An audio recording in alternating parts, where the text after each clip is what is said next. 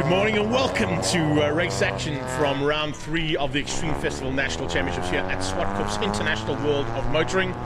It's Greg Maloney, the voice of choice, that'll be on Mike's side with you the entire day, bringing you all the action from what's on track at the moment, starting with the Volkswagen Rookie Cup. We move into 11 classes of racing today, 5 national championships that'll be up for grabs today as well, and 15 races in total, bringing you all the action from the Extreme Festival's National Championship Round 3 here at Zwartkops. We start with the Volkswagen Rookie Cup. They're on track now with their warm-up lap. You can see there Josh Moore going through turn 4. He'll be looking to try and get up there with the pace that was set in the initial practice sessions yesterday and in qualifying by Jaden Goosen, the man in shot right now. Uzia Khan, of course, was second, and Joshi moving himself up into 4th place overall, just behind Divyan Naidu. But we'll get into that in a few moments' time. It is an action-packed day here, of course, and a big action expected all through the day.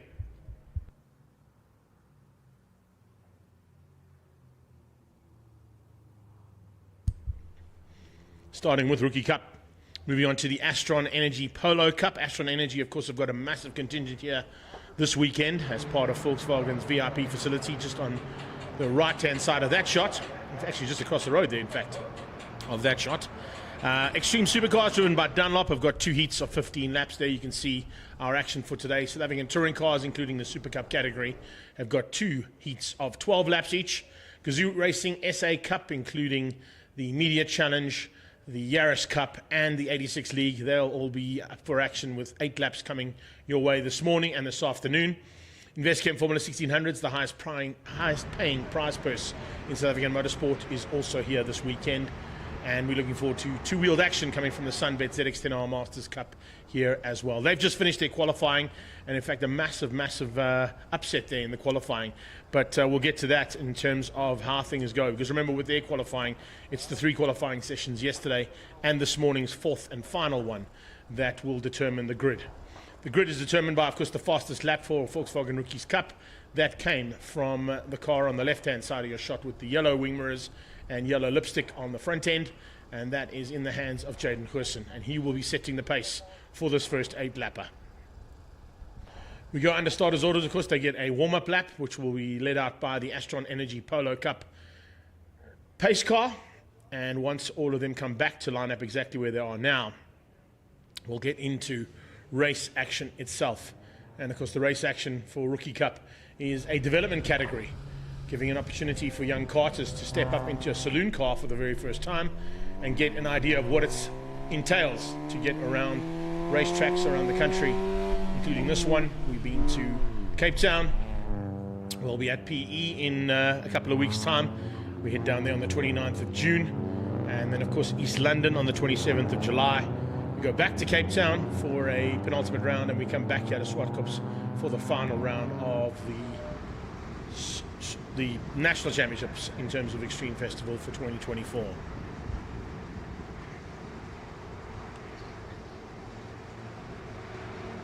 A big welcome to everybody around the track as well. I believe we're going out on the PA, so massive thanks to all of you for your support here this weekend, and everybody who's joined us already on our live stream feed on YouTube, on Facebook, and on all the platforms that we're going out on Facebook. A big welcome to everybody for joining us, and hope you're going to enjoy the day's racing. We certainly have got the best of the best here this weekend, and looking forward to all of that sort of transpiring and unraveling itself throughout the day in terms of the action going to be supplied by our 11 classes and 5 national championships here this weekend. Astron Energy Polo will pull into pit lane. That will now bring the cars up to the line for the start of this first heat, and it is Jaden Goosen who is on pole position. He'll be looking to take on Uzia Khan, Divyan Naidu, Josh Moore. A little bit of pressure coming from the back end as well from Judd Berthold. Didn't quite go according to plan yesterday for Judd, but he'll definitely be looking to improve his position and get up into the mix as well. Tiny's joined us all the way from Tiny's Pit Box in Cape Town. Big welcome to everybody from all around the world. As I said, a couple of guys have already joined us on the live stream from the Far East, and of course Australia and New Zealand are well awake and ready to go for race action. So to all those guys and girls who have come from all around the world, stand by for your first race of 2024's round 3 of the Extreme Festival of Motorsport.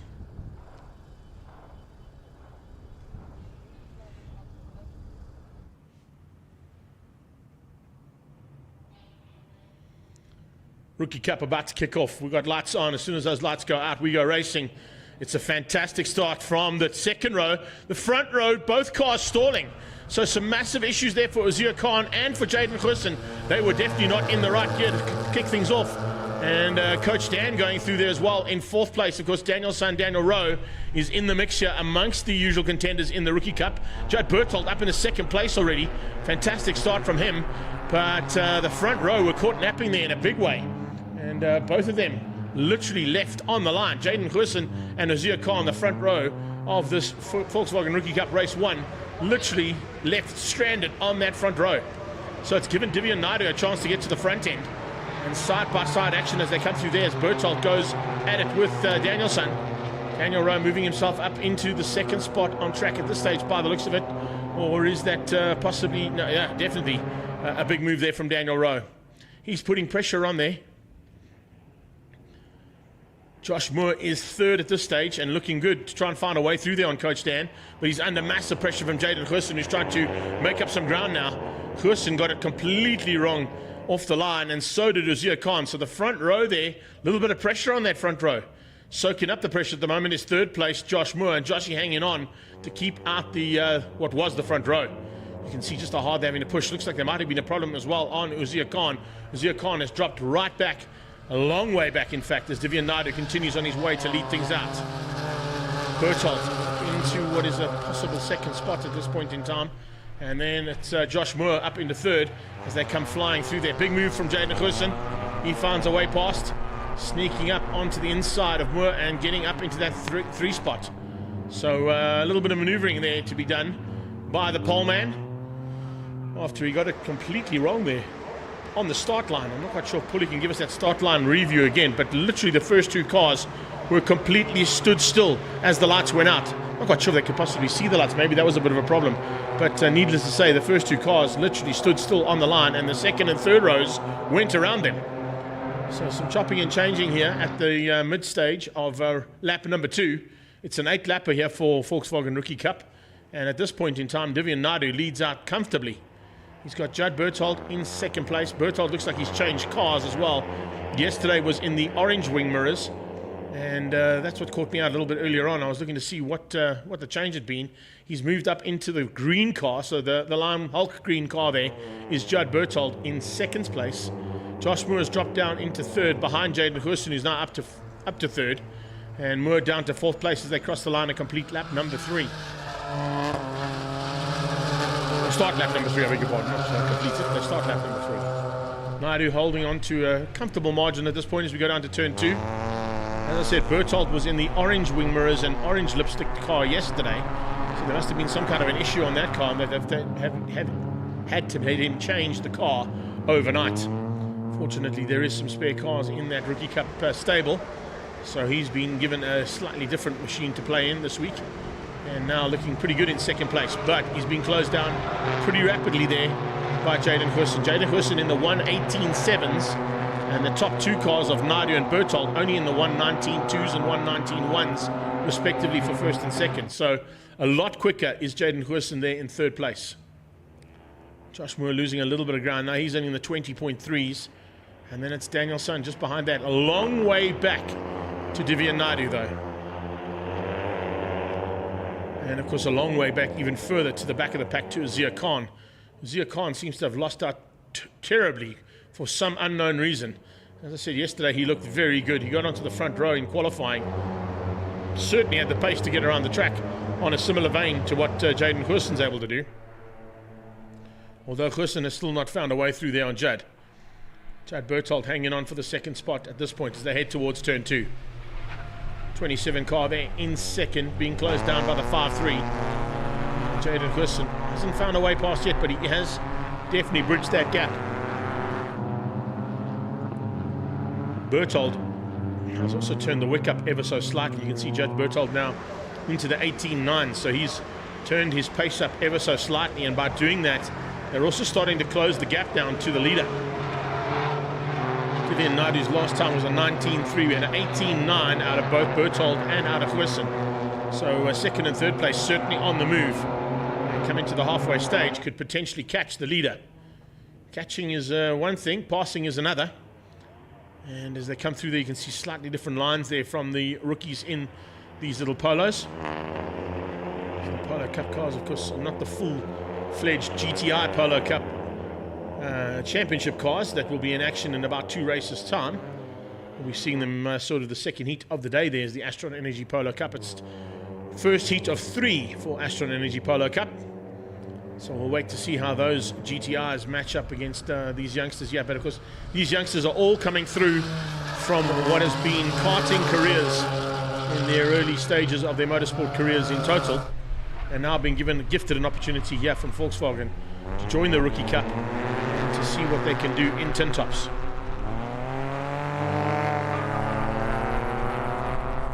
Good morning, Gordy. How are you doing, buddy? Welcome to everybody as well on our YouTube stream. Hope you guys are enjoying all this action so far.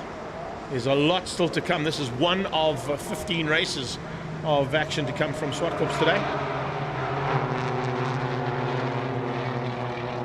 Nadu being closed down by Berthold. Berthold definitely on a move. Berthold getting down to a 19.0, and Jaden Hurson's into the 18s.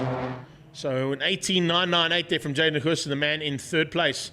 And look at how he closes up. There you go, Berthold right onto the tailpiece now of Divya Nadu. Divya Nadu having to go defensive, but opening up the doors, Berthold. And you don't do that when Hurson is around. Jaden Hurson will make you pay. A little bit of touch between the two of them. He holds onto that inside line, and he'll have the inside line for turn 8, the final corner. Should be able to keep him in 2nd place, and does so. Jaden will try and cut back and maybe use the inside line for turn 1. And see he carries good corner speed through that final turn and completes the halfway stage. Just over that halfway stage, in fact. We've got 5 done and 3 to go. So it's definitely on here for 2nd place. And Berthold, having going defensive there, has slowed himself up slightly. He was right on the bumper of Divya Nadu coming out of turn 5 on the last pass. So Nadu now had a little bit of breathing room gifted to him as Berthold went defensive to keep out Jaden Hurson, slowing the 2 cars up ever so slightly. Josh Moore in the background just hanging on ahead of Danielson. And no sign of, in fact, a lie. Just coming into picture is Uzir Khan. So Uzir Khan has also found some late race pace there and has started to make his way through the field rapidly. He's got still about 10 seconds to make up on the back end of Danielson, but I think there might be some maneuvering happening here soon. A little bit of understeer into turn 5 there from Judd. Judd pushing the car a bit too hard. And that might just cost him. There is Danielson now. He's in the orange wing mirrors and orange lipstick there on the tailpiece and looking for a way by on Josh Moore, who's keeping him out, keeping him pretty honest, in fact, is Moore. And I just saw in the background a little glimpse of that red lipstick of Uzir Khan, the man who was 2nd on the grid at the start of this one. So they come through and complete another lap of race action. It's 6 done, 2 to go. Moore putting slightly there through turn 1. Give himself a little bit of breathing room there onto Coach Dan. Danielson, of course, the coach in this category, being knocked out by Jonathan Machotsi and Matthew Mertens. 3 of them teaching these youngsters the way of the force in terms of saloon car racing. And a great platform to learn it in is this Volkswagen Rookie Cup. Jaden seemed to have an answer there to Judd, and now seems to have lost out slightly, so maybe he's cooked those Dunlops, pushed them a bit too hard in trying to close that gap down. Speaking of the gap being closed down, defensive maneuvering coming from Divya Nadu here into the closing stages. A lap and 3 corners to go. And Berthold has a big look. Berthold just tried to cut back on the inside there. Changes out his mind and goes with a late apex out of turn 6. Watch for the drive down the hill now. Possible overtaking opportunity coming up here for Berthold. If Berthold can go, no, he can't. Because Divian sees exactly what he's attempting and goes defensive almost automatically. Round the outside goes Berthold, trying to drive around the outside of turn 8, hanging on to a good drive out of turn 8 now. Inside line from Gerson, they go 3 by 3 into turn 1. Nadu's lost out big time. Divya Nadu has lost out there huge on the final lap. Starting the lap and in the lead of the race, and by the time they got to turn 1, he's dropped to 3rd.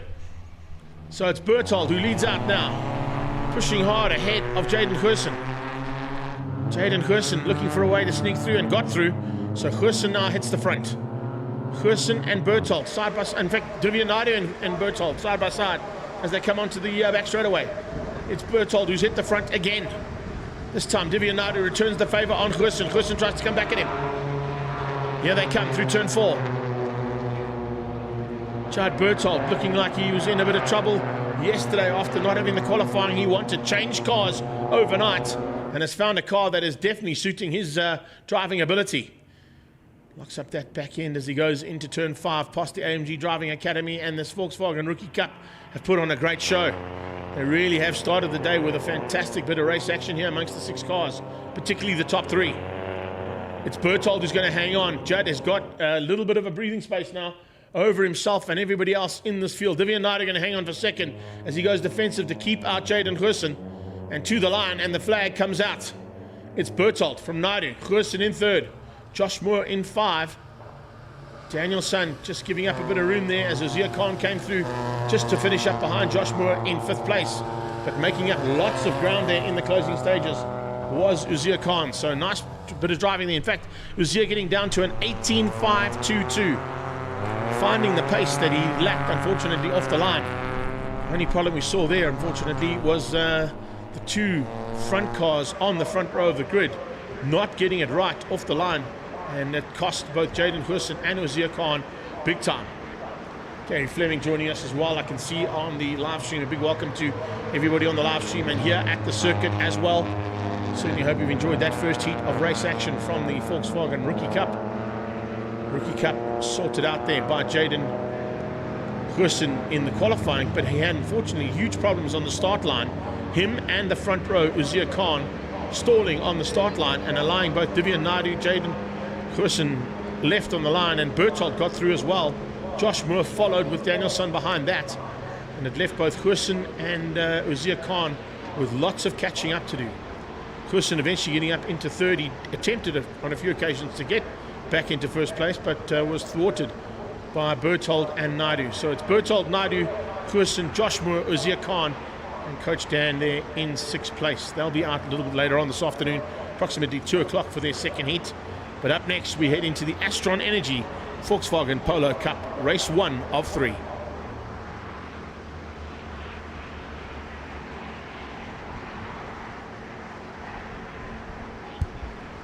So let's have a quick chat to a couple of the competitors that are in the running for today's Astron Energy Volkswagen Polo Cup. It's been a pretty epic season so far for you, and I think here at Zwartkops, it's not quite your home round, but there's quite a bit of tension out there, isn't there? Yeah, you can definitely feel it. It's in the air. I know this year we've made Zwartkops our home track, so we've actually got a garage here, so I've been coming up and testing. So yeah, hopefully you can put a better performance on here this year. The racing's always been good, but I've always struggled to put in a quali lap. So if I can get that down, I think we'll be good for the races. 3 races today as well, so it's going to be pretty hectic, and lots of work in the cockpit. Yeah, it's awesome. I mean, Jason and I've got 1, 2 every race. So I've got second, then he's got first, and he's got first, and I've got second. Now that there's 3 races, someone has to win, get more points this weekend than the next. So yeah, gonna do everything that hopefully it's me. No, you've been itching to get into a national championship car for a long, long time. What an opportunity to have. Yeah, Greg, yes, what a privilege, eh? Just driving a race car anytime is just such an honour, and I'm so happy to have a go at it now. Got about half a second to find, and I think with 3 races today you'll probably find it. But once you get into that pack, the youngsters don't hold back, eh? I heard we need lots of sticker suppliers, but yeah, we'll see. We're going to give it a good go and see what we can get down to. 3 races today, so it's a lot of time in the saddle. What's the plans? Obviously to get a very good qualifying, because the field is really close today. I mean, it's like a second splitting the whole field, so it's going to be tight. So I don't know if I'm a fan of 3 races, because it's a lot of work and a lot of focus, but I think it's a good opportunity to make up a lot of points. I did pretty well this morning in my first practice, so if I can just keep it going, then it should be good for this weekend. It certainly is going to be great for this weekend, I think, Tyler. Had a Team Red Racing there, Tyler Robinson getting up into 3rd place in the qualifying yesterday after Super Bowl.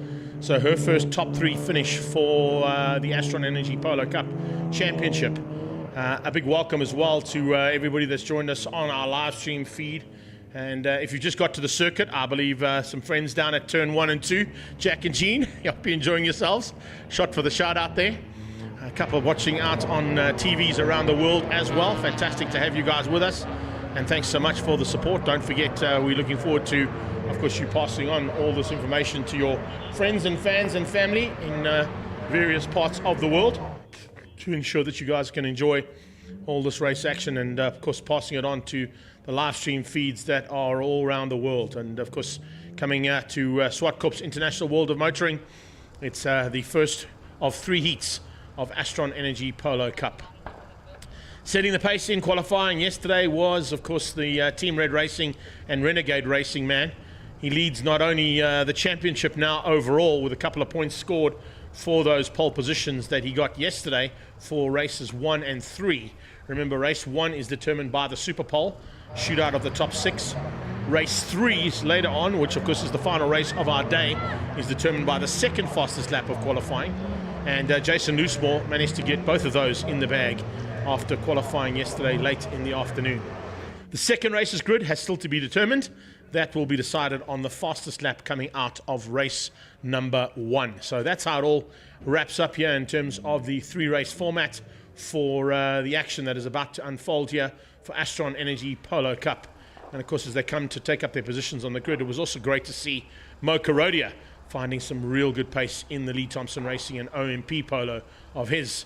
And that Fast 5 Motorsport machine, I think, is definitely going to be in the running, particularly after a great outing last weekend at the regional championship side of things of the Extreme Festival at Red Star Raceway. I see a whole bunch of people jumping in at the same time. You can see Linda Pretoria has joined us. I'm sure she's going to be enjoying all the race action, as is Pia Nolte. And looks like Aaron Joshua also going to be enjoying all the action that's coming to you for today's action. Today's action, of course, includes all our 4-wheeled national categories and our 2-wheeled national category, the premier category of South African motorcycle racing. As always, the Sunbed ZX10R Masters Cup, sponsored, of course, by Bridgestone Tyres. They're on Kawasaki's, and Red Square have come and gave us. Thanks, Ian Hardwood. Nice to see you coming in here for a quick little update with some reload for us to enjoy for the day. So we'll get that into the systems before we go. But it's Astron Energy Polo Cup that's about to kick off here as they roll off the line and down towards turn 1 for the warm-up.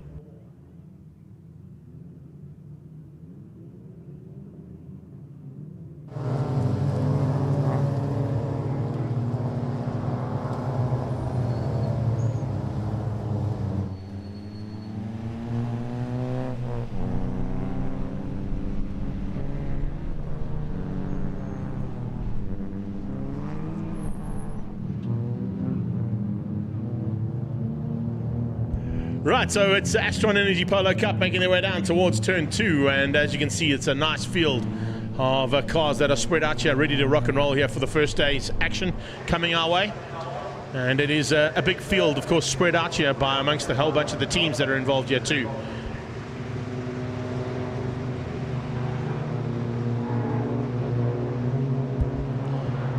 And a big field of Masters category cars as well, which was, of course, outgunned by everybody other than, I think he's about 62 years of age, getting into the top 5 overall in the lap time that he posted. That car right there, the Habot Team Red Racing machine of Jeff Kruger's dad, John. Yes, ex-multiple champion in this class, and now with his old man jumping into the category in the Masters side of things, setting the pace that would have seen him in the top 5 overall amongst the Cup competitors here at the front end. So the youngsters have to be concerned about the pace that's being shown here by the slightly elderly statesman. 50 years and older is what you need to be to join the Masters in the Astron Energy Polo Cup, and there's a whole bunch of them about to go to battle now. The pace car rolls into pit lane, and that will give Jason Loosemore and Mo Korodia a chance to bring them all. Ethan Kutsia, they used to be teammates, those two, and of course there's also a little bit of history there as well. But needless to say, let's see what's going to happen off that second row. As they roll around now to take up their positions, you'll see them trying to get as much heat into those front Dunlops as possible.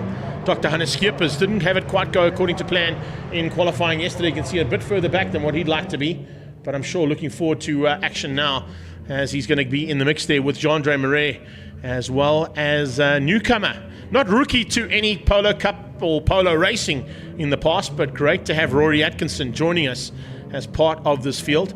First time out in the car. He's only done about 30-odd laps in the car in total, and he's already into the top 6 and fighting hard, as he would have done in these previous outings.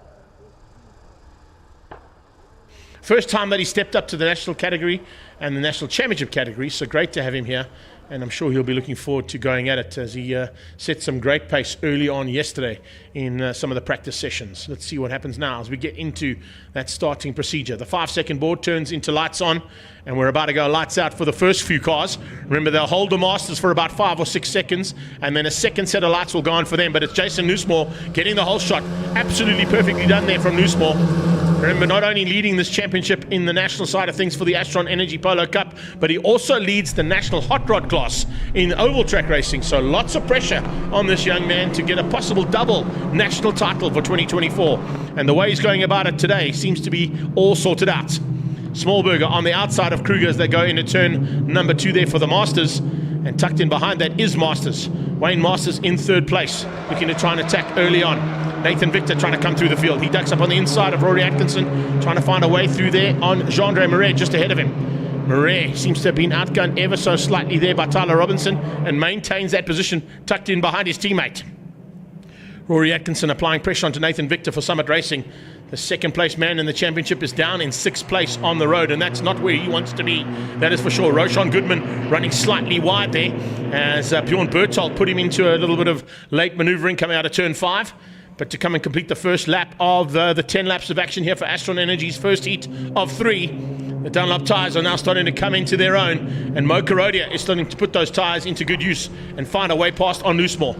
Loosemore pushing hard to try and hang on to the lead of the race at this stage. A 15.075 from a standing start is not a bad effort there from a Polo Cup GTI. And he hangs on to the lead only just by 0.2 of a second. Tyler Robinson keeps out Jean-Andre Marais. The 2 Team Red Racing competitors there looking to try and hang on and keep everybody out. A little bit of dust at the top of the hill there as well.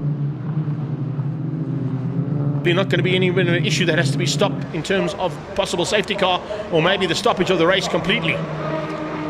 Here comes that big pack. In the background we see some manoeuvring. And Dr. Hannes Skipper's under pressure there, as you can see. The dentist in the mix there and fighting hard with Berthold tucked in behind that. Looks like it's Luigi Mussolini trying to find a way to sneak up on the inside, and Pierluigi also stepping up into this Polo Cup class for the very first time this season.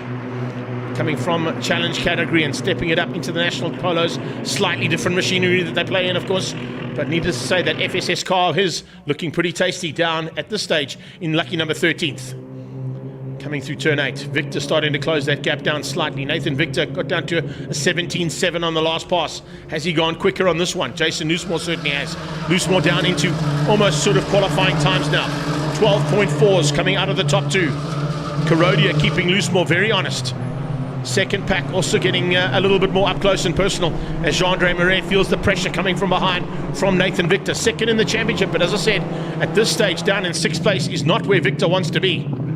A 3-race format. Remember, the fastest lap is crucial here, and at this point in time, fastest lap looks like it might be in the hands of either Nathan Victor. Yes, it is. Nathan Victor 12.410 and a 12.490 for Jason Nussmore out front. So Victor's got the fast lap in, which will give him pole position for the second race if he's able to keep that fastest lap all through the next couple of laps of racing. About 5 of them to go. Nussmore hanging on, Karodia in second. Karodia applying the pressure there for Lee Thompson Racing, Fast 5 Motorsport and OMP. But the Team Red man out front leads the pack. Ethan Kutsia in third, trying to keep out Tyler Robinson, who's closed the gap down slightly on him at this stage, and bringing Jean-Andre Marais, Nathan Victor and Rory Atkinson not too far behind that as well. Atkinson about to join the party there and the fight for third. He's got a little bit of a bridge to make up there, but needless to say, not too far away. Another lap completed. We're getting into almost the halfway stage here of race 1. Loosemore hangs on. Karodia's on his tail. Karodia coming off a victory last weekend at the Red Star Raceway at the regional championships. So he's certainly on a high and definitely looking to try and get a bit higher up than what he is at this stage. Smallberger as well. Haven't mentioned Charles at all in this first heat, but you can see just how difficult it has been for him to come back into National Championship Polo Cup Racing. He's not even in the top 10 at this point. He's tucked in behind Bjorn Berthold, trying to close things down there on Hannes Skippers. Speaking of closing down, Karodia on a flyer there. Great drive out of turn 4, and he carries the pace up to the top. Jason Usmore had to go defensive. That security fences and alarms machine from Team Red Racing just keeping out the Fast 5 car for now. Jean-Andre Marais keeping out Nathan Victor, doing it all right. A bit of a team game being played there as well, I would have to say, possibly from Team Red. They've got their top gun out front, but they've got 2 very competitive cars there in 4 and 5, trying to keep out the closest contender for the championship to Jason Usmore in Nathan Victor. The rest of them come flying down the hill there. There is Smallberger in the Sabertech car, trying to make up a little bit of lost ground there, as you can see, to Berthold, possibly to Hannes Skippers. There is our new man to the series, Rory Atkinson. Oh, and he's running wide. There's Atkinson, very wide indeed. Gets up onto the dirty stuff. That's going to be costly. He went defensive, fortunately, into turn 2 and just managed to hang on and keep out the doctor. But Hannes Skippers was certainly looking to pounce and make him pay for a big mistake. Further back in the Masters category, great to see Chris Dell there in the Puma car, fighting hard with Mike Bobaglia. Those 3 always having a fantastic one. Luigi Ferro just in the background of that. We got 4 cars now fighting for the lead. Jean-Andre Marais is keeping Nathan Victor from closing in on those 4 cars. But certainly Tyler Robinson is a lot closer to Ethan Kutsia, and Kutsia can feel it. The pressure is on Jason Usmore. He's soaking it up here admirably. We're just over a halfway stage here, and what an incredible run here from these guys. Remember, this is a 10-lapper, so we've got to get this one done, and the halfway stage is completed. And Loosemore has hung on for now. But Karodia is all over the back of him. And you can see Ethan Kutsia is looking to pick up the pieces if something goes wrong. So will Tyler Robinson. She'll be looking to become the 2nd lady ever in Polo Cup history to win a Polo Cup Championship race. Tasman Pepper, her mentor, of course, is the lady who took the first honours in that category. So she'll be looking to try and emulate what her mentor did only a couple of seasons ago. It's incredible to think. It was probably about 6 or 7 years ago, though, we saw Tasman on the top step. But needless to say, there's a very good possibility with the kind of pace that's being shown here by this young lady that she's got what it takes. John Kruger closing on the back end of Nirav Singh there from Kyle Army Exhausts. The rookie to the class, and of course rookie to racing. He only climbed in a race car about 6 months ago. So still getting to grips with that car and getting to grips with Polo Cup racing. But a lot of course, history in the Singh family with Butchie's dad showing lots of prowess in his day on how to handle a race car. And Nirav wanting to do the same thing there for the Kyle Army Exhausts team. At the front end, though, we've got 5 cars in it, and they've now bridged that gap. But there's just a small margin between 4 and 5, and that's what Jean-Andre Marais is playing at you. Marais doing a superb job in terms of that tail gunner roll for the team. Sneaking through in the background as well, watching Derek Smallberger fighting hard here for honours in the Masters category. He's now got Nirav Singh between himself and John Kruger for the Masters. The Habot and Team Red Racing machine leads things out, and the Performance Masters and Alpha ESS machine pushing hard to try and get up in a second. Somebody's run wide coming out of turn 8. There's a bit of cloud of dust there as they came into the final corner. They exited now and through turn 1. Singh in the mix there amongst the Masters. The doctor in the house looking for a way now to pull slightly away from Rory Atkinson, and he's done just that. Coming down on the breaking point, this is Chris Dell and Bobaglia fighting hard in the second battle for the Masters. Behind them, it's Luigi Ferro, and Ferro's got Mussolini behind him as well. So there's just big fights throughout the pack of Astron Energy Polo Cup. Back up to the top of the hill they go, into the brakes for turn 5, and Loosemore hangs on. Karodia in second, and now a bit of a breathing space between the two of them. And if I look at the lap times, 13.2s coming out of Jason Usmore. But Nathan Victor has answered, and so has a couple of other competitors getting down into those 13s as well. We got a 13.2 out of Karodia. We got a 13.3 out of Ethan Kutsia. We got a 13.3 out of Tyler Robinson, and a 13.7 out of Jean-Andre. So all 5, or in fact all 6 of those top 6 cars are now down into the low 13s or 12s. Loosemore with the fastest lap, of course, being the 12.490 that he put in earlier on, and a 12.410 from Nathan has not been better yet. So fastest man on track and pole position holder at this stage sits in 7th place as Kyle Visser has found a way through on him. So Kyle Visser has now moved up into the 6th spot and dropped Nathan Victor down 1 place. So a bit of chopping and changing there for 5, 6 and 7th place on track. Wayne Masters battling to find a way through there on Nirav. Nirav just hanging into that mid-pack battle of the Masters category. And as they come through turn 4, this is Roshan Goodman, 4th of the Team Red Racing drivers now fighting, and Atkinson is all over the back of him. Rory will have a lot more experience at this track than Roshan has got, but take nothing away from Roshan Goodman hanging in and keeping out the slightly more experienced driver. Remember, Roshan's had more time in a Polo GTI car than Rory's had, but Rory's had a lot more time around Zwartkops than Roshan Goodman's had in his day, I can tell you that much. So as they head down the hill, you can see it is Visser who's definitely up ahead of Nathan Victor. Then it is the Doctor. And pushing to the limit there, coming through the field rapidly, is Rory Atkinson and Roshan Goodman. Charles Smallberger just behind them in the Sabertech car. A bit of breathing room there between himself and the backpack that's just behind him. That's led out by Pierluigi Mussolini and Bjorn Berthold. Nathan Victor trying to come back at Visser now. The Volkswagen Rookie Cup sponsored and Volkswagen Motorsport car of Visser now up into the top 6. He hasn't been there all weekend long. He really has battled here this weekend at Zwartkops. Back to the front end, it's Loosemore. And Loosemore is absolutely soaking up every inch of pressure being applied onto the back end of him by Mo Karodia. Karodia's been sitting pretty though. I wonder if he's waiting. I wonder if he's going to go a little bit later on and have a big look here at Jason Loosemore, spoil his day. Loosemore with a victory will secure himself the lead of the championship by a couple of points over second placed Nathan Victor, but Victor will be on pole for race 2. That'll certainly change things up, because if I look at the way things stand right now, that second place in race 2 might be Mo Karodia's with a 4.46. So it's a 4.10, a 4.46 and a 4.90 for the top 3 in the championship, but the top 2 on the road would be split by 1 row of the grid, and it would put Loosemore onto the second row with that 12.446 coming out of Mo Karodia.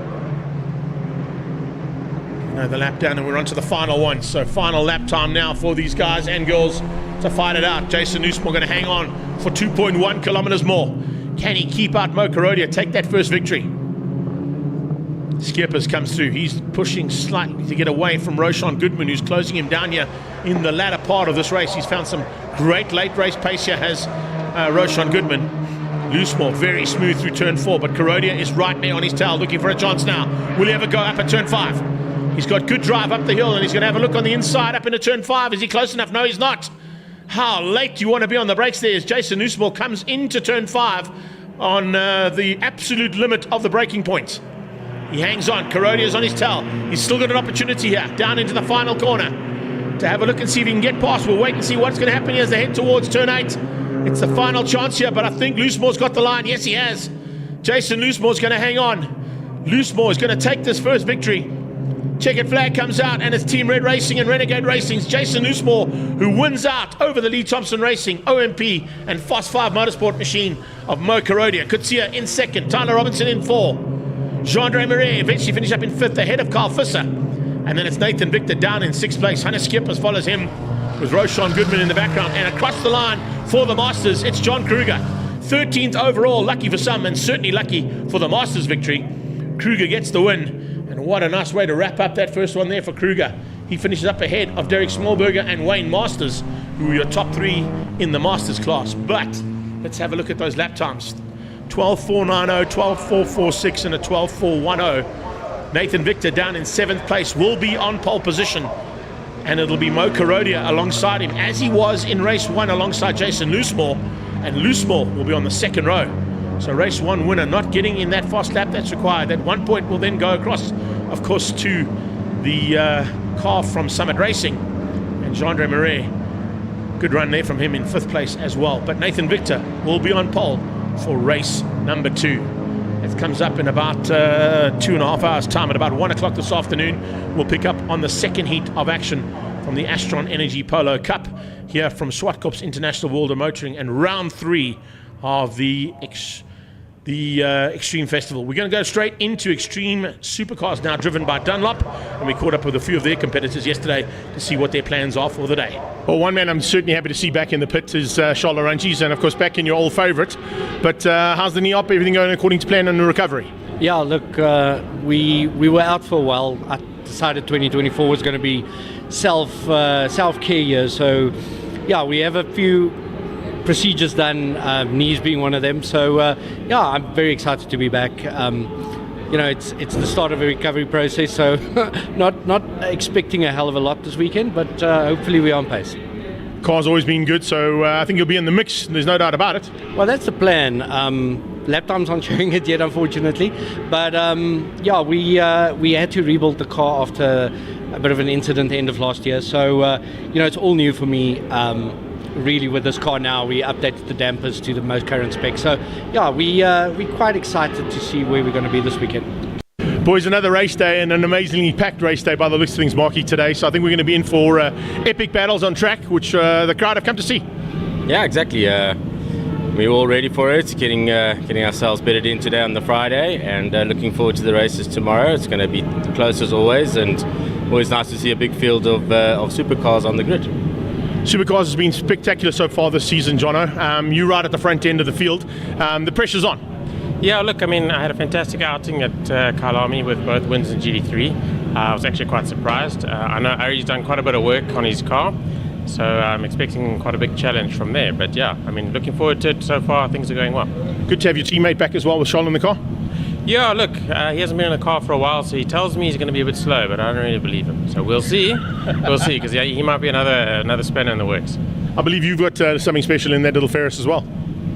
Yes, so I'm actually driving the Lambo this weekend. Exactly. So the Ferris is parked for this weekend, and really enjoying the car. The gearbox feels wonderful, and looking forward to it. No pressure this weekend. I mean, in Kyalami you had about 5,000 of the supporters standing on the sideline shouting for your car. And I think there's still a whole bunch out there as well shouting today. Yeah, it's incredible. I mean, I'm still getting used to it. They make you feel like a celebrity. And I mean, I'm so thankful for Gosco and for Bobcat for putting in so much effort. To have a sponsor behind you in such a way is really nice, and very appreciative of them. How's the car? Yeah, car is good. Just had a little bit of a ding in turn one, my own fault, but the car is feeling good, it's feeling strong. I think we're quite consistent. Pace-wise, we still have a little bit to find, but everything is all good. Big fight at the front, I think, in terms of your class, and I think it's going to be throughout the season as well. Yeah, Jono is putting up a good fight, and it's nice. It's interesting, It's I think we're both pushing each other to the limit, and we definitely have Charles on board now as well, so that's going to be really interesting. And but it's so much fun. I mean, I feel like the luckiest guy in the world. I'm driving GT3 cars, having the time of my life, Well, while we're waiting for those GT3 cars and the extreme supercars driven by Dunlop to make their way onto the circuit, joining me in the studio, of course, is Ian Harwood. And Ian, of course, behind the scenes in terms of Bridgestone's interaction with a long-standing relationship with the Sunbed ZX10R Masters Cup. And thanks for bringing some reload, bud. Much appreciated. It's going to be hard warmed out there. Unfortunately, Listen, just get a little bit closer to the mic for us there as well, just to run through a nice field of motorcycle riders out there today. And, of course, the change-up this season, seeing some former multiple national champions joining, like Clint Seller, into... Well, what's great about that is it's a fantastic compliment towards the Sunbed ZX10 Masters Cup that a guy like the likes of Clint Seller will come along and set the lap times he's been setting, which have been phenomenal on a stock standard ZX10. Shot it with Bridgestone tyres, obviously the tyre of choice. It just shows the capability of the motorcycle, the tyres, the equipment that we have got, being as standard as possible, is exceptionally good. Yeah, and it keeps the racing very close as well in terms of, you've got the three classes that are involved in there. You've got your vets, your masters, and your grandmasters. But the nice thing about that is that you have the likes of, Graham Van Bredar, who's a multiple champion. You've got Jason Lamb, who's been close on a few occasions. Trevor Westman, of course, who's a long-standing relationship with motorcycle racing in the Western Cape. But all of these guys now have had to step their game up with Clint stepping into the limelight. Well, basically, everybody's had to sort of up their game by taking it to a lap, keep up with Clint at the end of the day, because that's where we're at, and that's where we're going. What's shown over the last 3 rounds, obviously heading into this round being 4, is the lap times go faster and faster and faster, which means the whole field is getting quicker, which is a good thing. That's exactly what we want to see. We got fast cars out on track at the moment, so we're going to give you a little bit of a chance to go down and get ready for your one. Good luck for the first heat. If there's anybody down there that doesn't quite make it out there, send them our way, and they're more than welcome to come and join me for some commentary a bit later on. Also, thanks for what you guys do for us. Thanks for the live stream. And just big shout out to all our sponsors, all our riders. Good luck for the day, buddy. Thank you so much. There you go, Ian Harwood joining us as we see the extreme supercars driven by Dunlop out on circuit now. And it's Stuart White who's put it on pole position there, of course, in the Lamborghini. And he's got a hard-charging Jonathan Latour alongside him.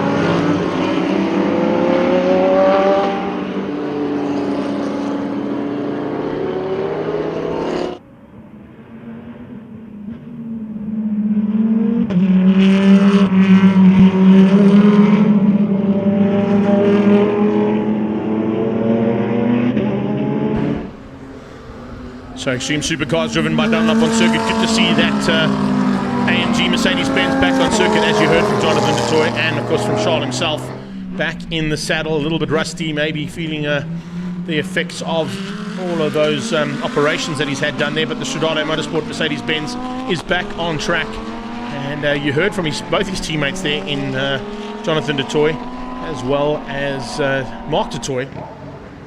First time out for Mark in the bull, but more importantly from Arnie Neveling there. And of course lots of support here this weekend from Gosco and Bobcat for the circuit as well as for Arnie himself. He'll be looking forward to a big challenge there, fighting amongst his teammates in this category. And I think there's going to be some great action all the way through the pack. A couple of cars, of course, are missing from this weekend. A couple of guys with some machinery that needed some repair work done.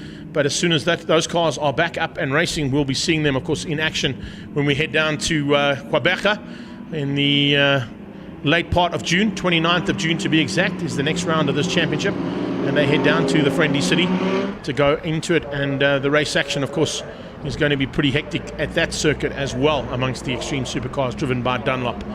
The Gazoo Racing Corolla, our official safety car now from Pretoria North Toyota, makes its way off the circuit, handing that pole position to Stuart White, who has got a very, very hard charging and exceptionally quick Jonathan du Toit alongside him. Lamborghinis are on the front row, two Hurricanes side by side. As the lights go out, we go racing for the first time. And it's a nice big 15-lapper about to head your way for race 1 of Extreme Supercars. White gets the whole shot. Around the outside comes Charles Orangi's already applying pressure there onto the Bobcat Audi. And a little bit of sneaking through there from Exo as well, possibly for what is going to be 5th place up into turn 3.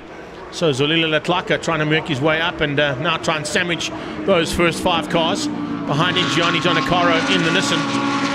And the BISC machine putting the pressure onto Exo. Exo putting the pressure onto Arnie Neveling as they head to the top of the shelf for the first time. Mercedes-Benz goes past the AMG Driving Academy in 3rd place, tucked in behind Jonathan du Toit. And that, you can see the Corvette air conditioners Porsche there of Nicky Nix. Marius Jackson starting to come through there just ahead of Mark du Toit in the Paget Racing Lamborghini. That Gallardo Trofeo machine of his, sitting currently in a nice little spot tucked in behind Jackson. And looking for a way through there on the MJR Audi.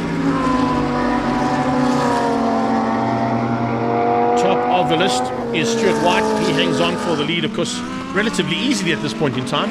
1:01.2 from that rolling start. Sees him pull about a 1.6 second gap now over Jonathan du Toit and trying to find a way to get away at the front end. Du Toit in 2nd, and it's the Mercedes-Benz in 3rd. Look at the pressure though coming from Exo. Zolila Latlaka trying to get around the outside of that Bobcat machine, and the Audi soaking up the pressure for now. Gianni hangs on for what is now 6th place on track, and Gigi at this point is also looking for a chance to be up at the front end of that GT3 battle. This little fight amongst the GT3 cars. Remember, we got national spec GT3 cars that are sitting 1 to 6 at the moment. Nicky Dix just behind that, and then of course it's Maurice Jackson tucked in behind them.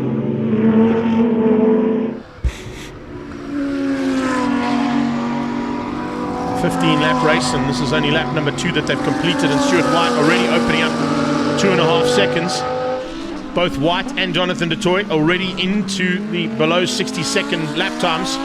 59.152 from White, 59.928 from du Toit. Both of them sub-minutes around Zwartkops, and let me tell you something, you've got to know what to do in a race car if you can get a sub-minute lap in at this track. Charles not quite there yet, but almost there. 60.238, and it's a 61.206 from Arnie Neveling. So Neveling with the fight on there for what is 4th place on track, and he's fighting hard with the Inter-Africa mining machine of Zolila Latlaka. His teammate leads out, as you can see, comfortably now. So Stuart White, Jonathan du Toit and Orangi's with a little bit of breathing room between each other.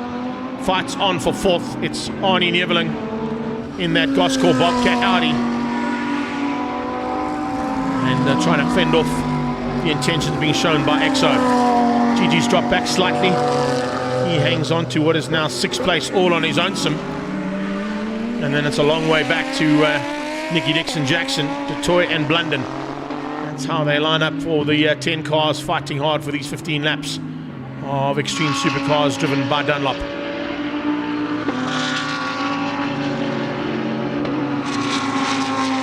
Exo is there, and he pulls out and goes around. There's a problem with the Bobcat car. Arnie Neveling slowing up the hill. Neveling slowing up dramatically, and Zolila went past him like he was looking for parking. Something went wrong there on the Audi. It's allowed Gianni Giannacaro through as well. So it looks like there might be a bit of an issue here for Arnie Neveling, and you can see him slowing out of turn 6. That's a big pity. Looks like it might have gone into limp mode. So we got the Porsches, the Audi, the Lambo, and the final Audi will be going past him as well. So big problems there for Arnie Neveling. He'll be pulling into pit lane, I'm sure, and trying to get that car sorted out if he can. He might still be able to get back on track if they can find out whatever the issue is. Sometimes you have to bring those cars to a complete stop for it to be re-engaged and for the limp mode to be disengaged. Turn the car off, turn all the systems off, turn it all back on again, and it usually fires up. But Arnie Neveling will have to do that in pit lane, and hopefully they can get that car back on track without him losing too much ground. He can still score some points with the slightly smaller field than normal in Extreme Supercars, but Stuart White is just making hay while the sun shines. He's now almost 5 seconds up the road from Du Toit for second. Gianni comes out of turn 6 through 7, down the hill to complete another lap.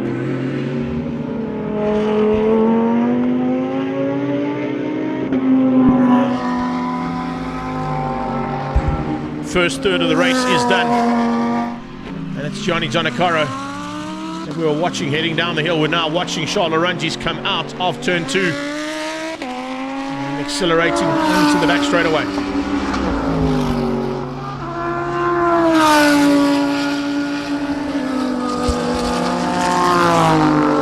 A bit of maneuvering here as well coming from Jackson. Marius Jackson in the MJR Audi, starting to put the pressure onto the back end of Nicky Dix in that curved air conditioners Porsche. There we see it was certainly a limp mode issue, I think, for Arnie Neveling. He's got back up and running again, and he's now sitting down in 10th place overall, having lost a few laps in the interim while he sorted that car out, but he's now back firing in full flight. How much ground can he make up? He's found a way through here, I think, but remember, he'll have to come and unlap himself on these two cars as we watch Dix fighting with Jackson. MJR Audi all over the back of that curve in Porsche, and almost there, the Paget Racing and Stradale Motorsport Trans-Africa Racing conglomerate of Mark Du Toit in the Lambo.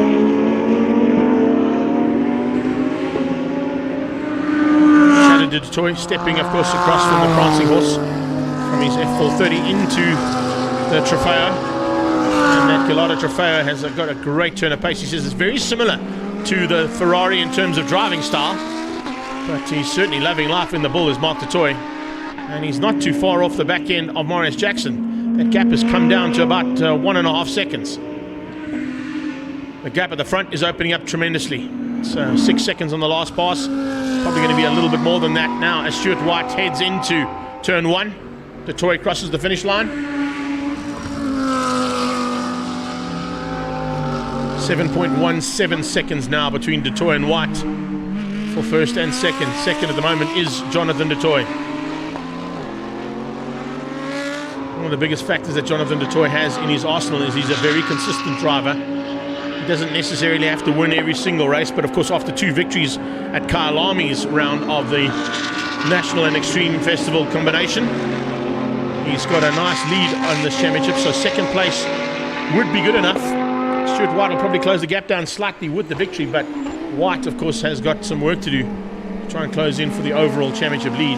Jonathan Du Toit in second, Charles Laurentiis in third. Nice welcome return there for Laurentiis in the AMG Mercedes-Benz here at the home of the AMG Driving Academy. And they'll be pretty happy with the performance of that car, I'm sure. They took some really awesome social media pictures of that car in front of the AMG Driving Academy only a couple of days ago. It was Paul Bedford who took those shots, of course. So our producer getting some really nice sunset shots of this magnificent Stradale Motorsport AMG Mercedes-Benz. Zulile, though, is closing. EXO is on a charge here, and looking at the lap times, EXO is into the 59s, whereas Charles has still not been able to break that 60-second bracket just yet. His fastest has been exactly 60 seconds, 0.61. So Aranjis could be in a bit of trouble here. So could Jackson, because Mark du Toit has now closed that gap down and is right underneath the wing. Coming up onto the back end of the field, of course, and that is on, I think, Jimbo Jonakara at the back of the pack. So Jimmy Jonakara has now been caught and passed by the top 3 as Aranjis goes on his inside into turn 8.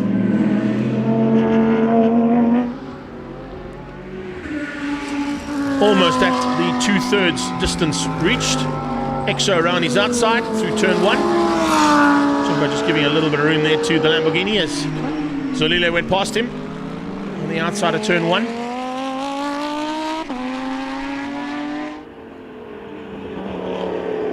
We're not picking Jimbo Jonakara up on the timing monitor, but he's definitely out there in the G&H Transport Audi. That's the Audi, of course, that his son Ricky piloted only a couple of weekends ago. So we'll wait and see if there might be a bit of an issue there on that transponder. Anyway, needless to say, Jackson is through. He's made a move through on the Porsche. So it's Italian versus German here, and the Germans are at the front. 1 and 2, in fact, in this little battle. Oh, what a move! Nice little late dive from the Corvette Porsche of Nicky Dix, trying to find a way back at Jackson. Jackson shut the door, though. Here's a return. Oh, inside line from Arnie Neveling. Trying to unlap himself now on Gianni Jonakara. They side by side as they head down the hill. Equally matched cars, but of course with Arnie Neveling being 2 laps down, he's now just fighting for honours and giving his Bobcat and Goscore Strudale team some additional coverage as he got up close and personal there with Gianni Jonakara. So Nicky Dix drops down behind Jackson. Jackson starts to pull away slightly. Back into what is 3rd place. Charles Aranjis heading up towards the AMG Driving Academy past the Universal Racing Stable. Onto the brakes. Has he closed that gap down slightly on Jono? No, he hasn't. Jonathan du Toit has maintained the gap. He's maintained the gap as well over Zolile behind him. Zolile got a little bit closer to the back end of Charles a few laps ago. But looks like Charles was just up the pace slightly. Not good enough to go into the 59s yet, though. So the 3 Lamborghinis on track are the only 3 cars that have been able to bridge that 60-second bracket. And so far, the only cars that have gone under 60 seconds here today in Extreme Supercars driven by Dunlop.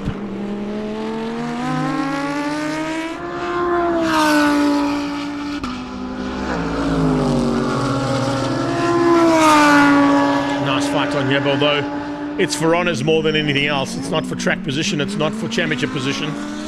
Jimbo Jonakara watching those 2 fight it out. There goes Arnie on his inside of Gianni Jonakara.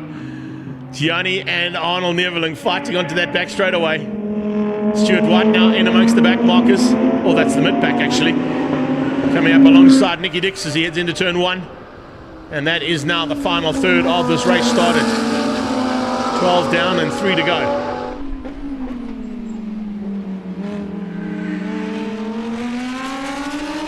Jackson opening up the door there slightly to allow Stewie White through. Easily done in the end by Stuart White. A little bit extra power there from that GT3 Spec Lamborghini.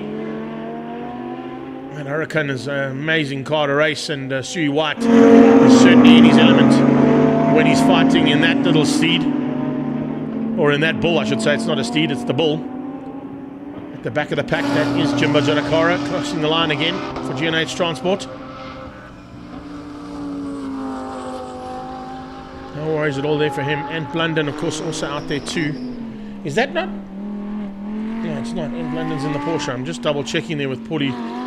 But maybe Ant got into the Audi. But no, Ant is in his old Porsche, if I'm not mistaken, the 77, which we haven't seen at all, really. So, yeah, just getting confirmation that we're not picking up on Jimbo Jonakara's transponder at all. Another lap completed for the top 3. That's 2nd and 3rd place across the line with du Toit hanging on for that 2nd spot. 13.5 seconds down the road from Stuart White's Lamborghini. Jonathan du Toit Charles Arangis and Zolile Letlaka, your top 3 in the GT3 spec cars. Has the toy found a way through on Dix? No, he hasn't. That Lamborghini looking dangerous though.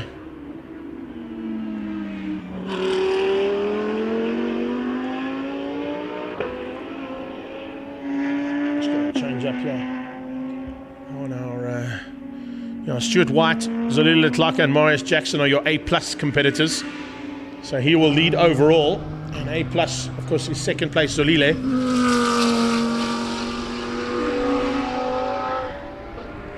Okay, so I think what's happened there is the reason why we're not picking up on Jimbo's cars. That's actually Ant Blunden in that car. They haven't changed the number, so apologies there, Ant.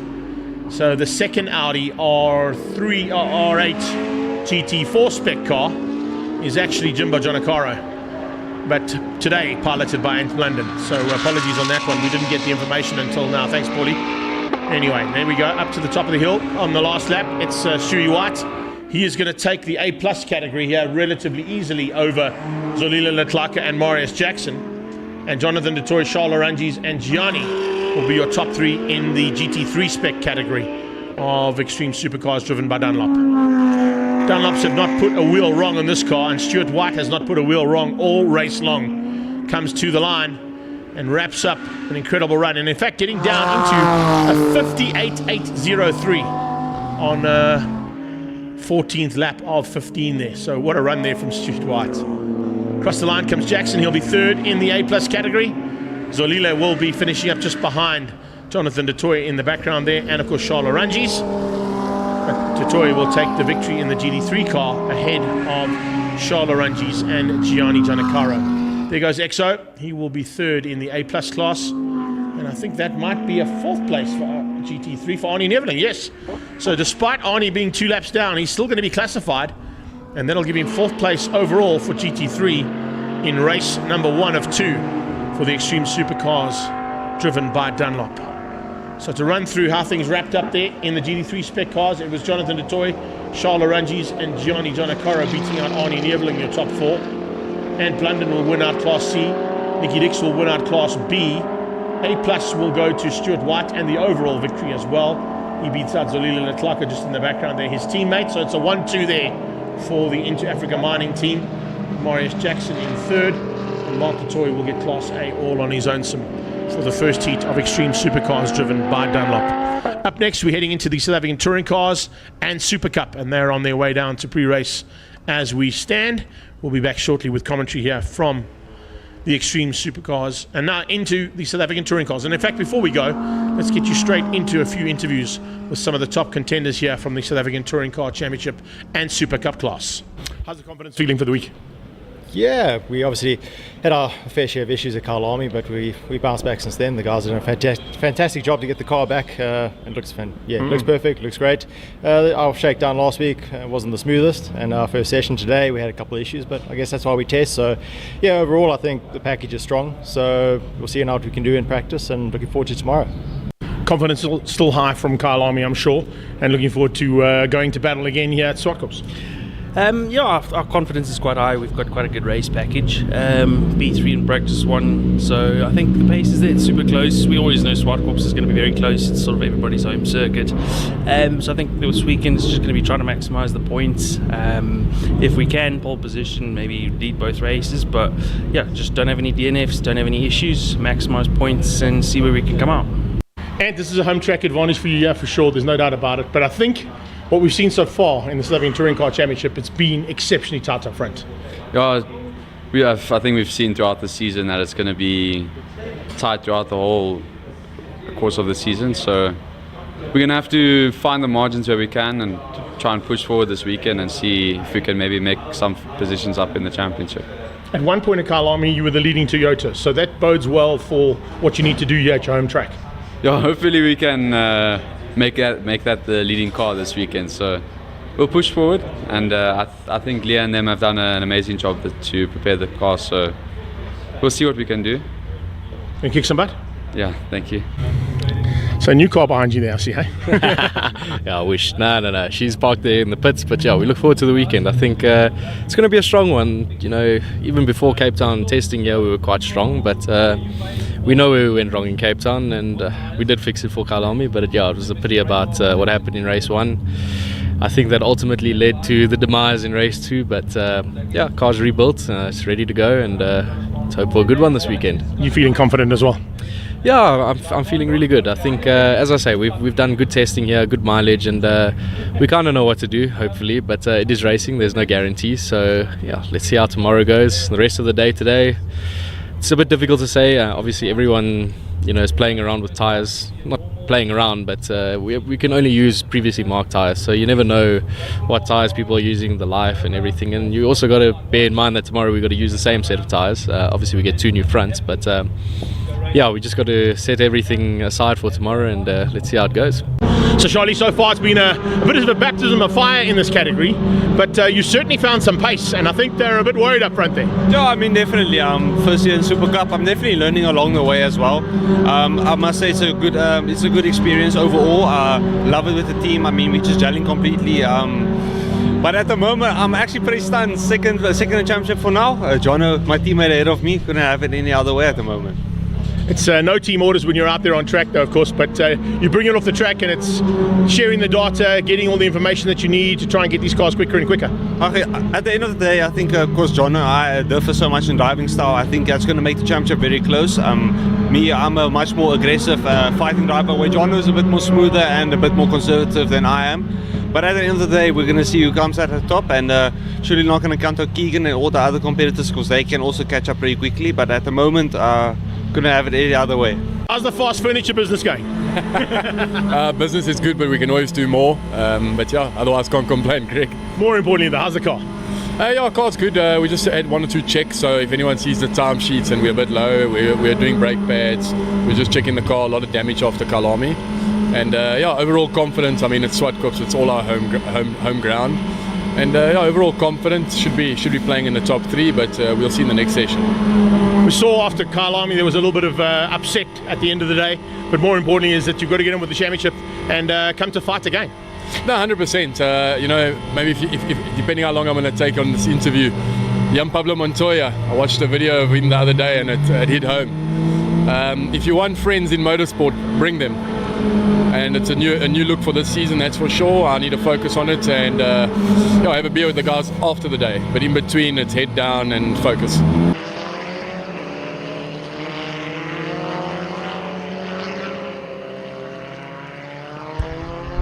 Head down and focus indeed there for our good friend Keegan Campos, who will be looking to try and get to the front end and hopefully have a fight of note in amongst the Super Cup class.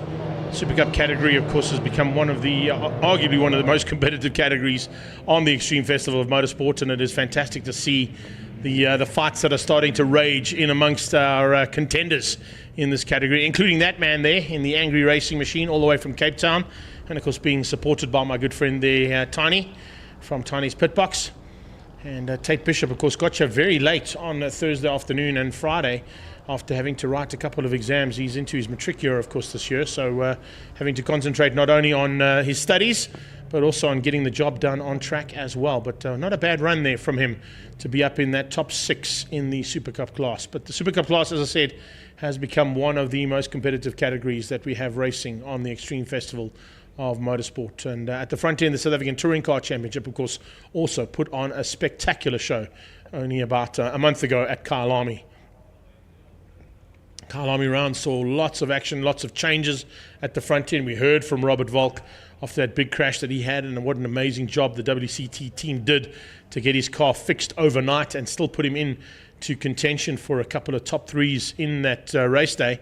His teammate Julian van der Walt capitalized big time in terms of the golf, and you heard from him. He's just looking at consolidating that round and possibly looking to score some more points.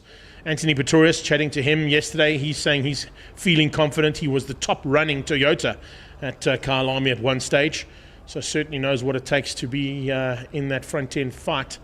But it looks like the Gazoo Racing boys have got their act sorted here at their home track, and will definitely be looking to try and be closer to the front end than what they have been. And that also includes the man, of course, in the lone Toyota Starlet in the GDC Super Cup category, Brad Liebenberg, who'll be fighting in amongst the Polos in that class. So we're in for another phenomenal round of South African Touring Car Championship and Super Cup racing. It's 12 laps of action, 2 12-lappers here today. They are busy clearing the grid, and the Gazoo Racing Corolla Hatch GR will make its way around as our official safety car and pace car for the warm-up lap. It's 2 separate starts. You'll see a little bit of a break in the proceedings there as they come round. The pole man from Super Cup will hold back ever so slightly just to give the South African Touring Car Championship a chance to get away. And then the second start, of course, the lights will go out for the Super Cup, and we'll be into the big fight that's expected today. Great to see a massive crowd out here again, guys. Thank you so much. Hope you guys are enjoying yourselves. You're on the live stream as well, so if you've got your smart devices with you out there, put them on. Join us on the live stream and see the action that you can't see from the place that you might be seated at today at the Zwartkops International World of Motoring. Jack and Jean down at turn 1 and 2. Hope you've enjoyed all the action so far. I'm sure you guys are going to have a chance to get down into pit lane as well. That's also part and parcel of the proceedings here today. We've got lots of action in pit lane. We've got, of course, the drifting passenger rides on the skid pan as well. So it's non-stop activities all around the circuit, not only the race action on track that's provided as part and parcel of the Extreme Festival of Motorsport. And that is exactly why we go all around the country and pull in the big crowds, because not only do we entertain you with phenomenal race action on track, we've got off-track entertainment for the entire family as well. So as they come around now, they start to get into formation. You can see them also starting to get into what is going to be the look and feel of the race action at the back end of the field there. Nice to see Roberto Franco and David Franco, the only 2 cars there out of Team Red's stable this season in the Super Cup class, and of course the 2 of them being helped out there by the Universal Racing stable just across the shot there. Both David and Roberto, of course, doing a superb job yesterday. David was, of course, quickest in the Masters category as the Gazoo Corolla moves into pit lane, handing the duties to the poleman, Robert Volk. Alongside him, sure, look at that, Natim Samanga doing an amazing job to outgun his 2 teammates, Michael van Rooyen and Saud Variawa. The pressure is on as well, and a little bit of brake testing there by the looks of things as well. On to Julian van der Walt. As the lights went out, we go racing. Lights go on again for the second start. And the second start, of course, is for Super Cup. They'll head down towards turn 1, and it looks like Brad Liebenberg going to try and hang in there onto the tailpiece of the lead cars as they go down into turn 2. It is Natim Samanga who's got the drop and whole shots into turn 2 and holds on to the lead as they come out of 2 into 3. Super Cup class now, and somebody's run wide as well. You can see big puff of dust across the top of the circuit as somebody's put a wheel onto the dirty stuff. Variawa has moved himself up into 3rd place with Van Rooyen on his tail. Michael Van Rooyen trying to squeeze through there on his teammate, and safety car immediately deployed. There must have been a big incident coming out of turn 1. We saw that massive puff of dust across there, and it's Franco, Roberto Franco, who's ended up in the kiddie litter. That's on the exit of turn 2.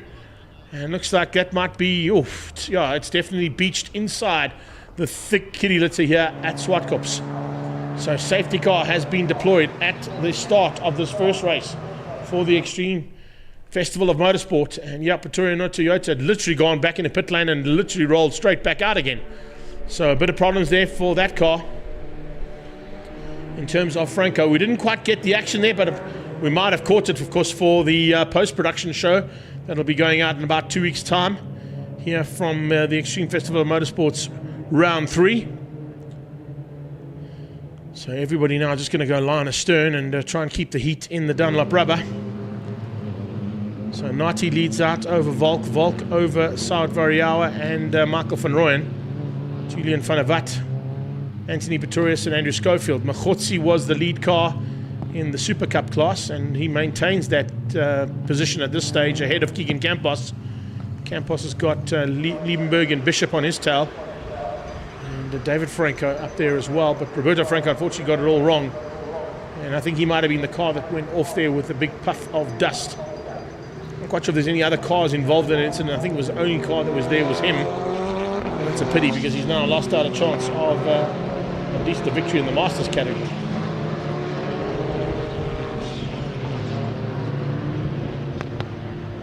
Paulie, I'm going to rely on you for timing because it looks like the timing here has gone to a little bit of a haywire situation as always. We've had perfect timing so far, but now unfortunately I've lost internet connection here, so not going to have any timing other than what I've got on my screen. There is confirmation of the current standings behind the safety car.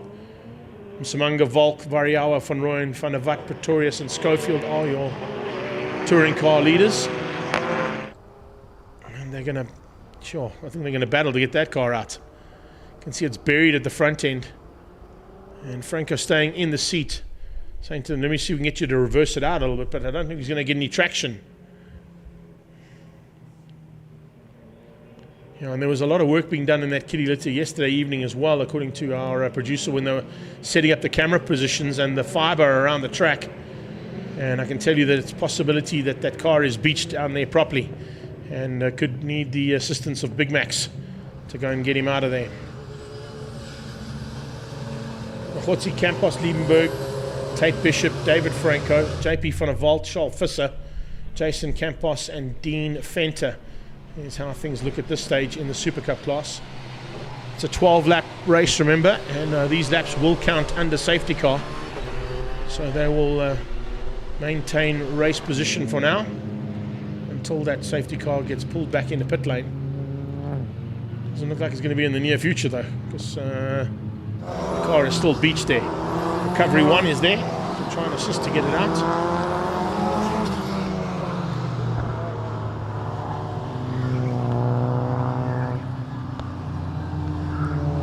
Got it hooked up and there we go. That's the way you do it. Pull him straight out of the kitty litter and back on, hopefully with not too much debris. In fact, that's at turn 1. It's not at turn 2. I beg your pardon. It looked like it was at turn 2 on the exit point, but it's actually at turn 1 where that car went off. So he must have had a little bit of a touch or a nudge with another car going into turn 1, and that's what put him into the kitty litter and gave us that big puff of dust.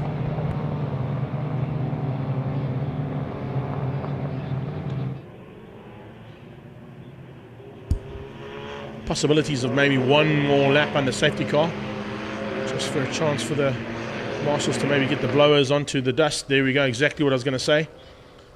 Get those leaf blowers and dust blowers off to get rid of all the excess dirt and stones that are pulled out once that car was extricated from turn 1's kitty litter. Try and get rid of it as quickly as possible as well. It's an amazing job that our marshals always do to keep us from not being able to race in full flight. And also great job from our medical team. Fortunately they weren't called into action, so Hanley and Doc could stand down there. I don't think there was any injuries to the driver or any concerns on an injury for that driver. Those cars are built very strong. We've seen that on a number of occasions where some of the cars have been involved in incidents in the past. And the drivers normally walk away unscathed. It's the build quality of these cars in the South African Touring Car Championship. So watching them come through here from our little Jimmy Jib camera.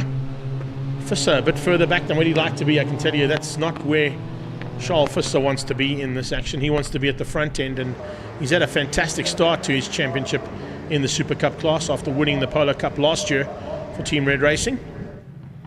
Now joins Volkswagen Motorsport, of course, as their pilot, as part of the incentive to win the Polo Cup Championship. Gives you a chance to, of course, also get into a full factory drive for Volkswagen Motorsport in their Super Cup team.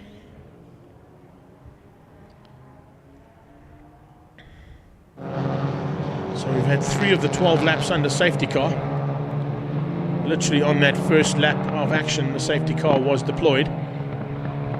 I can see a little bit more pace being shown here, and I think there's a possibility that we're about to go racing. Yeah, there's definitely a little bit more anger in the restart here. The restart, of course, is line astern.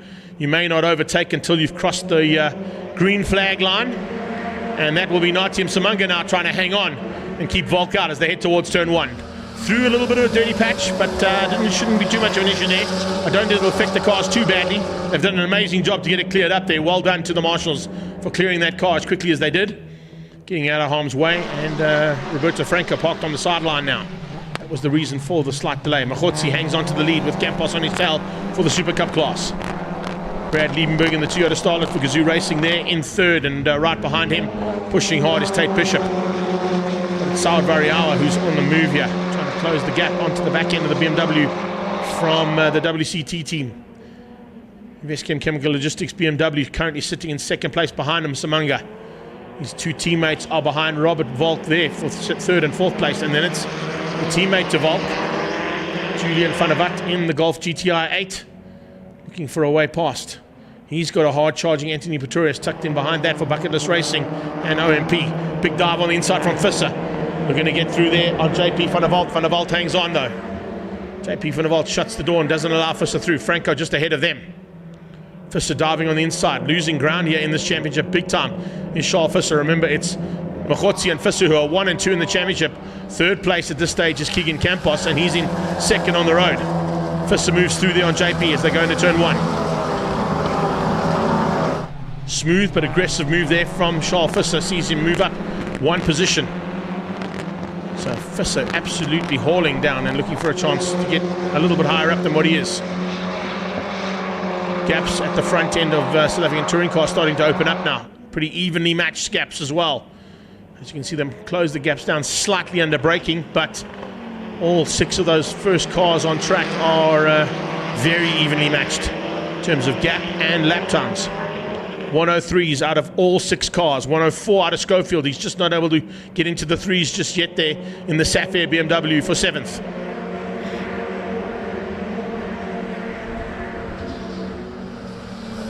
Nice run so far from Samanga, and Samanga will be dying for a victory. He's been so close on a few occasions and certainly looking like he was the top runner at Kyalami. Naipti and Samanga now looking for a chance as well to secure us a victory here for his Gazoo Racing stable at their home circuit. He is leading comfortably at this stage over Robert Volk. Volk also comfortable over Variawa. Variawa maintaining the same gap over his teammate Michael van Rooyen. Van Rooyen's got Pretorius. Looks like Pretorius is closing the gap onto the back end of Van der Watt. So definitely a move on for potentially 5th place on the road at the moment from Anthony Pretorius.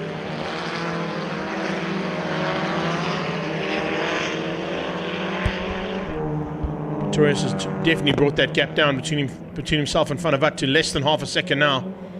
And with that, Van der Watt does the same thing to Michael van Rooyen. So Van Rooyen could be in a bit of trouble here as well from the Golf and the Toyota Corolla. Machotzi's pulled slightly away now, leaving Campos into the clutches of Brad Liebenberg in that Gazoo Racing Starlet. The only Toyota in the pack, in amongst the rest of the Polo GTIs that are out there. Tate Bishop in the 4 spot. 4 of them have now pulled away ever so slightly from Charles Visser. Visser's trying to bridge the gap though. You can see in the background how hard Charles Visser's driving to try and get onto the back end of Tate Bishop. Bring himself back into the hunt maybe for a top podium position. I'm not quite sure if he's going to have enough time though. That's the only problem. This is 4 cars that are absolutely hauling around this track. Visser's going well. And if I look at the lap times that Visser's putting in, Charles Visser at this stage 106.8s. And we're getting 106.1s out of the top 2. So he hasn't quite got the same pace as those top 2 at the front end of the Super Cup class. But he might have enough to get Tate Bishop by the end of the race. One of the Toyotas are slowed. That's Variawa. Variawa pulling onto the inside right in front of the Gazoo Racing HQ there. It's just on the right hand side of the shot, and Saud Variawa has parked on the inside of turn 5. That's quite a dangerous position, so hopefully they can get that car out of harm's way without having to go to safety car.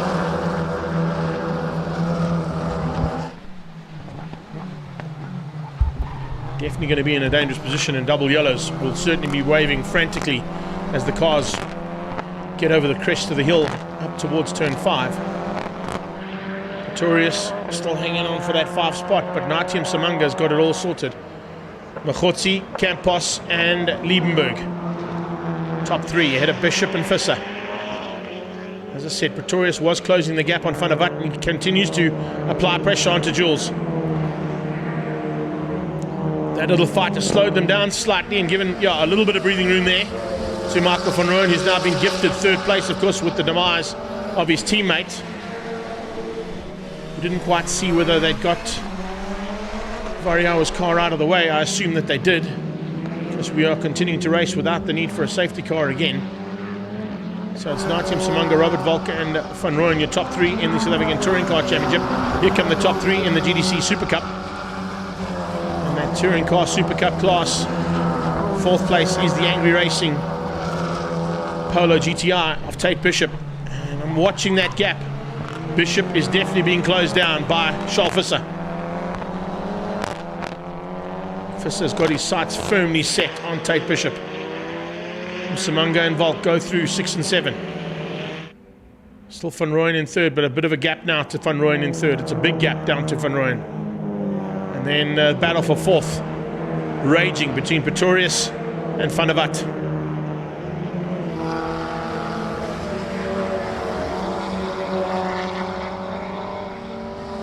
10 down, 2 to go. Natim Samanga's teammate Michael Van Rooyen will be watching those rearview mirrors. Can't afford to give any room there or make a mistake, because he will definitely be pounced upon by Van der Walt and Pretorius. Mokhotzi's got to do the same thing here. Jonathan Mokhotzi's got to try and hang on and not allow any mistakes to happen over these next 2 laps of race action, because otherwise Keegan Campos will definitely be looking to make up some ground. Campos Transport machine in second place. Tate Bishop with a little bit of a problem coming out of turn 2. Oh, is this a chance for Visser? It looks like it might be. Charles Visser capitalizing on a small mistake there from Tate Bishop as he came out of turn 2. Bishop was shaking the car from left to right. I wonder if there's a problem maybe on fueling on that car, or just a missed gear, but Visser now applies the pressure. Oh, Bishop out of shape. Bishop completely out of shape and up the hill on the grass. He stays on the grass and comes back just ahead of Davide Franco. So Davide Franco now has got a chance of squeezing out Tate Bishop as well. Bishop's got some problems. Visser's up to fourth. So Visser moving himself up there, gifted the position by an ailing, angry racing machine there of Tate Bishop. Carrie Hill, haven't seen much of her, but good to see her still in the mix there as well. Bishop under pressure now from Franco and from Jason Campos. Then it's JP Van der Walt. Tate Bishop, Dean Fenter, as they head down the hill. You can see it's not done just yet. There's still some race action happening here, even on the final lap.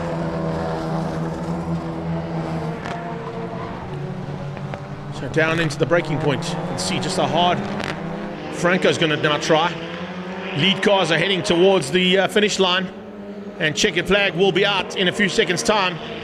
Across the line, it'll be Natim Samanga who gets the win. Samanga gets the win from Robert Volk, and what a run there from the Gazoo Racing man. He wins out over Volk and his teammate Michael Van Rooyen. That will wrap things up there for the Gazoo Racing squad. 1 and 3 on track ahead of the WCT team and Investchem BMW of Robert Volk. Liebenberg still in with a chance of third, but it's Mokhotzi and Campos ahead of him. So Jonathan Mokhotzi will hang on for the victory in the Super Cup class. Pretty much plain sailing there for Jono. Wasn't really troubled by Keegan, but Keegan was right there, looking to just make up any ground he can. And second place is good, because it's 1 step higher than his arch rival there, Brad Lieberg, and Charles Visser, who of course is ahead of him in the championship. He'll probably reverse the roles there between the two of them. Venter comes through. Is that Sawad Variawa in the background? It is. So Variawa just managing to hang on and still finish the race. So it'll still secure him some points, even though it's going to be the last place points in the South African Touring Car Championship. So as they get onto that back straight away there, Samanga wins out over Volk, Van Rooyen, Van der Walt, Pretorius and Schofield, with Sawad Variawa right at the back of the pack for 7th. Jonathan Mokhotzi will get 7th overall, but he'll win out the Super Cup class, beating Keegan Campos, Brad Liebenberg, Charles Visser, Tate Bishop and Davide Franco for the top 5 there. So that's how our first heat of South African touring cars, including the Super Cup class, go. And 12 laps of phenomenal action there, despite the first 3 being under safety car. Once the safety car went back in, it was every man and lady for themselves out there, and they put on a massive show as always. In a few moments' time, we head into the Gazoo Racing SA Cup. And we managed to catch up with a couple of interviews with a few of the drivers involved in that one, in both the 86 League, the Yaris Cup, and of course in our media challenge. So let's catch up with those drivers before we get into some more race action here from Zwartkops. After a big moment at Kyalami, it looks like you're ready to go. Is the car all sorted? The car, I must say, it looks great. I was quite impressed when I rocked up here this morning and I saw that all the panels are in place and everything else, and so all good. We got in and it's trying to find our feet again a little bit. I've dropped down the order a little bit. Guys that didn't necessarily beat me before are now quite a bit faster than me, so I'm trying to figure out if it's me or the car or whatever. But anyway, if I say that, I sound like a racing driver. They're always full of excuses. So we've still got another session to try and figure it out, and tomorrow's qualifying. We'll see what happens. You wrapped up your championship here. It's a circuit that's always boded well for you, and the media challenge has become a pretty hectic one, but you're not even involved there anymore. You're playing around with the youngsters at the front end.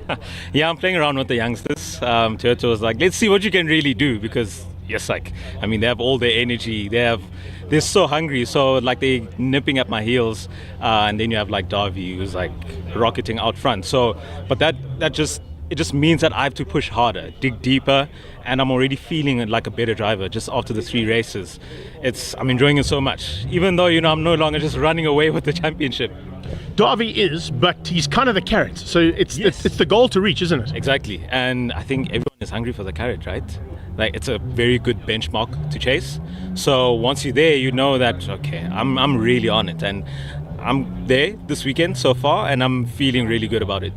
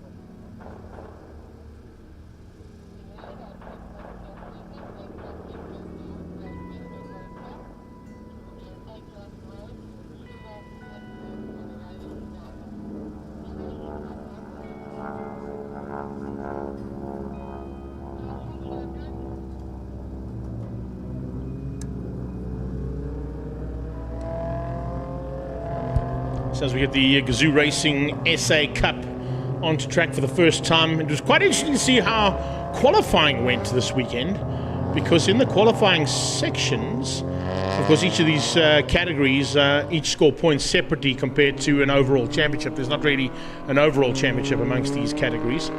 You've got the 86 League, which is led out currently by the dominant Davi van der Merwe. He hasn't been beaten this season yet. Although the man we just chatted to now, Sechaba Mashigo, has found some good race pace this morning in qualifying. So got himself up nicely up in his second place overall in the 86s. But incredibly, it was Sean Nurse in the Corollas that was quickest overall in qualifying. That car there in the Hulk Green livery with the Gazoo Racing stable, of course, livery all over it. But with the green flashes, the Hulk car was out front with Sean Nurse at the wheel. So Nurse set the pace. Devon Scott, incredibly, was second and looked pretty good there for the Yaris Cup. And then Davi was only down in third place overall in the first of the 86s. So a little bit of a mix-up there between the Corollas, the Yarises, and the 86 League, which is good to see.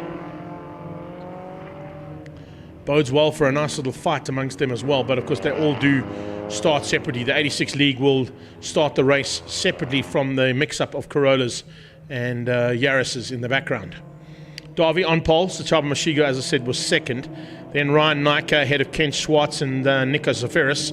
And then it was Dylan Parachi, who unfortunately just couldn't get to grips with the car yesterday. The Bulawayo man having to maybe come from the back of the pack. We'll watch for his progress there in number 285.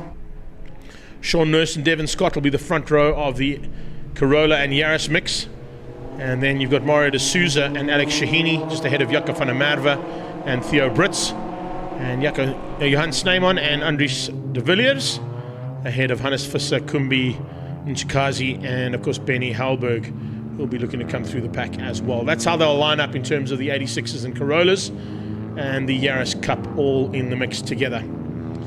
Interesting to see that, of course, how agile the Yaris is compared to the Corolla. Although the Corolla is a slightly more powerful vehicle, you can see it's a really nice mix there. And also just to give you a heads up on how this works, the front end is your development class for Toyota Gazoo Racing. It's majority of young karters or seasoned campaigners that are looking to come through into the Toyota Gazoo Racing stable, or into tin top racing, as we like to call it, in saloon cars.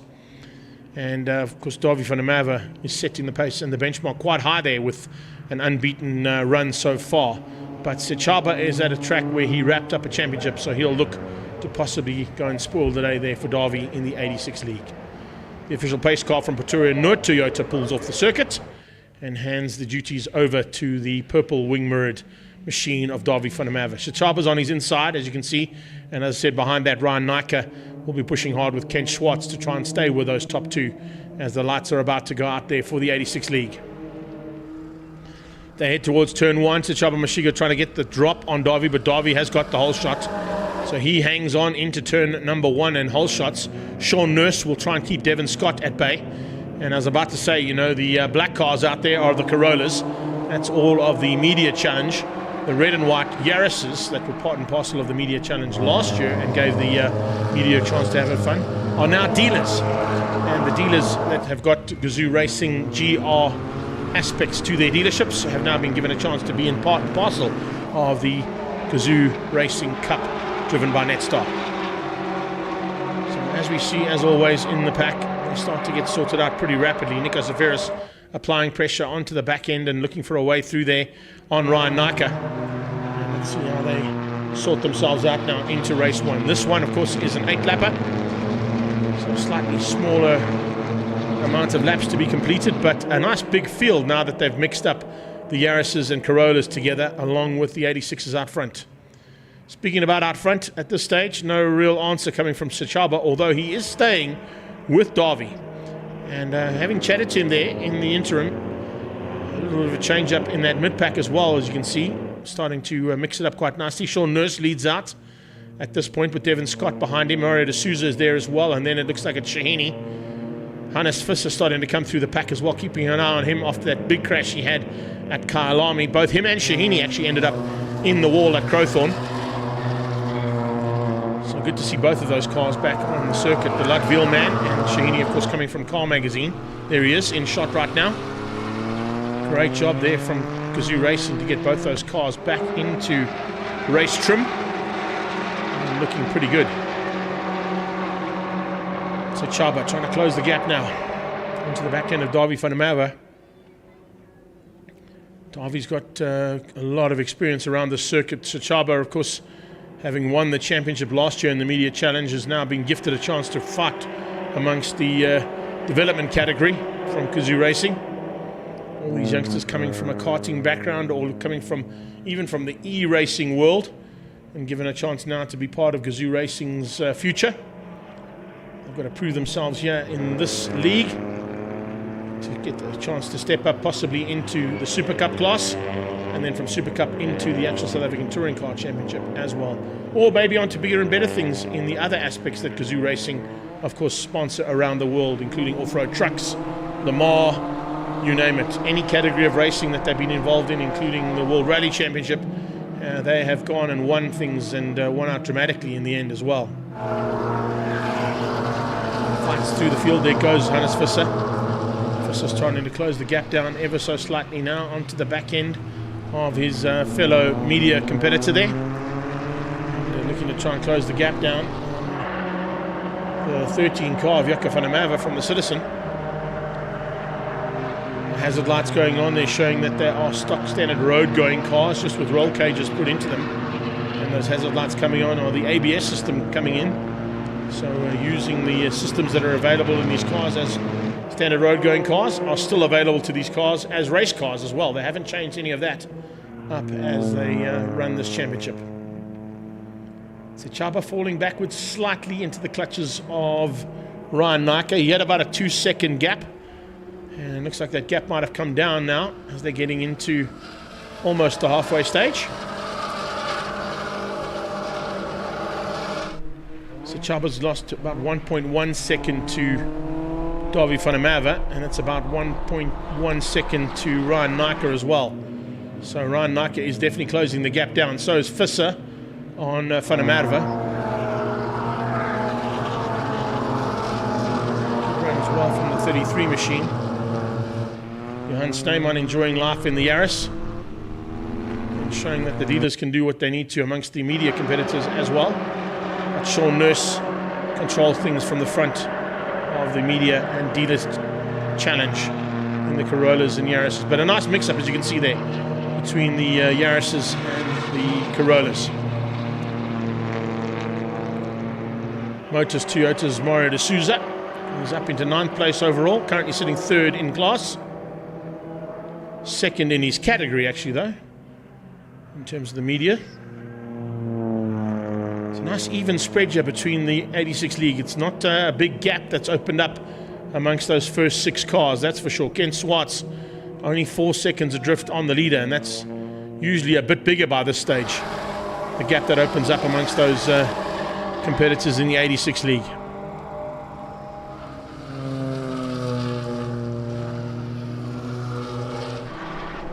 Sean Nurse, though, controlling things from the front of that 2nd pack. As I said, he was quickest overall in qualifying, so definitely knows what to do around Zwartkops to make that Toyota Corolla of his work. And if I look at Nurse's lap times, he's doing 12.8s. He's the fastest car on track. A 12.851, Sean Nurse down in 7th place, leading the media challenge. Fastest lap we got out of Davy is a 13.6. So he's, that's quite a big margin between the 2 competitors out front of each of their respective classes. So Chaba has got down to 13.9. So only 3/10 off the pace being set by Davy van der Merwe. Shows you that Chaba Mashigo, exactly what he said in his interview, is enjoying every aspect of having that target to chase in Davy van der Merwe. Shahini ahead of de Souza ahead of van der Merwe, and Hannes Visser running wide out of 6 there. Maybe just pushing the car a little bit too hard to try and get past the man in front of him from the Citizen. He'll just be happy that he's on track and not parked on the tyre wall like he was at Kyalami. Big crash there for Hannes Visser from the Latviel team.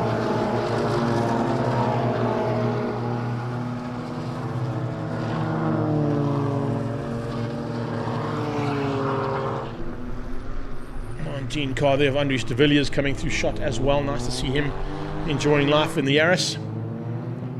So fights all the way through this second pack of cars. Mix up between the Yaris's and the Corollas. Not a huge differentiating factor between those cars either in terms of their setup, but there is power to weight ratio issues there for sure. You've got, of course, the Corolla 1.6. It's a 3-cylinder, and it's about 221 kilowatts of power to play with. 6-speed manual and 4-wheel drive, of course. Whereas the Yaris is a 1.6 turbo, 200 kilowatts of power, and also 4-wheel drive, but a 6-speed manual box as well. So there's about 21 kilowatts of power to play with between the Yaris and the Corolla. But the Yaris, being a slightly lighter vehicle, is normally a little bit more nimble around the tracks, and that's why you can see they're able to mix it up with those Corollas. The 86s, of course, it's a 4-cylinder boxer engine, 2.4 naturally aspirated engine in that car, and it's got a kind of paddle shift and 180 kilowatts of power to play with there amongst the 86 league. But Darby certainly putting that 180 kilowatts to very good use and maintaining a really comfortable margin now of almost 1.5 seconds over Sichaba. Past the Gazoo Racing headquarters there on the right hand side of that shot. The old Zoc Club being taken over now by Toyota Gazoo Racing, and I'm sure that all of their junior academy and supporters are enjoying all this race action from their purpose-built machines. Sean Nurse is closing on Swartz, and understandably, I mean, he's lapping in 13.8s, and we've got 14.5s out of Swartz, 14.7s out of Praji. Oh, fist is off. Latveling again. We know he's got a bit of a sort of prowess for rallying. Tends to enjoy being in the dirty stuff, but that's not what you want to be doing, Hannes. Hannes Visser off track now. That would have lost him a few positions, and certainly going to affect his chances of a podium there for the media challenge. We're on the last lap here for Darby. He heads into turn 4. Those Dunlops are just purring along nicely under the 180 kilowatts of 86 league and 86 power train. That's under that front bonnet. Runs through a bit of a dirty track up top there at the moment. There's lots of cars who've had some off-track excursions there by the looks of things. Hannes Visser being the latest of those. But down to the checkered flag comes Darby for the first victory in the Gazoo Racing SA Cup. And the 86 league is won out by Darby van der Merwe, Sichaba Mashigo, and third place Ryan Maika.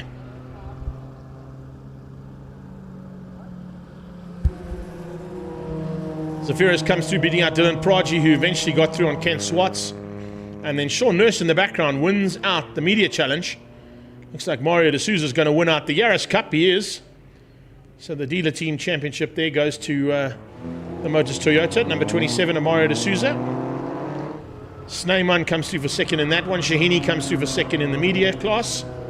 And will beat out Jakob van der Merwe, who will get third in the media challenge, just ahead of Theo Brits there from one of the dealers. So nice run from our Gazoo Racing SA Cup. 6 laps of action there. Now all done and dusted. And of course now moving into almost completion of the first heats of race action from all of our classes. We've still got Investcam Formula 1600s and Sunbet ZX10R Masters Cup to go before we complete the first heats in total. But nothing wrong with the way we've wrapped up this one. And a nice run here from our 86 League, from the Toyota Yaris's and from the Toyota Media Challenge as well. You can see them standing by in pre-race there. It's Investcam Formula 1600s up next. Let's go and catch up with the top contenders in those classes and see what their plans are for today. Dude, it's Zwartkops time. This is a track that you love, and I'm sure looking forward to in this car. Yeah, definitely. I mean, we've been here testing, we've been fast, so we're coming off of a brilliant car army and hoping to carry on into Zwartkops. What's the plan to get to the front stadium? I mean, you've got there now. How difficult is it? It's definitely going to be difficult. Zwartkops, so I know everyone's going to be close. Practice 1 to 3 will be 0.1, 0.2 apart. So it's going to be about getting pole, getting out there, getting going, and keeping our head down and pushing for the win. Michael, it's been a really good season so far. I think your baptism into this category has been pretty good. In the mix there at Kyalami, there's no doubt about it. And here at Zwartkops, I think you might be a little bit closer to the front end. Yeah, obviously, smaller track, so everything's a lot closer. You know, now I think from first to last it's within a second. So definitely harder to move up the field, but I think the racing is going to be closer, and yeah, it'll be tough. How's the progress been? What's the most challenging factor? Difficult question because there's a lot of things, but I think the progress has been good.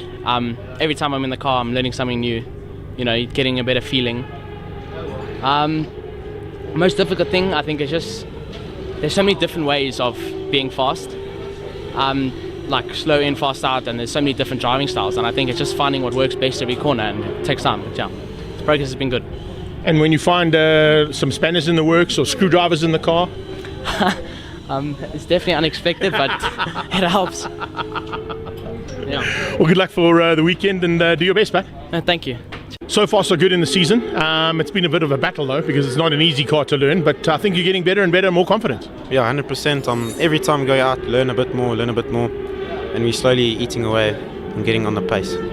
That pace, once you've got it, though, it's usually race-winning pace that comes. How long are we going to wait to see Ribeiro on the front of that top step? Hopefully as soon as possible.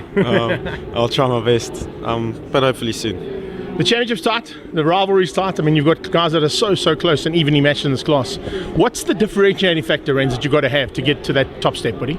I think it's mainly confidence, obviously experience, and I think track time is a big influence on being fast and being consistent. And I think once I get closer and I gain some of that, I'll be up there as well.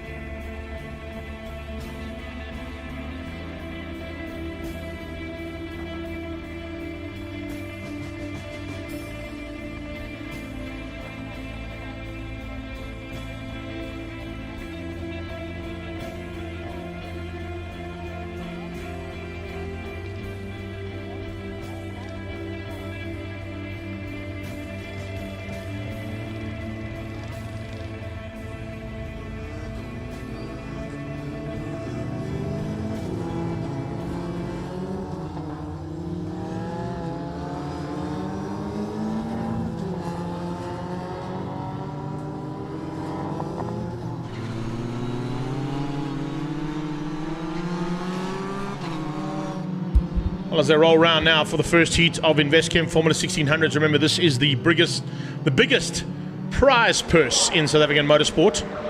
225,000 Rand up for grabs as the prize purse for the win in this championship. And then, of course, a test in global touring cars is also up for grabs. And if you show the prowess that you've got to move from single-seaters to global touring cars, InvestChem Formula 1600's, of course, winners usually move on to bigger and better things. The current champion, Troy Dolenchek, is concentrating on his studies this year, but of course wouldn't be able to participate in the class anyway because the champion has to move on to the bigger and better things in his racing or her racing careers. So it's left the number one plate vacant from this championship completely, and it's given an opportunity to youngsters and rookies like Jagger Robertson, who's on pole position, a chance to be into the mix right from the word go. He didn't quite get it right at the opening round in Cape Town, but since then he's been unmatched. So Jagger Robertson going on his second warm-up lap to get some heat into these Avon tyres. He is certainly a man to watch out for, and of course this weekend also being helped out by Pretoria No Toyota as one of the sponsors on the side of his car, joining the likes of Liqui Moly and Sparco as his sponsors for the weekend. He's followed very closely by Casey Ensor-Smith, who was also very close to him at the Kyalami round. And the African heating solutions man is looking for a chance to be maybe slightly higher up in the overall standings. If we look at the top 10 though in this class, there are 3 rookies in that top 10, and they are split by 1 second. So it's only taken the rookies about 7 races to get to grips with these cars, which is pretty impressive stuff considering the fact that they are having to learn to drive a single-seater as quickly as Jagger Robertson has learned to drive one. And by doing that, he's been able to put it on pole for the last 3 outings, including today's first heat. Casey Ensor-Smith alongside him. Karabo Malamela will be the man behind them with Jason Kutsia, a man who's taken a victory in Cape Town at his home track and looking for another one here at Zwartkops.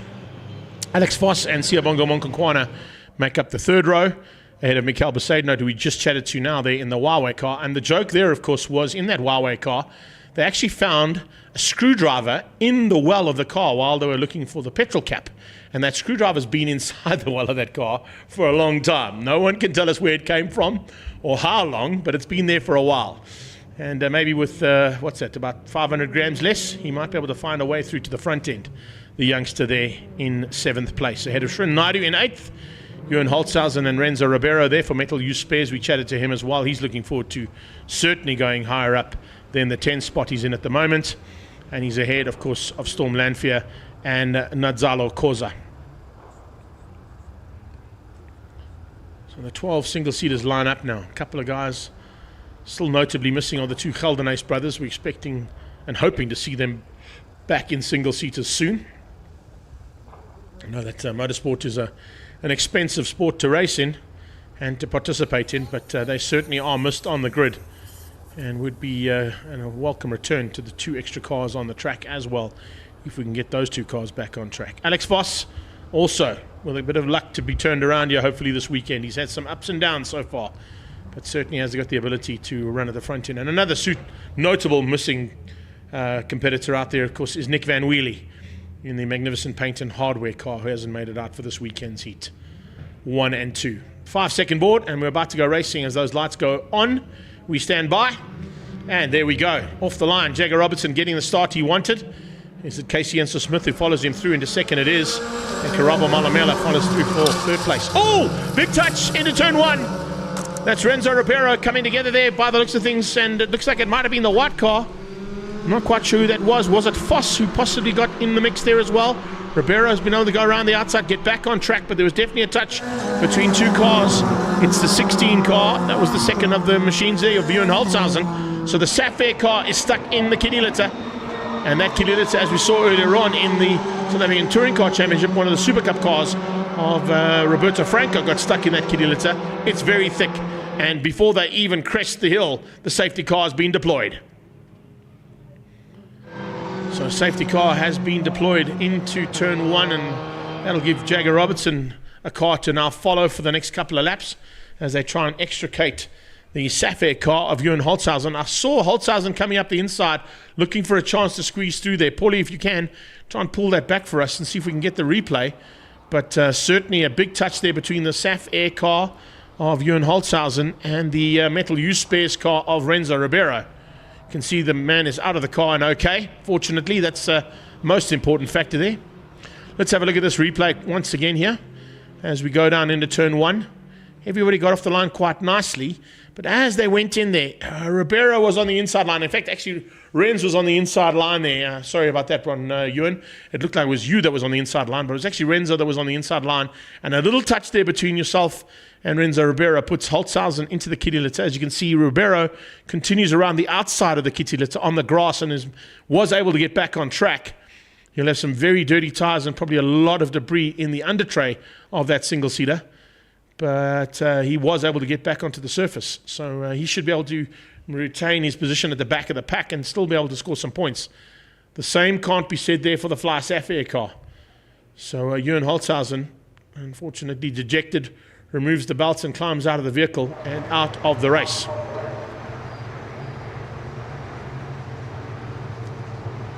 So Jagger Robertson will maintain the front end for now.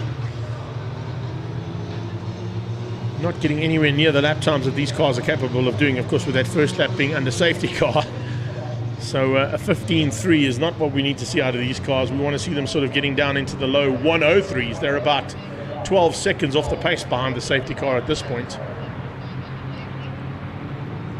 But they'll remain behind the safety car for probably about 2 or 3 laps while they secure Holtzhausen's Sapphire machine out of turn 1's kitty litter. Jagger would have been in this position on a few occasions in NX Legends, category that he's won a championship in on numerous occasions. Went and represented. Oh yeah, look at that. Mikel Besaidnout with a bent wing as well, so he's had some. He was also involved in that incident, so I think a little tap there between those two cars. Besaidnout was there too, so that rear wing is definitely going to not work the way it's supposed to for Mikel Besaidnout, but he's staying out nonetheless. He's not worried about it. It seems like he can hopefully drive around the problem. He's tucked in behind Shren Naidu there, and on his tail is the 27 car of Storm Lanphier. A bit of damage on the right-hand side of that car as well on Mikel Besaidnout. Let's have a look at it, replay this time at full speed as opposed to the slow-mo. So we'll have another look at turn 1's incident here from our Extreme Festival replay. Here we go. Yeah, you can see Mikel Besaidnout just got a tap from behind, and it was Holtzhausen and Ribeiro that came together in turn 1. Ribeiro, the luckier of the two, to continue through the kitty litter and back on track. But Ewan unfortunately got stuck there, and as you see, he'll just climb out the car pretty dejected after not even making it through turn 1. So they've stopped the cars at the grid, which means we'll go for a full restart by the looks of it. And a full restart means everybody resumes their original grid positions. And you can see there, yeah, Ewan Holtzhausen not happy about that.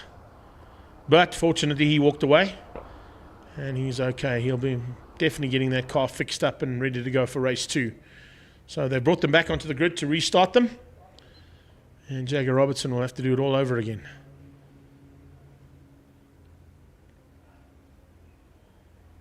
I think that because the single seat is so much lower than a touring car or a Super Cup car, yeah, I was about to say Big Max may be required and on cue. Big Max makes his way around down towards turn 1 there, our flatbed trailer that the team here at Zwartkops uses, and the nickname Big Max, of course, because of the fact that it's such a big trailer and does such an important job around here on occasion. So the safety cars brought them to a stop.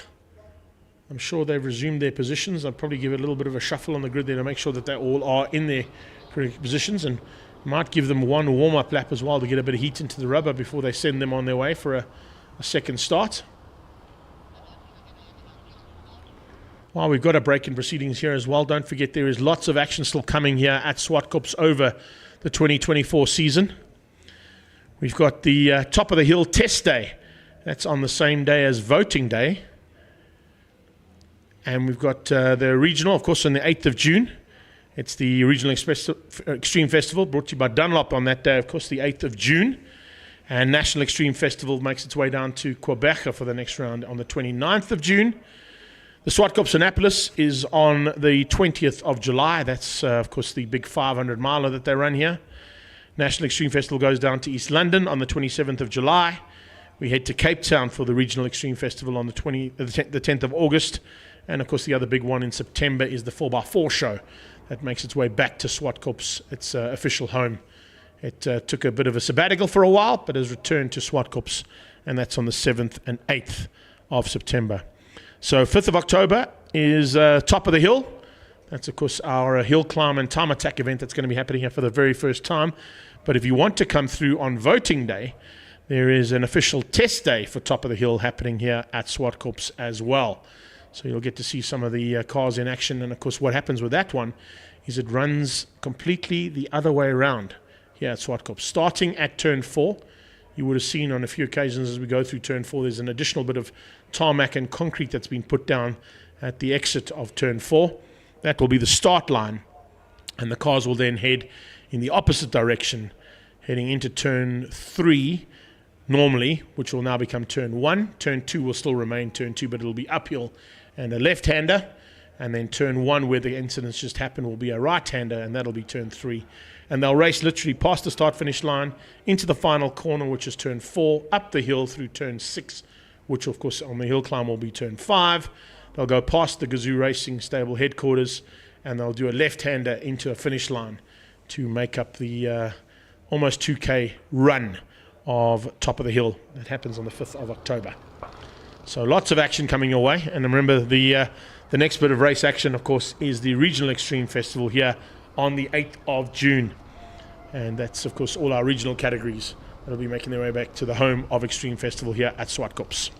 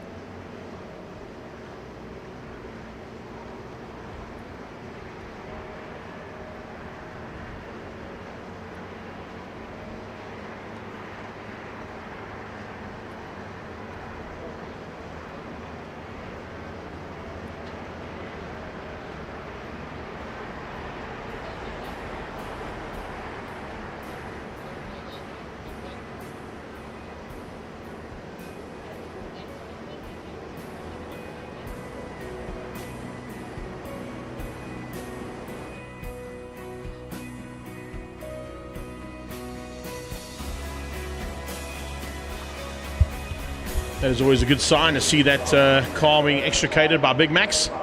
And now head back into pit lane with a bit of work to be done there from the InvestChem team to get that Sapphire car back on track as quickly as they can, hopefully for the second heat. Still a long way to the second heat. It's about 3:45 this afternoon. The second heat of InvestChem Formula 1600s will take place. So there's a lot of time for the team to clear that bodywork of any rubble and hopefully get it sorted out so that they can get back and racing. We're almost good to go for the restart. You saw them doing a little reshuffle of the grid there. Arlene, of course, our COC for this category, getting it all sorted. As a couple of our friends from all around the country have joined us again on our live stream feed. A big welcome to everybody here at the circuit as well. If you've just arrived, it's a big audience here today, which is great to see, and we do appreciate it. And if you guys are on that back banking, give us a wave. You're on the live stream. If you're down at turn 2, we can see you guys as well.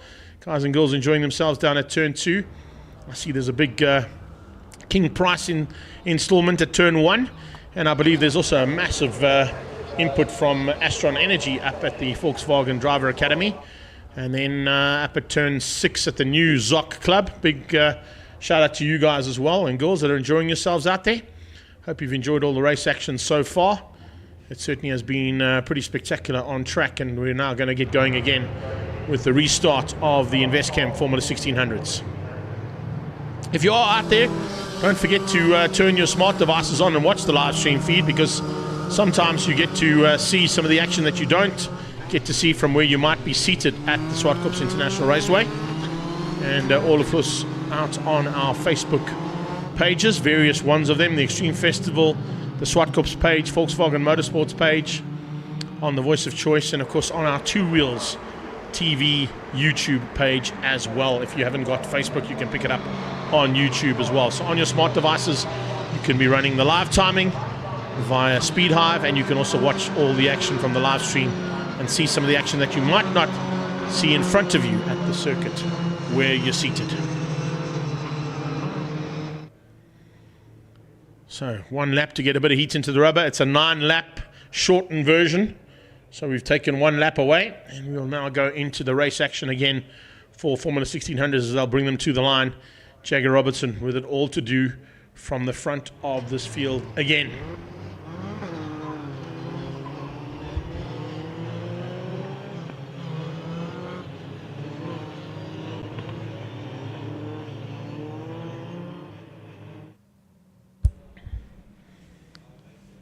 Jagger from KC Ensel Smith, that's how they started the first heat. They'll start the restart of the first heat in the same positions.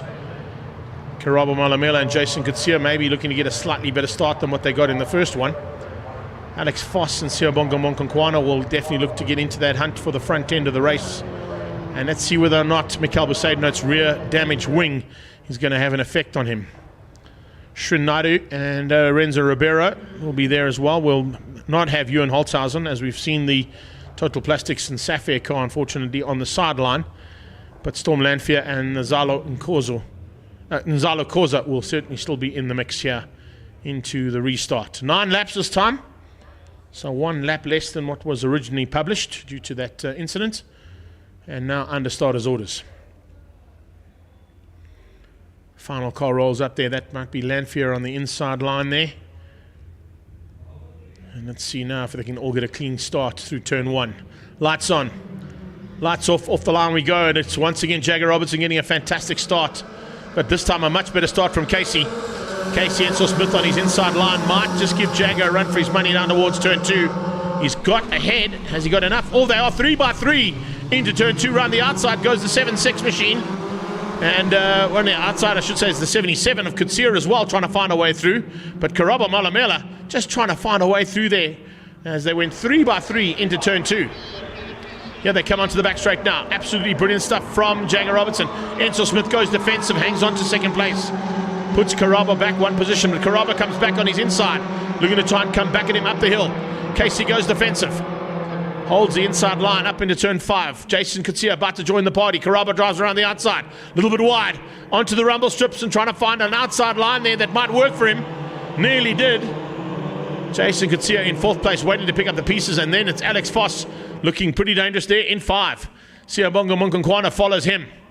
They're chopping and changing with Srin Naidu under a bit of pressure there from Storm Lanfear, who got a good start off the line. He's made up a few positions. So Lanfear tucks in behind Srin Naidu as they cross the line and complete the lap. Down towards turn 2. A little bit of a gap that's opened up now between our top two. Jagger Robertson just hangs on at this stage to fend off the attack coming from behind. And managed to pull a little bit of a margin now over Casey Ensel-Smith for second. Ensel-Smith had to go defensive. That's the reason why he's had to slow down. Zindalo Khoza at the back end there, losing a little bit of ground on the restart. So Khoza with a bit of work to do now, heading into this second restart. So it's Jagger Robertson from Casey Ensel-Smith, Karabo Malamela and Jason Kutsia. Kutsia closing down on the back end now of Malamela. Behind him it's Foss. Foss has got Monkonkwana behind that. A little bit of a gap opened up now to Srin Naidu. Naidu going to try and hang on to the back end of Siabonga Monkonkwana if he can. Doesn't want to let this pack get away from him. They cross the line and complete lap 2 of the 9. So it's Jagger controlling things from the front. Late braking, locking up down into turn number 2 there. The Pretoria Toyota Liqui Moly and Sparco sponsored car out front. And leading things at this stage over Casey Ensel-Smith for Africa Heating. KMFT Morita machine of Karabo Malamela is third. And then it's the Mint Coatworch and DAW car of Jason Kutsia. So 5th place at this stage is Foss. Foss fending off a little bit of intention being shown there by Monkonkwana. Sia's definitely on a bit of a charge. And looks like Srin Naidu's pulled away now from the slightly damaged Mikel Besaidnote. He's got Lanfear behind him. And then it's Ribeiro. So Renzo has been able to survive that off-track excursion and still stays in the hunt there in the Metal U Spares car. So it's Huawei versus Race Driver SA versus Metal U Spares. And that is for 8, 9 and 10 on track.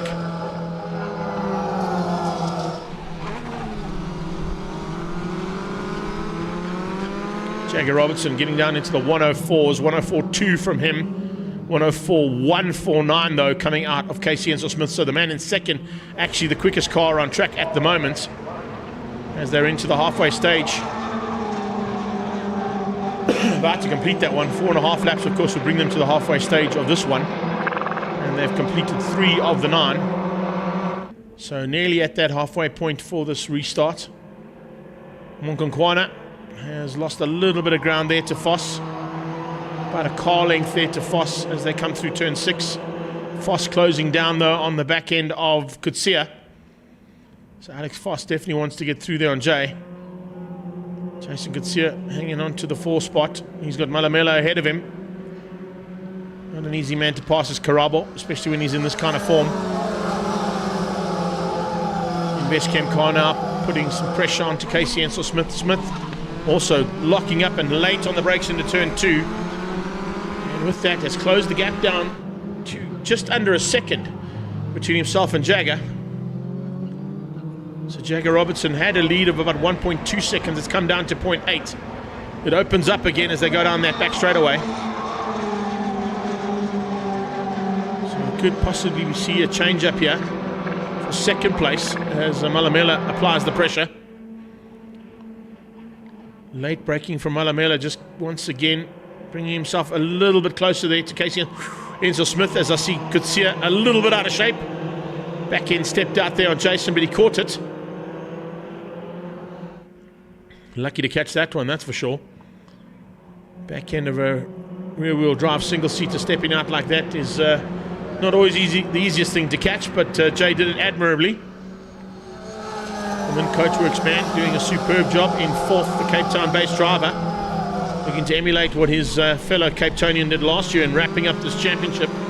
Troy Dolenchik, as I mentioned at the top of the show, not involved in the championship this year. Having won it, you have to move on to bigger and bigger, better things. And, well, he's decided to concentrate his efforts on his schooling for this year, finishing his matric, racing in some of the regional categories down in Cape Town. We look forward to the return of Troy Dolenchik in something quick and fast next year. I'm sure, at National Championship level on the Extreme Festival. Possibly taking up that chance to test in the touring car that InvestChem puts up as part of the prize fund for the champion of this class. Jagger certainly looks like he's got what it takes to take this championship. Going to be going for what will be his 5th victory in a row.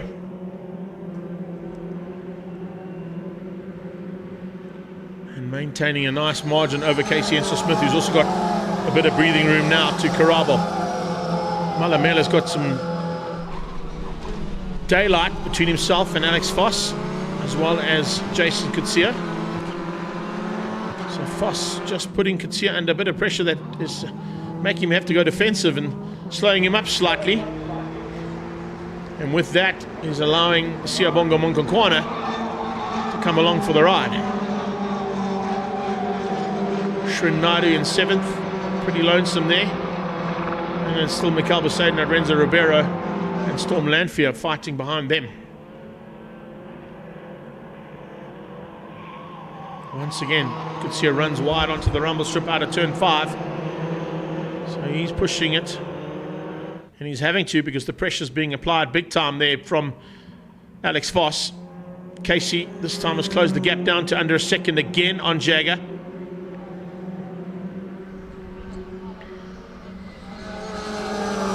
So wrapping up lap number 7 now. 2 to go for Jagger. And Casey, he's not done yet. Enso-Smith has certainly brought that gap down to even less than the 0.7 I saw on the last pass. Just wait for the timing to refresh, but certainly that gap is a lot closer and visibly closer as well between these two fighting for the lead of this race.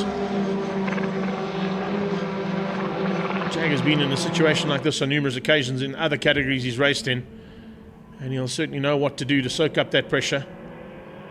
Maybe force a mistake out of the man behind him by just being smooth and getting Casey to possibly overdrive the car to find a way past. It's always an easy thing to try and do, but it's not always an easy thing to get right. It's half a second as they start the final lap. Enso-Smith in second, Malamela 1.3 back on them. So he looks like third place should be sorted for Karabo. Jason Kutsia still got to fight off and fend off possibilities of Voss getting through. See in the background there, the kart circuit in the bottom end of the track is in full effect today as well. Leroy Poulter's circuit, giving a chance to some of our spectators to enjoy a bit of race action themselves in the higher karts. There's certainly no hiring of karts here, and there's definitely no playing around here in terms of the race action, as Enso-Smith closes right underneath that gearbox of Jagger Robertson.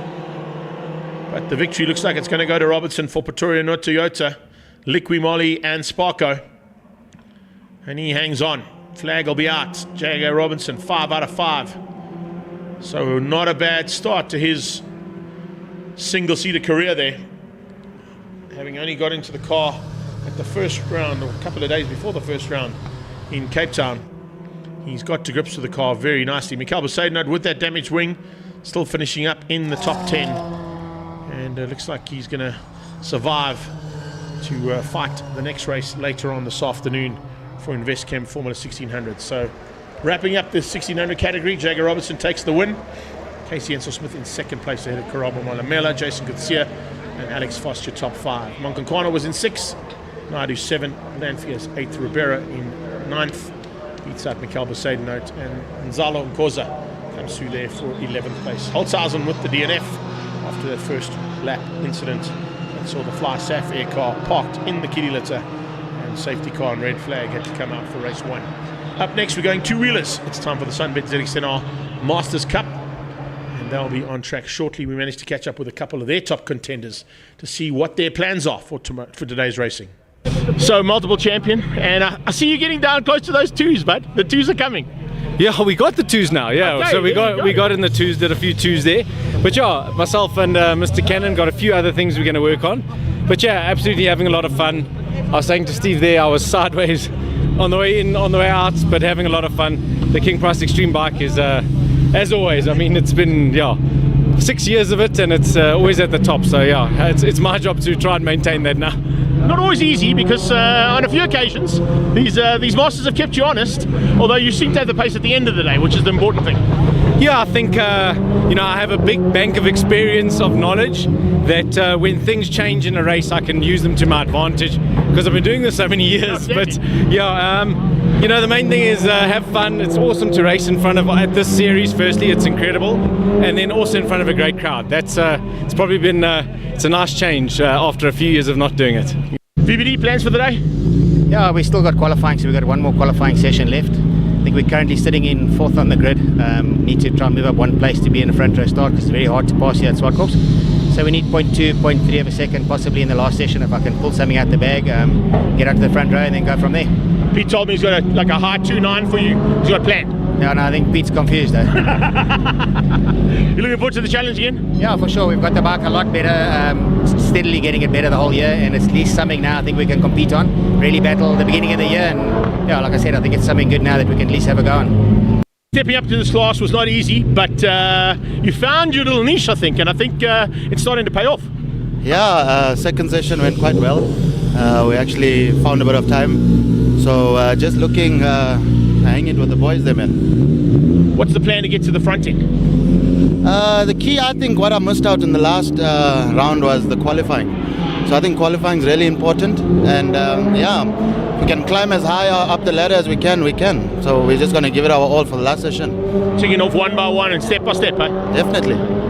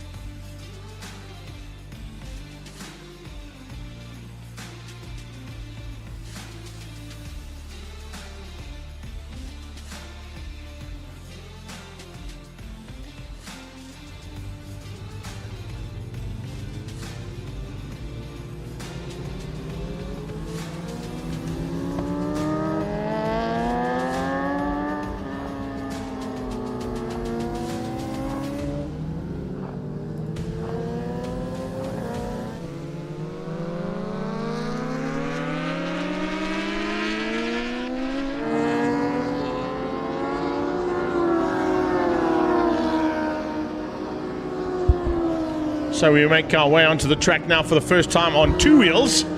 Yeah, it's the Sunbet ZXNR Masters Cup for race 1. And haven't seen an official combined grid for ZX10R Masters Cup put out just yet. But in this morning's final qualifying session, it was actually a big surprise to see Hein McMahon on the front row of the grid and pole position. But of course it doesn't count because the qualifying sessions are all combined for all 4 sessions. And they haven't put an official one out just yet on the Extreme Festival group that we follow for our timing. So Hein McMahon was quick as this morning. He managed to get down into the 103.5 bracket. He was followed by Jason Lamb, Trevor Westman, and then Clint Seller. But we did hear from Clint Seller. He was able to put into the practice 2 and 3 yesterday afternoon. A couple of 102s that will see the King Price Kawasaki on pole position, I'm sure. So despite us having not got a final combined grid just yet, although there we go, on cue, our good friend Mornay from Moto Timing sends it to me. And it's Clint Seller, Hein McMahon, Jason Lamb, the front row. 102.7 from Seller was his quickest, Hein McMahon a 103.5. So that final qualifying session this morning saw Hein McMahon jump up ahead of Jason Lamb on a 103.867. Second row is Trevor Westman, Graham Van Bedar, and Dave Varinga.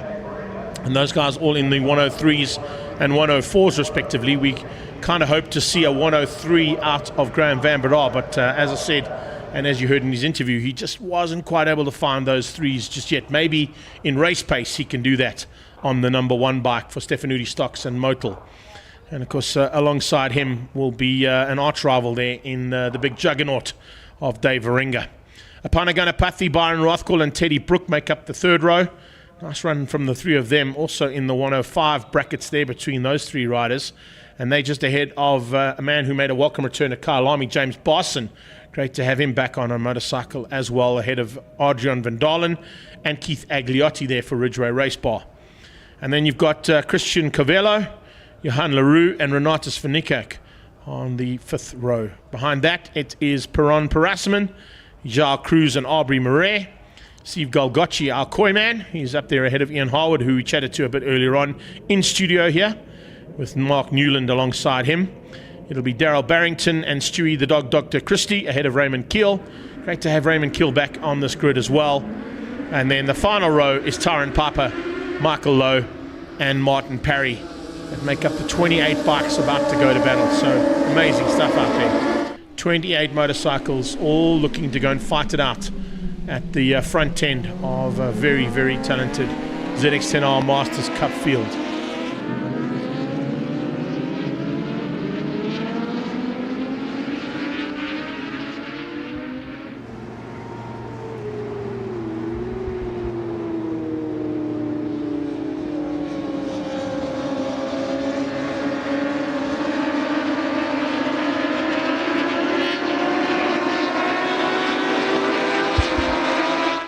The awesome part about being at Extreme Festival, of course, is if you're here at the track, you can get down to the Bridgestone shed just next to the kart circuit, and all of these ZX10s are pitted together down at that Bridgestone shed, so you can get up close and personal, get a couple of autographs there, and I'm sure a couple of the riders have also got a little bit of merchandise to give away there. I'm sure that Clincella's got a few things from King Price.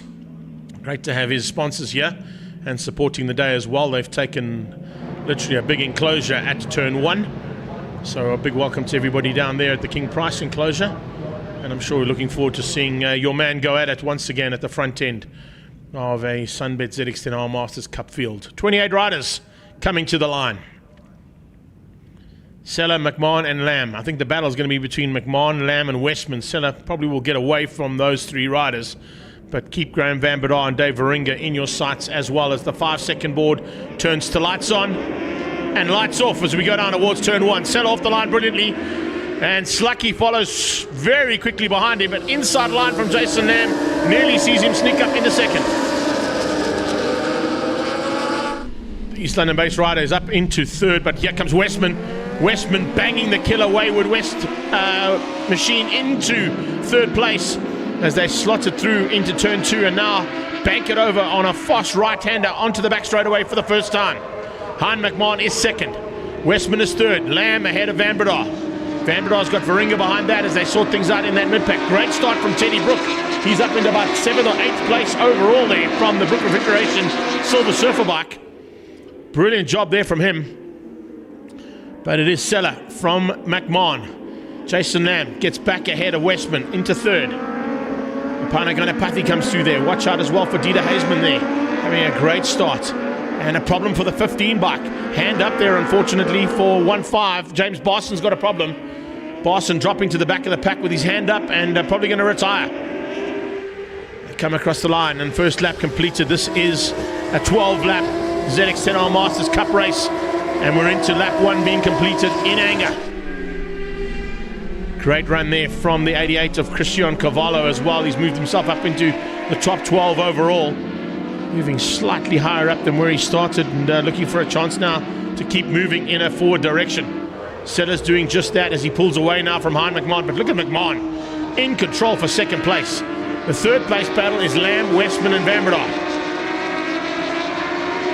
TVBD trying to get onto the back end of that wayward Kawasaki of Trevor Westman. The killer was in killer mood at the start, but lost out to Jason Lamb coming out of turn 4. Lamb getting up into this part of the track and moving himself back into the top 3 overall. So just remember, there are 3 different categories of racing all participating here at the moment as well. You've got your Masters, you've got your Veterans and your Grandmasters out there as well, all age group dependent. The faster riders, of course, in the Veterans category are the younger riders. But take nothing away, you've got some Veterans and Masters mixing it up here big time. Jason Lamb for Tyre Mart, East London, under attack now from Westman as they came out of turn 2. Further back, they're starting to sort things out in these little mid-pack battles that are also starting to get up close and personal with each other. What you find with ZX10R Masters Cup is that the riders that are on similar lap times and similar riding skills get into little groups, and those little groups have their own little battles. And sometimes those little battles are more exciting than what we see at the front end. Golgocci, he makes his way through turn 4. And he's fighting down there for about 16th place. He's got Cruz and Parassaman behind him. He's trying to close down on Renatus Vanikuk and Dieter Hazeman just up the road from him. It's the little fights that have now started to rage. Teddy Brook's got Johan LaRue behind that. Then it's Keith Agliotti who's behind Brook. Behind that is Johan LaRue and Christian Cavallo. Behind them, of course, are the rest of those packs, but just ahead of them is Big Dave Varinga. The Juggernaut trying to close the back, little gap down on Van Breda. Big dive on the inside. Oh, good move there. Fantastic run there from the 76 of Jacques Cruz to get through on Golgocci into turn 1. He cements it into 2. Parassaman closing down on Golgocci behind that. So Perron also looking for a chance now to maybe have a go at Steve Golgocci. He saw the 7-6 get through there. They're lining up behind him. There is no doubt about it. Cruz has got Parassaman, and then you've got Mark Newland and Aubrey Murray about to join that party. Golgocci's got 4 riders looking to try and hunt him down. Steve Golgocci hanging on for now. Parassaman and a big threat. Here comes the number 2 bike of Newland. Newland trying to squeeze on the inside there to find a way past on Parassaman. Can't quite get there. Just up from them is Dieter Hazeman. He's all on his own sim now. He's lost a little bit of ground there to Renatus Vanikuk. There's Aubrey.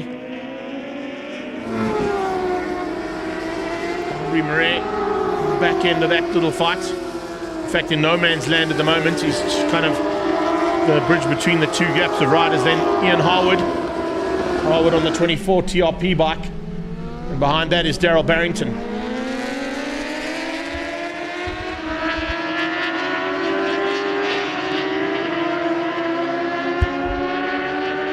Hazeman hanging on for now for 15th place overall. The fight we're watching is for about 18th place on the track at the moment as Parassaman is under threat. He's got Mark Newland and Aubrey Murray closing him down. Golgocci just ahead of him as they head up onto the braking point for turn 5 past the AMG Driving Academy. Late braking from Aubrey. Closes once again on Parassaman. Parasman trying to do the same thing there to close the gap down on Steve Golgocci. So Renatus Verniekerk is in 14th. He's all on his own. As I said, Hazeman also lost some ground there. But this little fight, raging onto that back straightaway. A little bit further up, that is second place. And a nice run so far from Hein McMahon. Third place, still also in a big bun fight here. The time art man from East London hanging in there. And Jason Lamb looking for a chance to still beat out Trevor Westman and Graham Van Breda. The wayward Kawasaki now onto the back end. Oh, right it down in turn 4. Looks like that might be, is that the 5-3 or 93? Is that Teddy Brook? It might be Teddy Brook. It is. It's Brook, Teddy Brook's Brook Refrigeration Kawasaki. Looks like he's gone down at turn 4. Just caught the tail end of that, but he managed to stand up and looks like he walked away okay. Just going to watch and see if it was Teddy Brook that drops by the wayside. I'm just going to watch the timing monitor. We'll see him drop down the list. But it certainly looked like the 93 Brook Refrigeration Kawasaki. Yeah, Brook going down the field. So he's the man who crashed out at turn 4 there. One of our more senior statesmen crashing out at turn 4. There'll be yellow flags into turn 4. So the K9 Security Kawasaki will watch. Not anybody anywhere near him at this stage, so he's okay now. Possibilities for overtaking there from Westman and from Lamb, or from Van Breda would have been thwarted slightly. Although, as it turns out, looks like Jason Lamb's pulling slightly away now from Westman. Westman's doing the same thing there. There you can see Brook on the sideline okay. Shaken, not stirred, and a bit dusty. Seasoned campaigner in this class is Teddy Brook. As I said, one of our more seasoned riders as well in the Grandmasters category, Class C. Van Breda on that brand new Kawasaki has slowly but surely got to grips with it. Hasn't quite got the pace out of it that he wants just yet. But every time he climbs on board, he's getting better and better. Great to have Agliotti back in the mix as well. Certainly missed both the Agliotti boys, and all the trees are back in it again, with Keith down in 10th place overall at the moment. Cristiano Carvalho behind him, and then it's Byron Rothwell ahead of Renatus Verniekerk. This is the fight for 7th place there. Van Dalen, Apanaganapathy and LaRue. And it's Agliotti, and just behind that you'll see Rothwell and Renatus. So Seller across the line. He's over the halfway stage. 7 done. 5 to go for Clintella on the King Price Kawasaki. Goes past the King Price enclosure there on the left-hand side. Coming up on the back markers.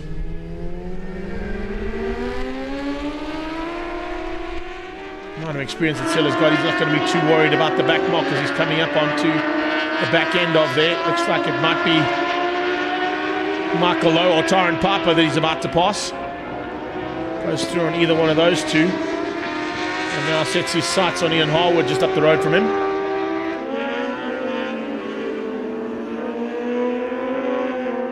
So Hazeman is 14th. Here we go back to this battle. Aubrey Merez at the front of this little fight now as well. He's ahead of Golgocci, he's ahead of Parasman, he's ahead of Newland. And he's also got himself through there on Jacques Cruz. Behind that, another little pack that's raging there is Killed, Barrington and Stewie Christie, the dog doctor. Little left-right flick as they head down the hill. And it looks like the battle for 4th place is now starting to open and got a bit closer than what it was. So Jason Lamb in the 3 spot, Westman in 4, and it's Van Breda in 5 as they cross the line. Now a lot closer between these 3. Westman round the outside into turn 2. Can he outbreak Jason Lamb? Yes, he can. And he runs him wide as well. Goes in there hot. Block pass from Westman into turn 2. Runs Jason Lamb slightly wide, allows Van Breda a chance to have a sniff as well. Graham wasn't close enough to get there though.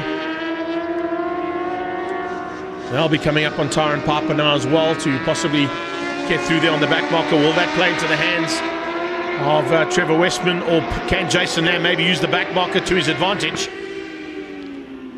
Back marker being shown those blue flags telling him the quicker bikes are coming. Papa will just hold his line and let the Foster riders find a way around him. It's the best thing you can do as a back marker rider, is just hold your line. The Foster riders will find a way past you, and they do. All three of them getting into turn 8. No, Van Breda had to wait slightly. Oh, we got blocked slightly there by Tyron as well. I won't be too happy about that, but needless to say, he had a little bit of a gap to make up anyway.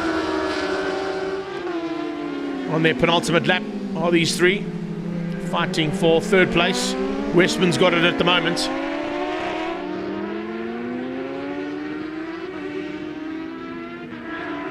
They head down onto that back straightaway now, coming up on the 134, I think it is, of Michael Lowe. Yeah, 134 Michael Lowe has been caught and passed already by Seller and by McMahon. In fact, he's already gone past the fight there between Raymond Kill, Barrington and Stewie Christie as he starts his final lap.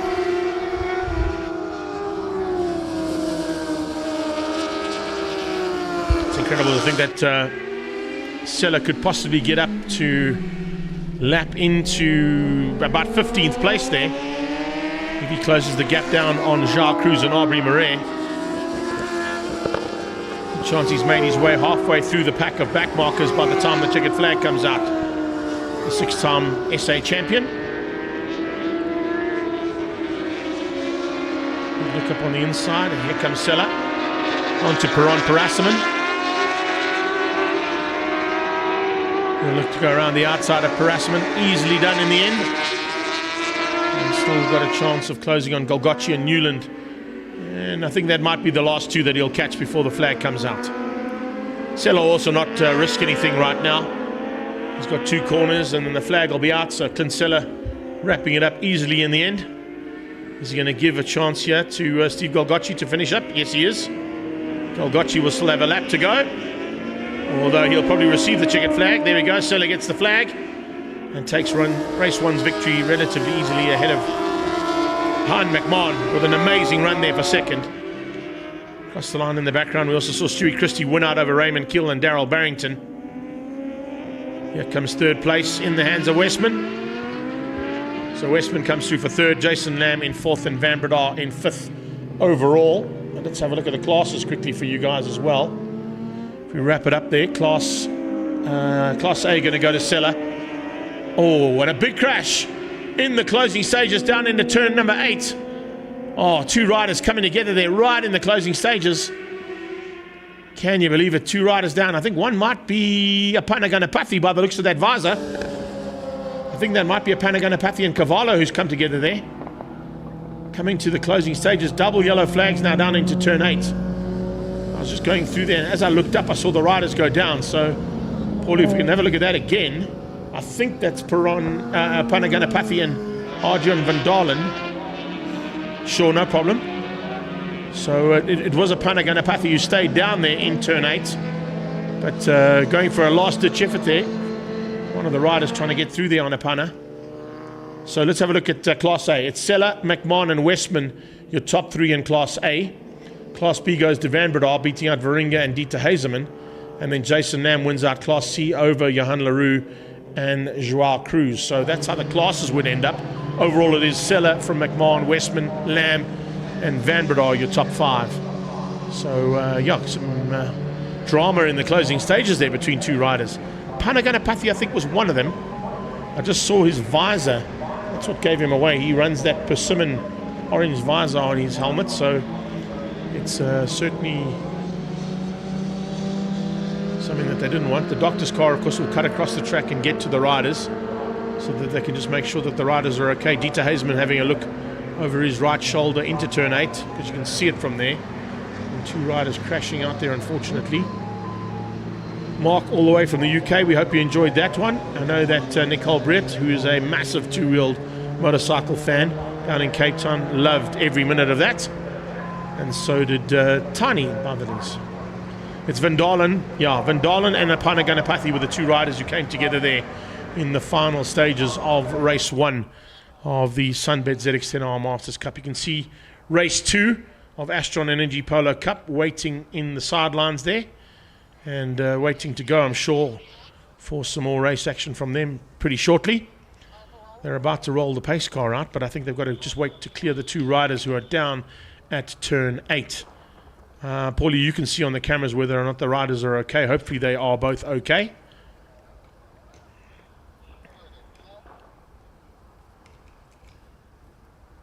So we're just going to wait to see if we've got that. As soon as we get clarification on that, we'll bring you clarification on those. But they looked okay. Maybe just the wind knocked out of Apana there. He was lying slightly more worse for wear than what we saw from Van Dalen. But the race wasn't done yet for them. They were still racing to the line. We were wrapping things up at the front end, but at the back end there was still some action aplenty in the Sunbed ZX10R Masters Cup, which has now come to the first race being completed. And another victory going Clint Seller's way there to wrap up things from his side of things. So it's Seller, McMahon, Westman, Lamb, Vanbrugh, your top 5 overall, as I said. And it was, of course, the win for Class A for Seller, the win for Class C for Jason Lamb. And there you go. Van Dalen helping Apana get back up. And fortunately, we have got one of the top medical teams in Hunley and Doc Donovan helping Apana get to the car. And the Pretoria Toyota Corolla medical car. Yeah, let's have a look at that replay if we can there, Paulie, if we can, coming down there. We were wrapping things up, of course, in how things went in the race. But as they came down to turn 8, Van Dalen and Apana, and it's Van Dalen on the inside who loses the front end, and Apana's got nowhere to go. Oh, that's a big one. He actually flew through the air there for about 20 meters. So that's why Apana stayed down a lot longer than Van Dalen. Van Dalen was having a last go, having a ditch up the inside, unfortunately lost the front end. And took a bit of an unceremonious take out there of Apana Ganapathy. He went straight to his bike to see if he was okay, and then, of course, right to the rider to make sure that his fellow rider was okay as well. But that's what can happen. We all think the race is done once the flag comes out for the leader, but, of course, there's still battles happening behind. Unfortunately, both riders were able to get up. I think Apana might be a little bit injured. We'll keep you up to date with that as we get confirmation on it. But he managed to get himself to the doctor's car under his own steam with a bit of help there from Hunley and from Doc Donovan. And we now stand by for Astron Energy Polo Cup Race 2.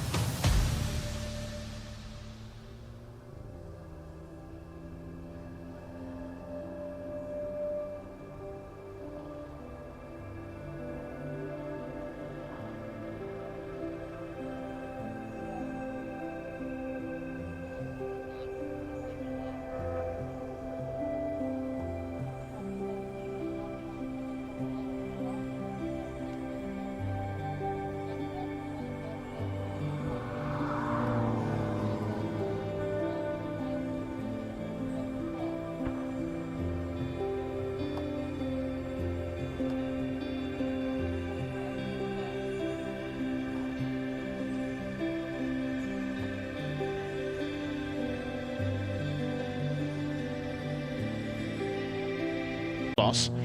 Then we saw Nathan Victor having a bit of an unceremonious maneuver pulled upon him by young Charles. Is it Charles? No, not Charles. By Kyle Visser.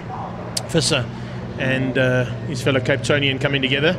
An incident report was put in, but looks like no further action is going to be taken on that. And Nathan Victor, who starts on pole position, having set the fastest lap, had to go and do some explaining and try and get some explanation as to the kind of maneuver that Kyle Visser was trying to attempt to pull on him in race number 1, which dropped him down a position, of course, into 7th overall. So he'll start from the front with Mo Karodia, most consistent driver so far this weekend, in 2nd. Jason Loosmore, race 1 winner, will start in 3rd alongside Ethan Kutsia.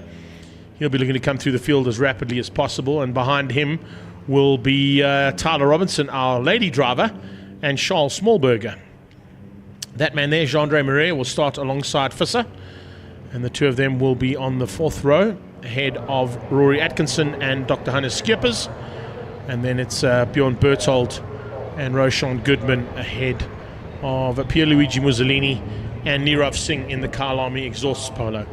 So one thing we've got to take into account as well, of course, is the fact that those fastest laps went to Nathan Victor, then Karodia, then Loosmore.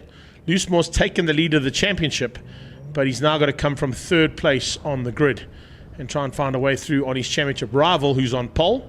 Fortunately, the cool thing about being on pole is that Jason Loosmore in 3rd will be right behind Nathan Victor, and he'll try and capitalize, hopefully, on a good start from that outside line. It's not always the best line to be on, and in fact, in most occasions, the inside line, being the slightly dirtier line, has a little bit more grip. And when you are on cold Dunlop tires, it takes a bit more of that grip to get used to a clean line as opposed to a slightly dirtier racing line.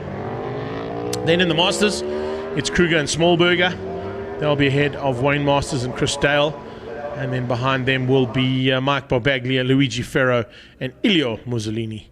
That'll make up the Masters class today. So lots of fun and games to come your way again here for race 2 of the Astron Energy Polo Cup. And a big welcome to all of our friends and guests up at the Astron VIP area there by Volkswagen Driving Academy. Hope you've enjoyed all the race action so far. Second one about to kick off here for another 10 laps of race action. Remember, it's 2 starts. You'll see the red lights go on for the start for the Cup class, and then about 5 to 10 seconds later the Masters lights go on and off as well, and when they go off we go racing. So I can see all around the track everybody's enjoying the race action so far. Hope you've enjoyed all the race action we brought you here online as well. I see the people that have joined us online have enjoyed it so far as well, with the comments that are flying left, right and center from YouTube and Facebook's live stream feeds. So Victor will be looking to do exactly that into turn 1 and hopefully have Jason Loosmore right by him, or possibly Mo Karodia fending off Loosmore and giving him a bit of room to play.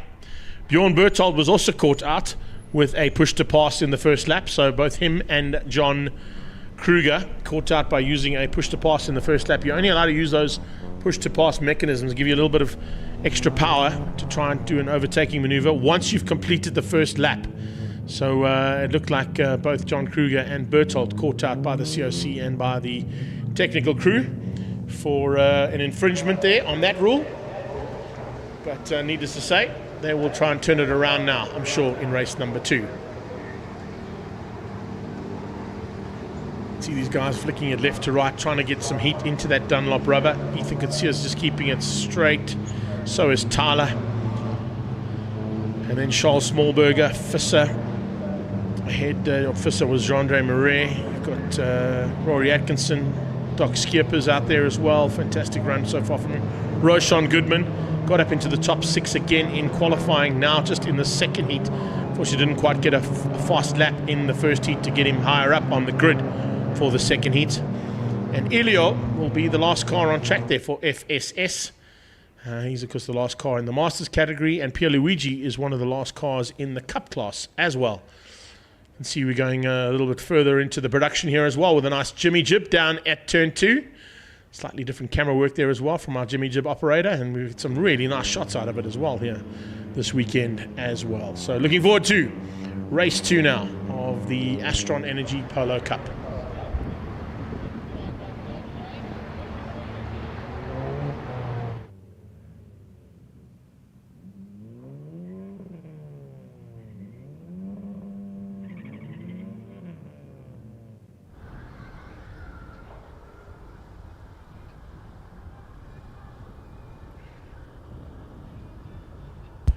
So as they come to the line, here we go for Astron Energy Polo Cup Race number 2. And it's Nathan Victor for Summit Racing on pole position. Mo Karodia for Lee Thompson Racing, Fos 5 Motorsport is alongside him. Team Red Racing and Renegade Racing's Jason Newsmore, race 1 winner, is behind the pole man. Behind the second place car is Ethan Kutsia for JRT. He'll be looking to try and come through there. And then Tyler Robinson looking to try and possibly get up onto that podium for the first time overall in a race. The young lady certainly looking to emulate her mentor, Tasman Pepper, to try and make it a victory for the ladies in this category. She's certainly not too far off that one. Lights on. And we're racing as they go off. Good start in the background there as well, as you can see, trying to get through there on Rory Atkinson. The man just behind Rory Atkinson was Bjorn Bertholdt. He tries to squeeze through there, and then Nirav Singh in the Kyle Army exhaust car goes side by side with Mussolini down into turn 2. Jason Loosemore follows Mo Karodia through turn 2 and into third place. He sneaks up and hangs on to that 3 spot ahead of Ethan Kutsia as they head down in towards turn 3. We watch the Masters start. Red Racing Machine tucks in behind that Sabertech car of Smallberger, and then it's Chris Dale in the Puma Machine who slots into third place. The Cup class go through turn 4. Bit of chopping and changing there between Jean-Andre Marais, and in the mix there is Fisser. Here comes Rory Atkinson on the inside of the both of them as they head up towards turn 5 and under brakes for the first time to the top of the hill. Atkinson squeezes through and gets ahead, chopping down Marais into one position further back. Fisser up 1 place on Atkinson behind Charles Smallberger in the first of the Sabertech cars. But it's Nathan Victor who leads out. Mo Karodia in second place, Loosemore's third. Ethan Kutsia losing a little bit of ground. Here comes Nirav Singh on the inside of Roshan Goodman. Kyle Army exhaust man makes a big move there on the 4th car out of Team Red Racing, and the Mzansi Motorsport man gets dropped to the back of the pack. Sizanani Plastics Machine is Bjorn Bertholdt. He's looking to try and get a little bit higher up there, maybe get through there on Jean-Andre Marais and Rory Atkinson. Fisser now trying to get on the inside of Smallberger, who opens up the door. Fisser's got to push to pass. That might be a chance to use it, and he does. He uses the push to pass and gets through there on Smallberger and moves himself up into the top 6. Masters in third at the moment, and it's Wayne Masters looking to close down on Smallberger, and John Kruger in the front of the Masters category. Top end of the Cup class, somebody running wide. Was that Tyler? Tyler ran onto the dirt slightly, yes. Fisser might make her pay for that. Carl Fisser might get through there on Tyler Robinson as she ran slightly wide, and here comes Smallberger along for the ride as well. Charles Smallberger trying to drive around the outside. Yeah, Tyler got ruffled there big time by the boys, and she drops down into the clutches of Rory Atkinson. A little mistake there from the young lady, just running wide out of turn 4, putting some wheels on the dirt. As Dunlop's crying out, saying, listen, we like to be on the black stuff, not on the dirty stuff. And she loses some ground. So drops from what was 5th place down to 7th. Across the line and complete another lap in anger here. And of course, race 2 is a 10-lap affair for the Astron Energy Polo Cup. Nathan Victor continues to lead out over Karodia. Karodia ahead of Loosemore, who hangs on to the back end of Mo Karodia. Looking to maybe pounce a bit later on. Remember, Loosemore is on pole position for race number 3, the last race of the day. So he'll be concentrating on that and thinking about consolidating points, as maybe not fighting too hard just yet, knowing that he's got the pole position wrapped up for race 3. And he's won from there already today. Jean-Andre Marais, third of those Team Red cars now onto the back end of Rory Atkinson, the rookie to this class. I say rookie to the class, but definitely not a rookie to any form of polo racing in his career. He spent a lot of time at the front end of Volkswagen Challenge and is a multiple champion in his own right there. But now he's having a baptism of fire here in amongst the Cup category competitors. Good move there from the dock. Nice move from Hannes Fisser, squeezing out Berthold and dropping him 1 place back. Mo Karodia from Fast 5 Motorsport and Lee Thompson Racing, looking for a way now to get ahead of that Summit Racing Polo of Nathan Victor. Victor soaking up the pressure, but the pressure is definitely on here, that is for sure. See just how difficult it is to try and make an overtaking maneuver here at Zwartkops. The polos are so evenly matched, and even with those push-to-pass mechanisms, there's only a couple available, and a lot less to the top 3 in the championship as well. Remember, they get 1 less than everybody else out there. So the chess game has to be played to perfection. Mussolini trying to come back now and find a way through on Bjorn Berthold. Late braking into turn 4. You can see those tyres squealing for grip as they head into turn 4. Mussolini's on the inside of Nirav Singh now. Nirav Singh on the Kyle Army exhaust polo trying to find a way past on the FSS car, and Roshan Goodman's coming along for the ride. Goodman now side by side with Nirav as they get to the top of the hill there, and the Kyle Army exhaust car is going to lose out. Yes. Mzansi Motorsport, an upward spiral car, moves up one place. Down towards turn 8 go the leaders, and it's still a bit of a gap now. In fact, there's a bit of a bigger gap that's opened up between Karodia and Nussmore. Jason Nussmore, probably considering the fact that there's 3 races, wants to consolidate points as opposed to risk anything right now after taking the first victory. He can see that both Victor and Karodia might have a bit more pace on them compared to the car that he's got underneath him at the moment. But he's trying to also fend off the attack coming from Ethan Kutsia. Mussolini, Goodman and Nirav Singh down into turn 2. Roshan trying to get back at Pierluigi, but Pierluigi hanging on for now. Leaders head towards 4. Top 2 are now pulling slightly away even more from Jason Nussmore in 3rd place. Barbaglia hanging on ahead of the Energia FSS machine there of Wayne Masters. That's going to be Ferro that he's fighting with there, not Masters. Masters a bit further up the road. So Luigi Ferro and Chris Dell fighting with Masters. So yeah, so a little bit of a change up there. 2 cars on the similar kind of vein. Nice to see that as well as they fight so hard at this stage of race 2 of the Astron Energy Polo Cup. Oh, Atkinson's off. Industrial Petroleum car unfortunately out at turn number 6 and parked in the kiddie litter there. It's in a dangerous place, but he might be able to get that car out under his own steam. Carl Fisser in 5 at this stage, trying to find a way through here on both Ethan Kutsia and Jason Nussmore. Jason Nussmore soaking up the pressure from these 2 youngsters, but Nussmore in 3rd place is not where he wants to be. He's got to be maybe 2 positions higher up if he can, as Victor and Karodia are getting away from him. Nathan Victor and Mo Karodia, I can tell you right now, are in a fight of their own. There's not really an answer. The Industrial Petroleum Polo is stuck on the side of the circuit. Rory being told possibly to wait in his car. Are they going to try and put a safety car out here? Because that car is in a dangerous place, and I think the safety car board's out. Yes, safety car has been deployed. So the safety car unfortunately had to come out there with the position that Rory's car was parked. So what that's going to do here, of course, is going to bring the field back into contention. So safety car is waiting down at turn 2 to pick up the leaders, which at this stage is Nathan Victor and Mo Karodia. But what that's going to allow is now, of course, Jason Nussmore to close right onto the bumper of those 2 cars that had opened up about 1.5 second lead over the man in 3rd place. This is played right into the hands of Jason Nussmore. And of course, in the closing stages here under safety car, we still have, by the looks of things, I think it's still 3 laps to go there, Paulie. I'm sorry, my monitor's off, so I can't tell you how many laps are left to go here. If you can just whisper in my ear if you've got it. But it looks like there's about 3 or 4 laps to go still in this one, with the safety car now being deployed. What you'll find, they've done 6, so it's 4 to go. 4 to go here for these guys. They're going to get that recovery vehicle across the road as quickly as possible, and Rory Atkinson's car out of harm's way as fast as humanly possible there for our Zwartkops / Kyle Army marshalling team that now combine themselves for duties at both of the circuits up here in Gauteng, and also do a huge amount of work at Red Star Raceway as well.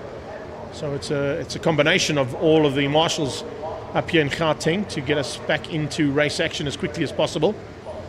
Nathan Victor, Mo Karodia and Jason Nussmore now going to bunch up and get a lot closer. It's also going to allow Ethan Kutsia Fisser and Charles Smallberger to come under threat. There's a very good chance that Tyler Robinson will try and use this to her advantage.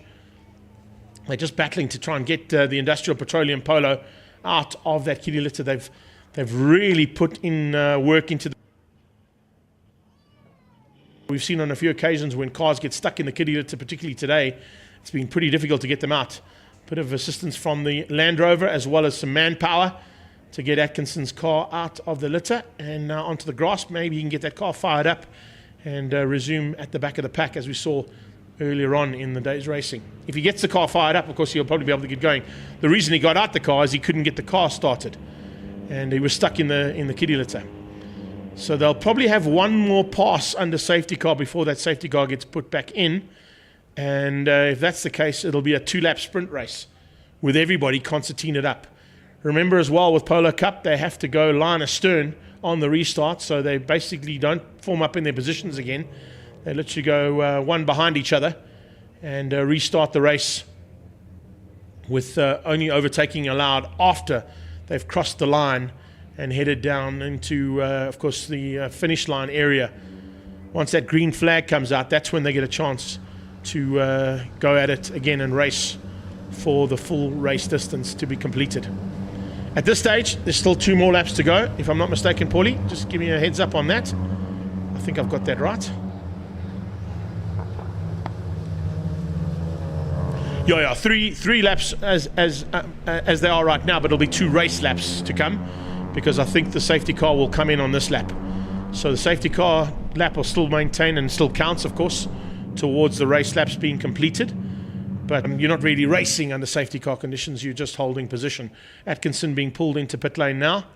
I'm sure they'll get that car sorted out and back on track for race 3, our final race of the day here at Zwartkops, and round 3 of the Extreme Festivals. Round 3 of the Astron Energy Polo Cup as well.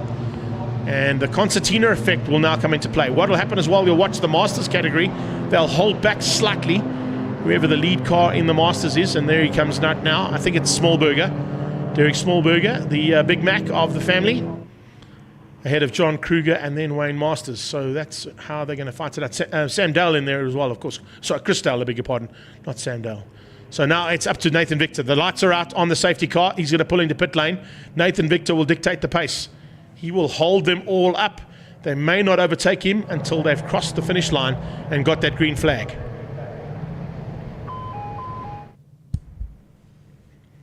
Two laps of race action coming away now for Astron Energy Polo Cup. And the restart after the safety car. We'll see Nathan Victor try and get the drop, and he's got it. He's got a small advantage there, but Jason Loosemore is right on Carodia's tail. Will he be able to capitalize here? Loosemore on the back end of that Fast 5 and Lee Thompson Racing Polo, and the Team Red and Renegade Racing Polo is now looking for a chance to possibly squeeze through. Tyler Robertson didn't quite have the start she wanted. She was hoping to try and get ahead there of Smallberger, but didn't make it stick. It's Nathan Victor who caught them napping. He's pulled 2-3 car lengths on the restart. Jason Loosemore trying to get through there on Carodia with 2 laps to go. Has he got enough pace there to try and get through there on that Lee Thompson Racing and Fast 5 Motorsport Polo? Doesn't look like he's got it. He's pulled another bit of a margin there, but he's also pulled a slight margin over Ethan Kutsia for 4th. Kutsia also just caught napping slightly there off the start. But Nathan Victor timed it to perfection. It looked like he was going for a last left-right flick to get some heat into the rubber, and he just dropped the hammer. And they were all caught napping there by Nathan Victor. Victor's going to take a victory here and share the spoils with Jason Loosemore. And so far, that's been what's happened the entire race season. It's been 1-for-1 between Nathan Victor and Jason Loosemore at almost every single occasion we've gone racing in polos. We've got a car off at the top of the hill. You can see lots of dust in the background there. So something must have gone wrong up at turn 5. We'll try and get an eye on that if we can as they start their final lap. Loosemore in 3rd, Kutsia in 4th. Has he possibly got enough here to close things down? Maybe have a last-ditch effort here at both Carodia and Kutsia. Has he maybe kept a push to pass for this last lap? Or did he use them all up earlier on in the race? There's a very good possibility, I think, that most of the top 6 have used their push-to-pass mechanisms to give them an extra 20 kilowatts of power to play with. Carodia might still have one in the bag. He's going to have a look to go up the inside here out of turn 4. Mo Carodia closes up on that Summit Racing car of Nathan Victor. Loosemore's coming along for the ride. Carodia is very good on the brakes here up at turn 5. Is he good enough to get through on Victor? No, he's not. He has a look, though. Oh, he had a big look there, in fact. Didn't quite get up the inside there to make it stick, but oh, it's so close between these 3. Brilliant race action here to wrap up the second heat of Astron Energy Polo Cup. And as they come out of turn 7, it's 1 corner to go. Kutsia's going to hang on for 4th and keep out Smallberger by the looks of things, as well as Visser. And Carodia goes defensive. He's not going to give this up to Jason Loosemore. Victor gets the second victory. It's Carodia from Loosemore for the top 3. And what a run there from Kutsia to keep out Visser and Smallberger. Tyler Robinson with that small mistake halfway through the first part of the race. Unfortunately dropped her from 5th place down to 7th. And the young lady is going to have to try and come back in race number 3. Jean-Andre Maria will finish up in 8th place, beating out Hannes Skippers and Roshan Goodman. And what a good run there as well. Derek Smallberger wrapping up a fantastic effort in the Masters class. He will win out in the Masters category there for the Sabertech team. So that wraps up our second heat of Astron Energy Polo Cup. And what a way to finish it up there as well. So it's 1-for-1 again between Loosemore and Victor. Can you believe it? And we still got one more to go. Who's going to have the advantage by the time we finish up that third and final heat? Because the 3-race format definitely gives a chance for someone to get that advantage and take the lead of this championship. That's why they went with a slightly different format here at Zwartkops for round 3 of the championship. It's good stuff, as always, in Astron Energy Polo Cup. And it's always good to see an opportunity for these youngsters and masters to go at it and put on a show in front of a really big crowd here at Zwartkops.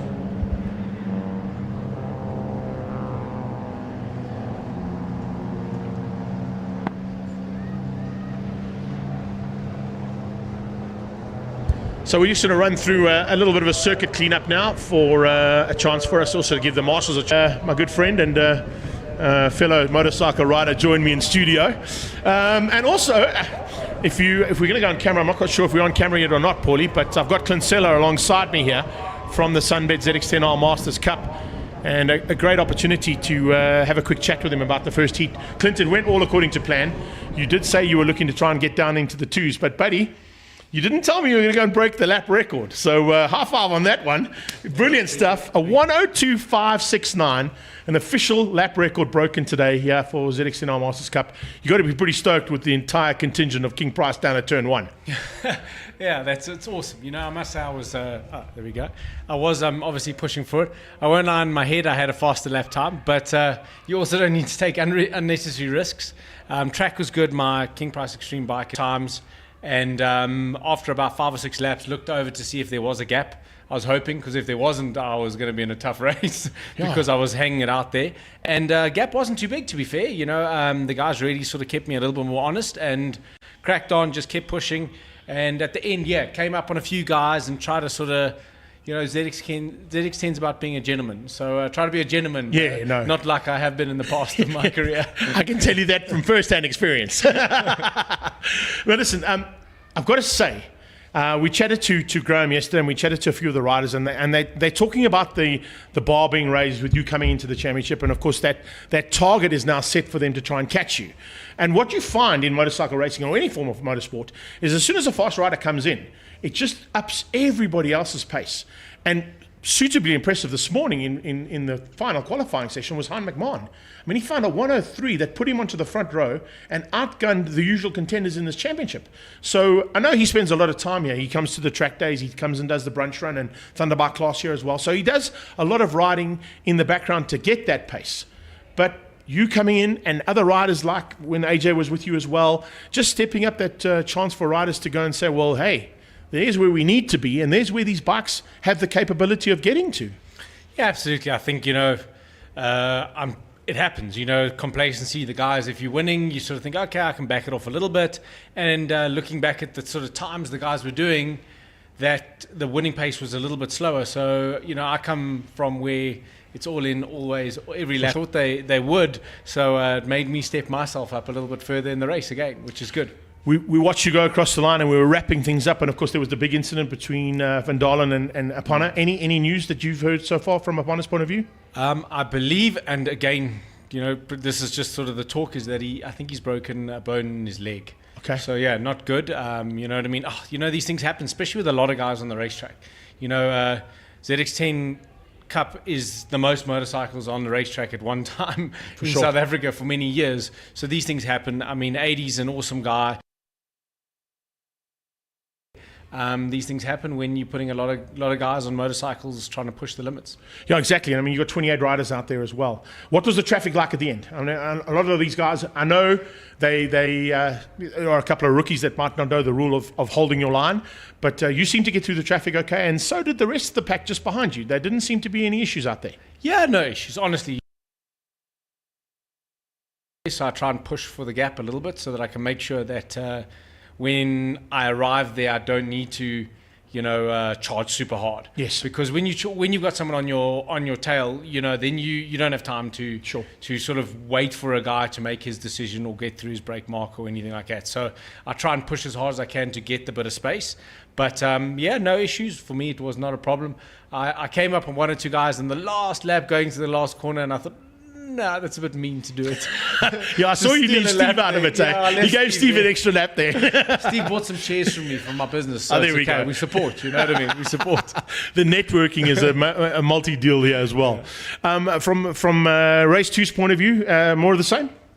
Yeah, absolutely. I don't think we're going to make too many changes. I think Steve might want to make one or two little changes, but again, the temperature is going to drop a little bit later. So we need to bear that in mind, and that's probably going to bring a little bit more grip, because for sure I was sideways there in a lot of places. But I think that the setup we have is probably based more towards a little bit colder. And just put the head down and get the job done for the day, and then we can relax. Okay, well, awesome stuff. Thank you so much for joining us. And once again, right, 102.569, brand new lap record. It's Evil Knievel who's got it now, so in the record books, and we look forward to seeing. Oh, I don't know. I think we might get a 102.3 out of you at some stage, eh? I'm looking forward to that. Low 102s is what we're looking for here, that's for sure. But that wraps up a quick chat here with Clint Seller. And once again, congratulations on the win, and keep up the good work, bro. Thanks for Love your work. Appreciate it. There we go. So we got a small break in proceedings right now as Clint makes his way out the studio. Thank you so much, Clint, for your time, buddy. Always appreciate it. And of course, Mr. Seller here, also in the background. Great to have a quick chat there with Sheridan too. But we also got a bit of a break in proceedings right now to give us a chance to Rookie Cup.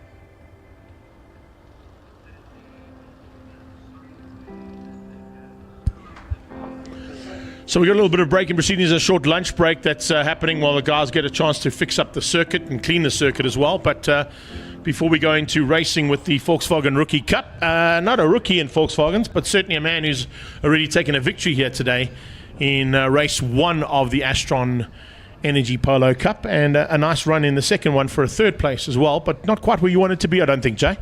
Yeah, Greg, thanks for having me. Race 1 was good. We would like to have another win in race 2, but we take the points. That's all that matters right now in the championship, is getting enough points to make sure that at the end of the year we can throw caution to the wind. What I saw in race 2 was you didn't quite have the pace of the first two, and you let them get away and you kind of held back. And I think the consolidation side of things was going through your mind. But then when the safety car came out, Jason Loosemore's mind changed slightly. To be honest, in the first half of the race, they just pulled away. They had more pace than me. So then I was just conserving the tyres, hoping a safety car came out, which it did. And then I was like, yes, second chance. Didn't manage to pass them, but I had to push the pass left, which brought me close to Mo. And yeah, I think we crossed the line, yes, very close, 0.1. Yeah, it was like literally 100th or 10th of a second between the two of you. What it has done, though, is it's resumed the battle between yourself and Nathan. It's 1 for 1, like it has been at every single round so far. But with one extra race at the end of the day now, there's a chance now for you to possibly go and extend the lead that you picked up yesterday after a super qualifying and Super Bowl. Yeah, I was just talking to Charles now. He's starting last in race 3. I think that's 12th or 13th position. So for him to come through is going to be a struggle. So once again, it's just throwing caution to the wind, scoring as much points as possible, and seeing the flag at the end, which will help us in the end. Jay, not a lot of people realise you're actually fighting for 2 South African championships, leading the 1600s at this stage in the oval track too. Quite a bit of pressure, but I think being in the team that you're in, both with Renegade at the ovals and with Team Red here at Astron Energy, it certainly helps to have that support in the background, eh? Yeah, leading the Hot Rod Tour and leading the Polo Cup Championship currently. But as Rassi says, pressure's a privilege, so... depends how you take it, and that's what keeps us motivated, if there's no pressure, then you don't want it enough. You know what I love about going down to the pits and having a chat, particularly with your dad, is the stats that he keeps in the background, and I don't think a lot of people realize the kind of stats that can come out of racing when it's this close. Up until yesterday afternoon's Super Pole and qualifying session, the total race time between championship leader Nathan Victor at that stage and you was down to 0.100 of a second. So 100th of a second in total race time that you guys have completed, and splitting the championship by 1 point and 0.100 of total race time. That's how close it is in Polo Cup. Yeah, it just shows you the quality of racing that Astron Energy Polo Cup produce. And yeah, to do it, I heard the Astron Energy group is here, yes. So it's nice to put on a show for them and show them what we are about in Polo Cup. Yeah, it's fantastic, buddy. Well done, and good luck for race number 3. I'm going to ask your fellow winner to come join me in the seat alongside you from Greg. the Masters class. Come on in, yeah, cheeseburger. The Big Mac is in the house. Yeah, it's not the quarter pounder that's normally in the race car. But Dee, from your side, first race didn't quite go according to plan. There was a gift to you there from John, having used his push to pass in lap 1, and I don't think he realised that he used it. But it means that at this stage you're currently overall winner in the Masters as well, after taking race 2's victory. Yes, yeah, race 2 I actually won it. Race 1 I came second and I won it, because of the 10-second penalty that John got. Yeah, the second race really worked well. I think we got the car really sorted out. It actually ran pretty well till the end of the race. We normally with these cars, the tire starts out overheating. You know, by lap 7, you really struggle to keep it on the track.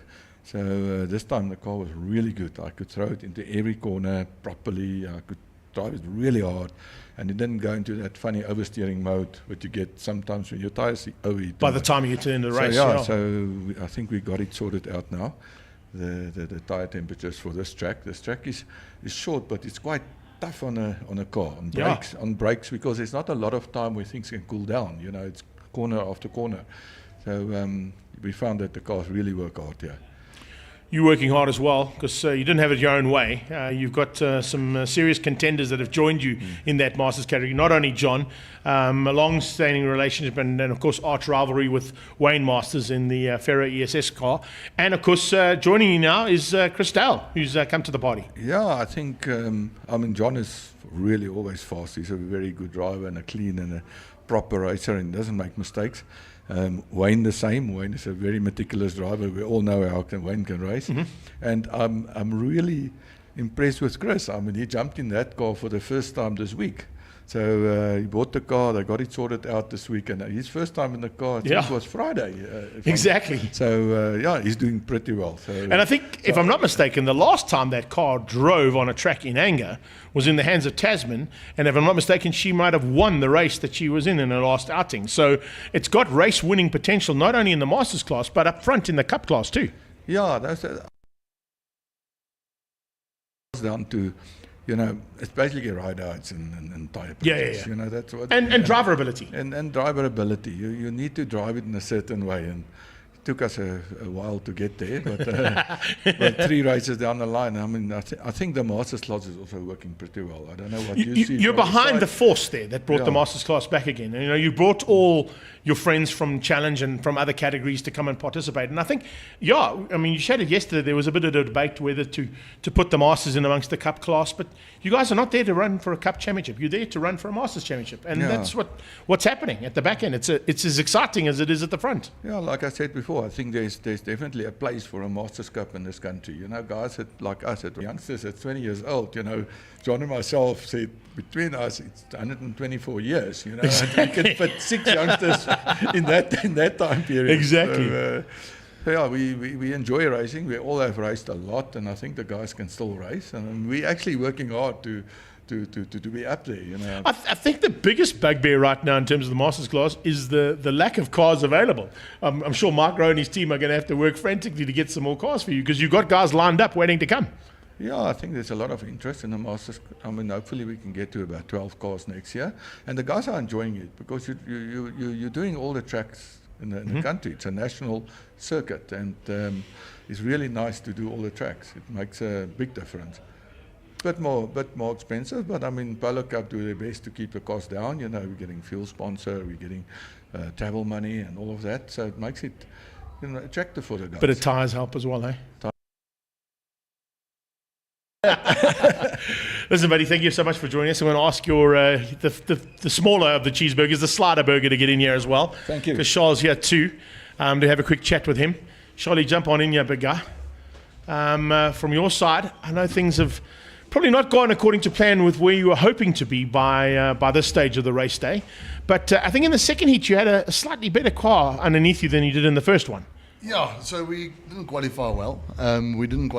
But at least we've made some progress. Yeah. So we're getting the car better. We made a mistake with the tire pressures yesterday, so that put me 9th on the grid, and it's quite difficult coming from 9th. But then I started 6th now, and I finished 6th as well. So last race going from 4th, so maybe we can do something from there. Okay. So let's see how it goes. So what I just said to D is the fact that the Masters class all on their own sim.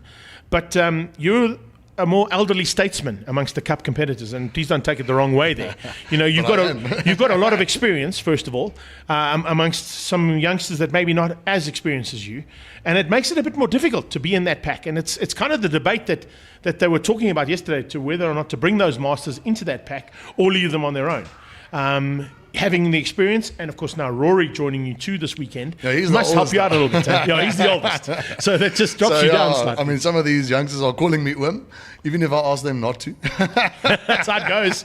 We had a funny story this weekend. Some of them are trying to grow moustaches now, and it's actually quite cute. So then I just thought, let me show them how to grow a real moustache. Yeah, let's get a real tash out there, little bar banger there for you. So that's the story behind the moustache this weekend. I don't wear this moustache every day. So you must appreciate it for what it is. That's what it's all about, you see. And it's not even Movember. We're not even close to Movember. Can you imagine what he's going to do then?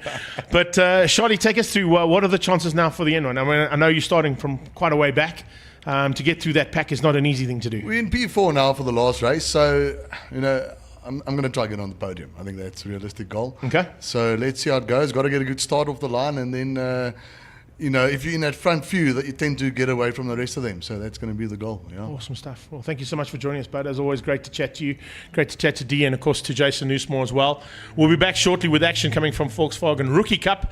They're about to get out on the track for the second half of the day's racing, and we'll be back shortly here from Zwartkops International World of Motoring and round 3 of the Extreme Festival.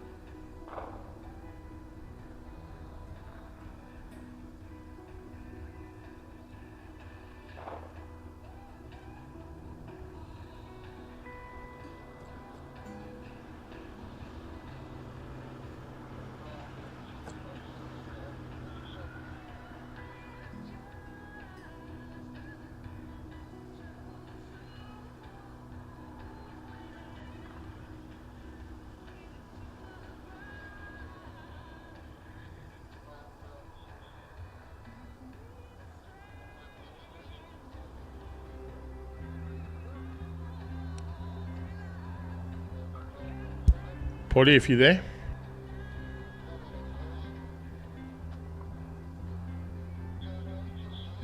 I don't want to broadcast, but if you can just let me know. I've got the corner screen.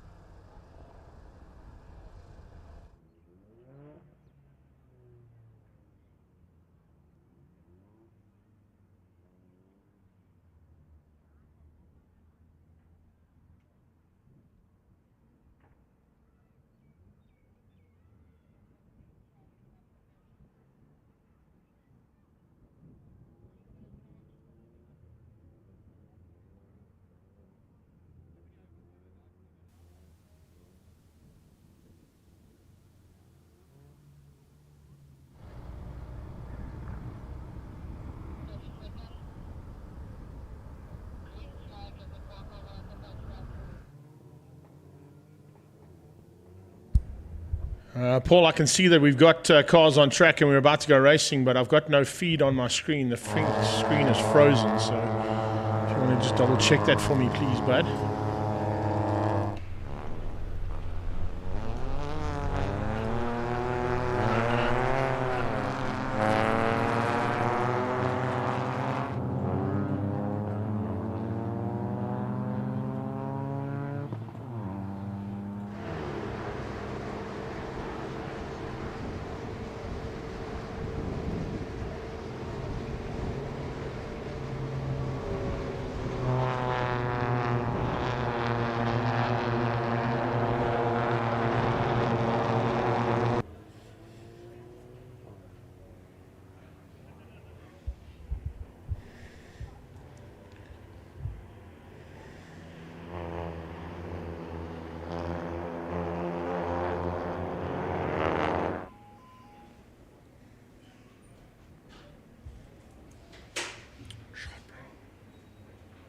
Thanks, brother. Shot on there. Appreciate it. Thank you so much.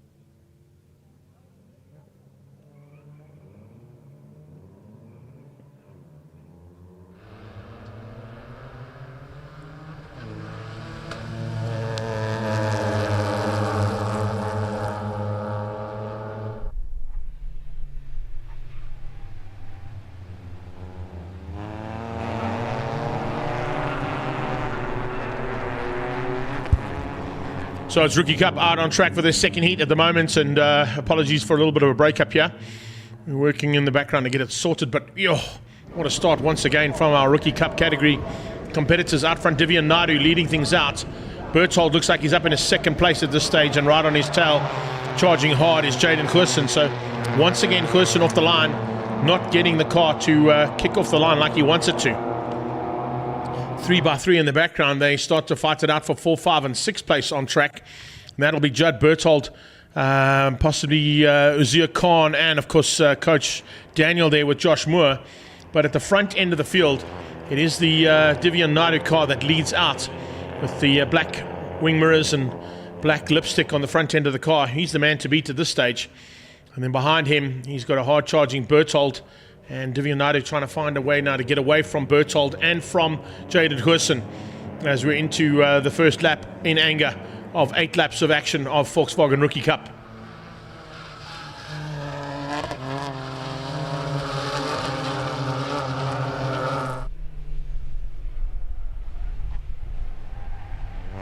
Down into turn 2, and Berthold hangs on to second place. But it's quite tight between himself and Jaden Gerson for the lead.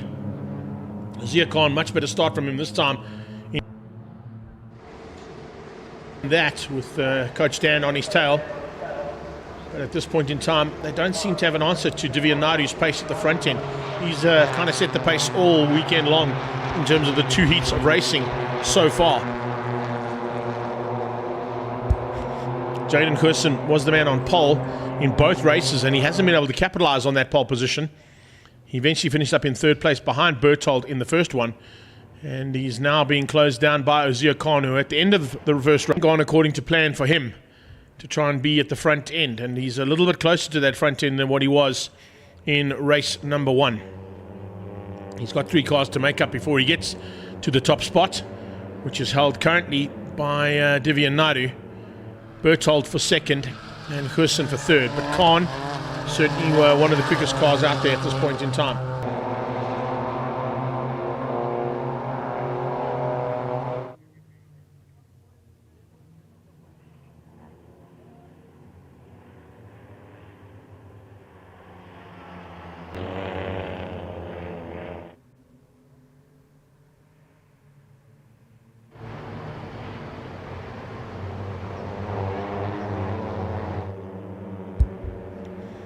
Another lap completed here as they come down into turn 8. Past the Volkswagen Driving Academy, and the Rookies Cup cars are in full flight. First 4 getting away. Josh Moore in 5th place, staying there with Coach Dan just behind him. The first 4 relatively evenly matched in terms of their pace on track and pace in the car and driver ability as well. But it is Divyan Naidu who's showing them the way around. Berthold in 2nd as he was in race number 1, and Goosen in 3rd, but Goosen having to fight off with Zia Khan. Khan a lot closer to Goosen than what he was in the first heat, and same thing can be said here from Judd Berthold's point of view, a lot closer to Divyan Naidu.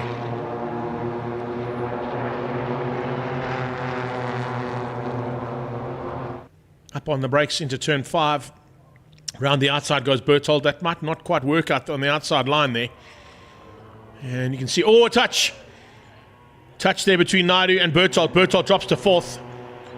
Goosen and Khan capitalizing. Looks like he might have gone in a little bit too hot then. Maybe a touch or possibly spinning out on his own, but Berthold unfortunately has dropped down to 4th place now and out of contention. So he was trying something around the outside of Divyan Naidu to find a way past, and it didn't quite work out for him. And Berthold at this stage now down in 4th place. And I don't know if he's got enough time in hand to make up the ground he lost there.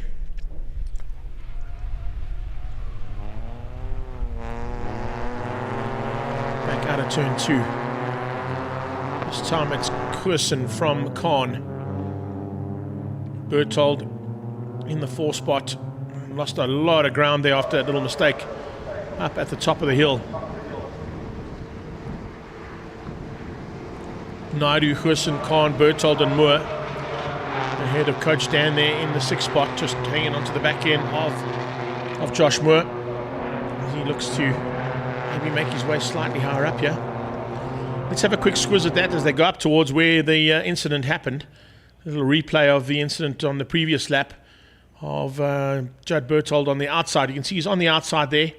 Yeah, I don't think there was any touch there between them. I think he just got a little bit too hot into turn 5 and lost the back end of the car. Managed to catch it though, good recovery, but it has dropped him out of contention for a podium, possibly, unless he can find something special here in the last bits of the closing stages of race 2.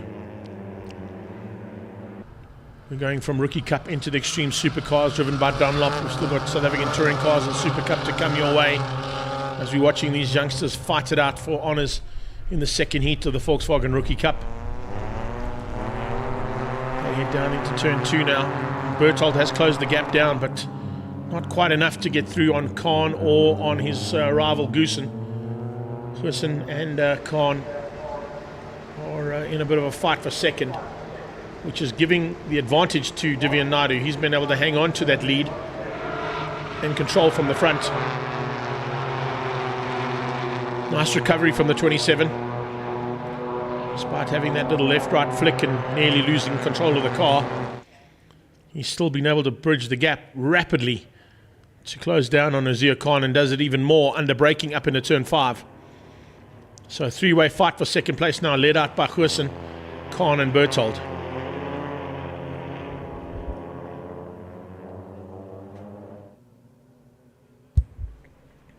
They head back down the hill towards the final corner and past the Volkswagen Driving Academy. Lots of support there today from Volkswagen and from Astron Energy, of course, one of the sponsors on one of the cars here in the Rookie Cup, but of course the sponsor of the Polo Cup category. Also assisting with the Volkswagen Motorsport team in Super Cup as well. So lots of support there at turn 8 for the current class on track. Naidu is the man to catch though, and no one's had an answer to him. He got off the line rapidly in race 1 and caught the 2 cars on the front row out, napping big time.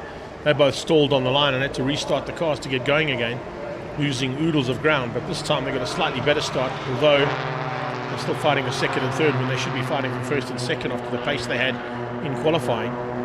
Josh Moore all on his own, some further back there with Danielson. Coach Dan in 6th place, putting the pressure onto Joshy. Part and parcel of the learning curve of this category, of course, is to have some seasoned drivers in the other cars around you to get you used to fighting amongst cars in a pack, which is what a lot of these drivers will do when they move up into the Polo Cup or other categories of racing if they decide to go the saloon car route.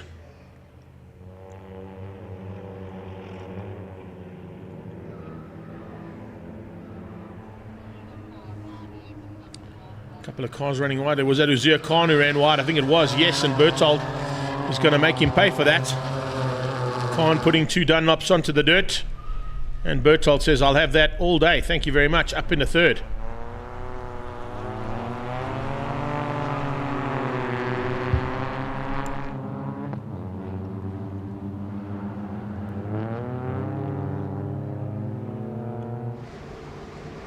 So it's Naidu onto the back straight ahead of Goosen. Uzir Khan now in fourth with Berthold sneaking through into into the third spot, I should say, as he comes into turn 4. Is Goosen going to have enough time here to have a go? Maybe spoil the day here for Divian for a double victory.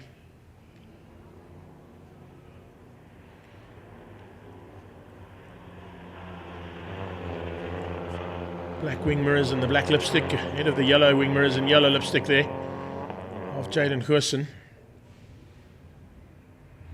And the whole colours there in third is Berthold, followed by the red rocket lipstick and wing mirrors of Uzir Khan. Flags out though, and there's not enough time for Goosen to have a go, so he'll have to set off a second, which he has to do with Divya Naidu taking the victory. Berthold hangs on for 3, and it's Khan in fourth. Josh Moore and Danielson both running wide in the last run across the line there. But Moore will finish up in 5th place, and Coach Dan in 6th on the tailpiece there of his proteges out in front. So it's basically wrapping things up there from Volkswagen Rookie Cup point of view. A double victory on the day for Divyan Naidu. A great run from Goosen in the second heat though to get up into 2nd place despite him being on pole. Not able to capitalise on that pole position was Jaden Goosen. And then 3rd place goes to Judd Berthold. He wins out over Zia Khan and Josh Moore.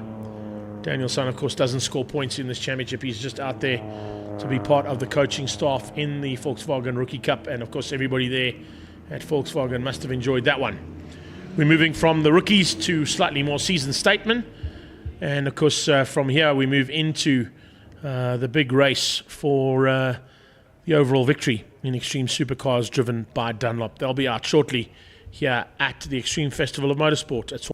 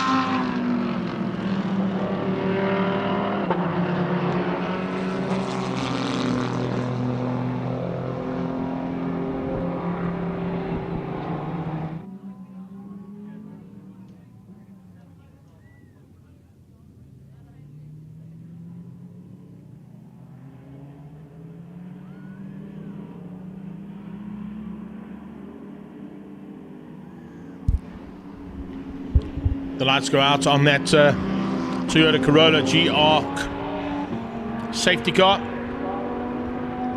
from Pretoria Toyota, handing pole position duties to Stuart White, his teammate alongside him there. How's that front row? Nice to see the Into Africa Mining Lamborghinis 1 and 2 on the grid, with Exo on his inside. Right behind him though will be the hard charging Jonathan du Toit and Arnie Neveling. Neveling will certainly look to change his luck around here in race 2 of the Extreme Supercars driven by Dunlop. Already putting pressure onto Exo around the outside of turn 2. And Jonathan du Toit comes alongside him as they head into turn 3. So we got Bulls 1, 2 and 3. The Lamborghini showing the rest of the pack the way around. 3 very fast Italians in the front end of the field, taking on 2 German-powered machines behind in the Audi from Bobcat and Goskell from Stradale Motorsport, and his stablemate in the Mercedes-Benz AMG. Charles Orange is trying to find a way back ahead of Arnie Neveling as they come out of turn 6. Behind that, Gianni Giannacaro, the lone G&H transport pilot out there this weekend. Although he is partnered, of course, with Ant Blunden in his dad's car. So Ant Blunden deciding not to climb into the Porsche, but jumped into the Audi R8 from G&H Transport. Back straight they go again. Exo still hanging on and keeping out the pack, allowing Stuart White to get away. So kind of doing the tail gunner's role, keeping Jonathan du Toit behind him, Arnie Neveling and Charles Orangis. Because remember, there are different categories of racing in this one. In the A+ class, of course, are 1 and 2 on track. GT3s are 3, 4 and 5 on the circuit at the moment.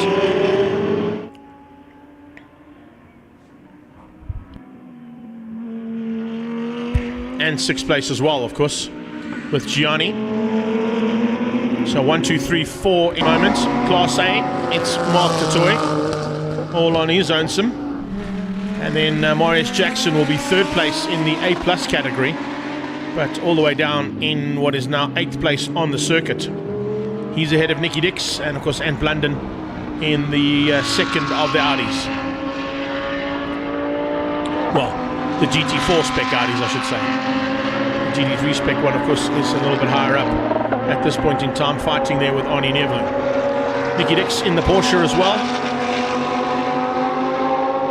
Nice little fight between Marius Jackson himself and Mark du Toit in the first heat. The fight at the moment is on here for 2nd place on track, 2nd place overall, but the lead also being attempted to be found here by Arnie Neveling in the GT3 class.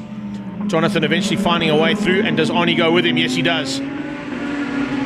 Ari trying to find a way on the inside of Exo as they go towards turn 1, and he got what it takes. Yes, he has. Zolila Latlaka now falls into the clutches of Charles Orangis. Orangis doesn't waste any time. Oh, and there's a tag. Orangis and Exo coming together out of turn 2. Orangis was on the inside line. He had the line, and Exo turned in on him. 2 of them coming together there, and the Lambo is now stricken on the outside of turn 2. So Zolila Latlaka won't be happy about that, but of course there was a big dive on the inside coming from Charles Orangis. He tried to go defensive. The 2 of them touched and eventually ended up T-boning. So Orangis got going again, but he fell behind Mark du Toit in the Paget Racing and Stradale Motorsport Alpha Lamborghini Trofeo, I beg your pardon.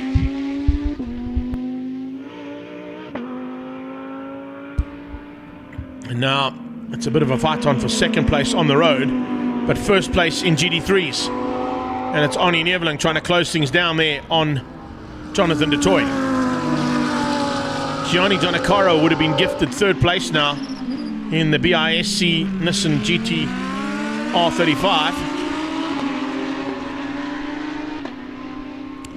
Let's have a look at that action down into turn 2 then, Paul, if we can, on the replay. You can see Orangis is committed to the inside line there for Stradale Motorsport, and he tags the inside of Exo's car. The 2 of them tag again as the Exo rolls off the track. Charles fires the Mercedes-Benz up again and gets going again, loses out of position.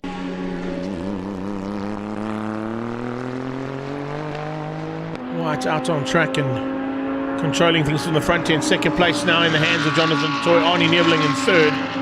Long way back to Gianni Giancarlo in fourth, but it's third in GD3s there for Giancarlo. At Bisk Logistics Machine. Also out of Stradale Motorsports Preparation Stable. In the hands of GG. Looks pretty good, but no one looking as good as what we're seeing from the Into Africa Mining Lamborghini. Stewie White, of course, has completed 6, have still got 9 to go. Already down into the 59 ones. We saw 58.8 out of him in race number 1, so Stewie White certainly knows what to do in this race car to make it go fast. Jono and Arnie on the cusp of breaking that 60-second barrier around here. 100, or a 1 minute .033 and a 1 minute .296 for Arnie Neveling.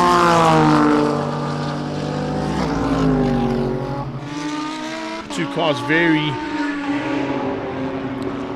very close to going under the 60-second bracket around Zwartkops.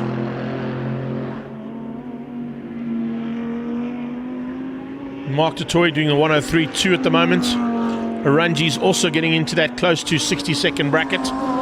He's got down to a 1 minute .649. Inside line, and Blandon moving out the way, giving him some room. No worries at all there for Stewie, he just goes past. Doesn't really have to fight for track position or for a chance to squeeze through without any risk. He's got a lot of room in hand, almost 10 seconds up the road from Jonathan Dutoy, so Stewie can take his time through the back markers, and he probably will. As I say that, even with that back marker in the way, Stuart White now down to a 58.9. 58.981 for Stuart White in the Lamborghini Huracan.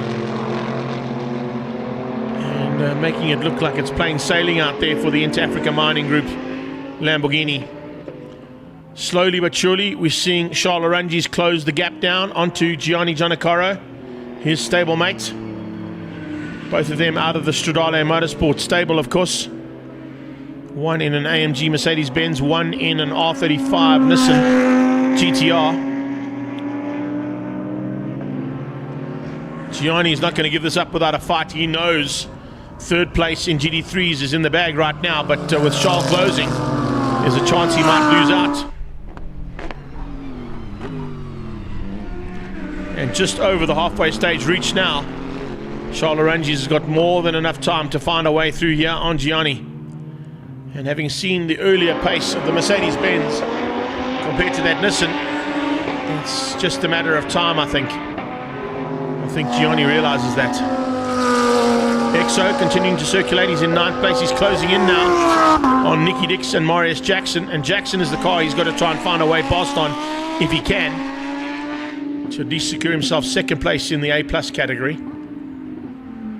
So he'll certainly look to try and find a way past on Jackson and at least get himself up into 2nd place in the A+ category.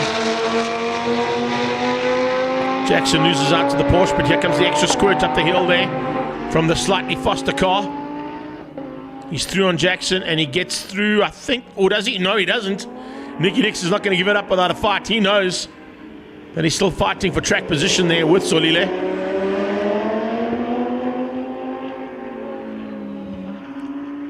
Solile will dive on the inside into turn 8. Will Jackson go with him? No, he doesn't. So the Lambo eventually gets through on the two tail enders, fighting for honours in their own classes respectively.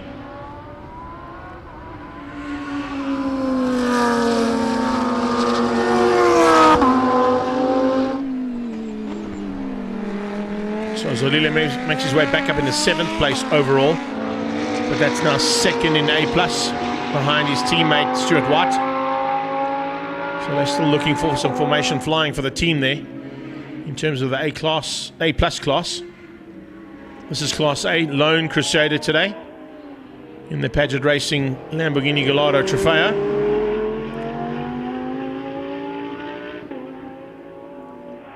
Paget Racing, Stradale and Trans-Africa Racing combination here of Mark du Toit.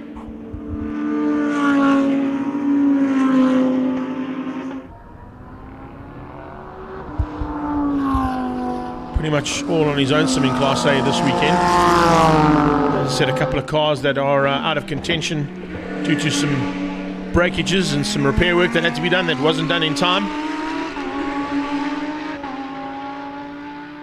Need to say, still some great action in the Extreme Supercars driven by Dunlop. Blunden at the back. This time they've got his number right. He's in 511 as opposed to his normal 77 car. And now back markers could come into play here for Arangis. So it's the Bisc and Stradale Nissan R35. Here comes Arangis though into turn 8 and sorts it out. Makes his way up now into 4th place overall and 3rd in class.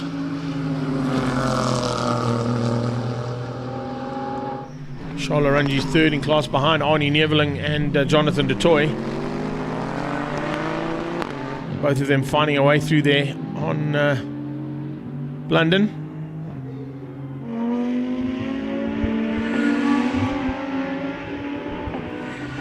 $12 down and 3 to go now for Stewie White as he crosses the line again.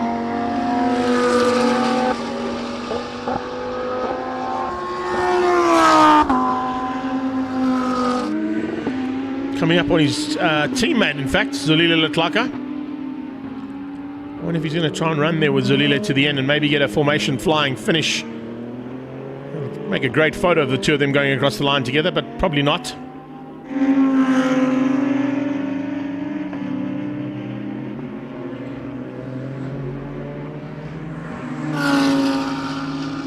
Gianni looking to try and stay with Shaw, but just doesn't have the same grunt as that AMG. Take nothing away from the Bisc car. It's a very, very good race car. And I believe there might be another one coming along pretty soon as well in the hands of Rekard Ritz. Hoping that he gets that car sorted into race trim in the not too distant future.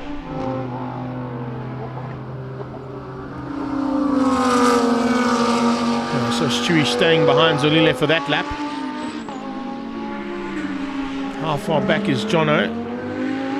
He's going to have to just be wary about that. Can't stay behind Zolile for too long if Jonathan du Toit starts to close that gap down. But it's 13 and a half seconds, so doesn't really have to worry too much about it.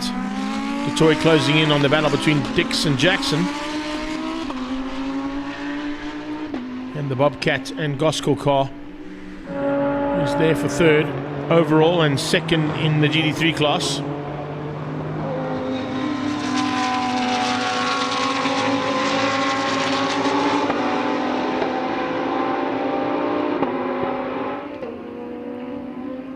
Du Toit makes his way past Nicky Dix, tucks in behind Jackson.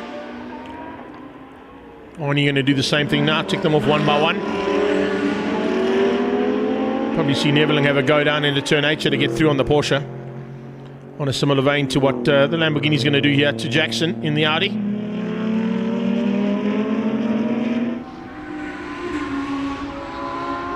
Two R8s now in the middle of this little battle.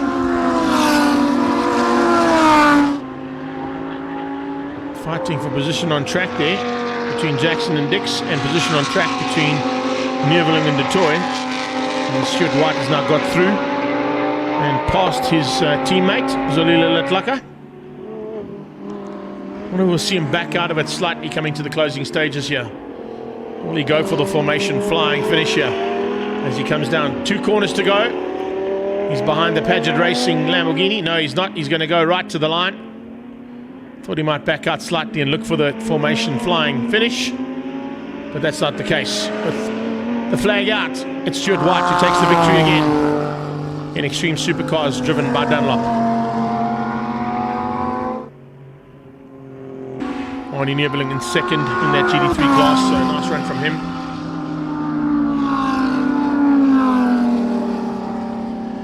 And Mark du Toit, who crossed the line just ahead of them there, will take Class A. So A+ goes to Stuart White.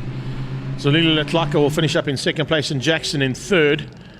And it's Charles Arangis coming to the line now, who will get 3rd in the GT3 class behind Arnie Neveling And Jonathan Dutour, your eventual victor there in the GD3 category. And Blunden takes Class C, Nicky Dix takes Class B, and Class A goes to Mark Dutour in the Extreme Supercars Race 2, driven by Dunlop. Up next, we're heading into the South African Touring Cars and Super Cup class for their second heat of 12 laps. We'll be back shortly here at Zwartkops International World of Motoring for round 3's continuation of the Extreme Festival of Motorsport.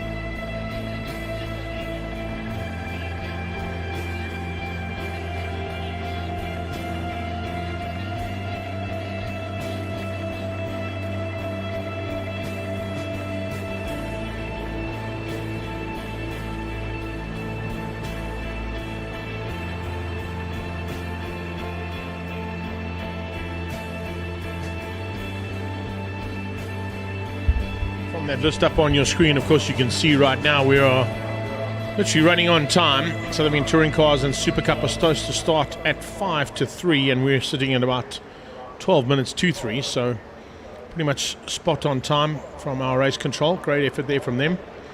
We've still got Gazoo Racing SA Cup to come for another 8 laps of action. Investchem Formula 1600s with another 10 laps, and the Sunbet ZX10R Masters Cup with another 12 laps of two-wheeled action coming your way later on this afternoon. And then we wrap up the day at about 25 to 5, hopefully if it stays on track and stays on time, with a 10-lap Astron Energy Polo Cup Race 3. So that's still race action to come your way. 5 more heats of race action. And in a few moments' time, we'll be on track with the SA Touring Cars and Super Cup category combined.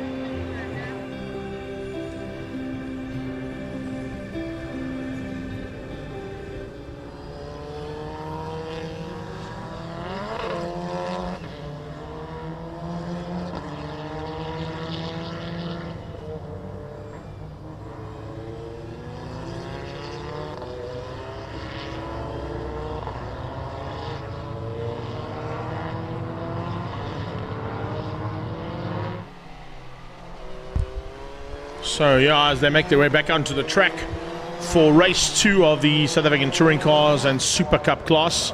News just in coming from Tiny's pit box down in Cape Town. He's getting information, of course, fed to him by Tate Bishop, a car that he supports, saying that the car was overheating slightly in race number 1. So hopefully they got that overheating issue sorted out now for race 2. But remember, the important factor, of course, with race 2 is the inverted grid.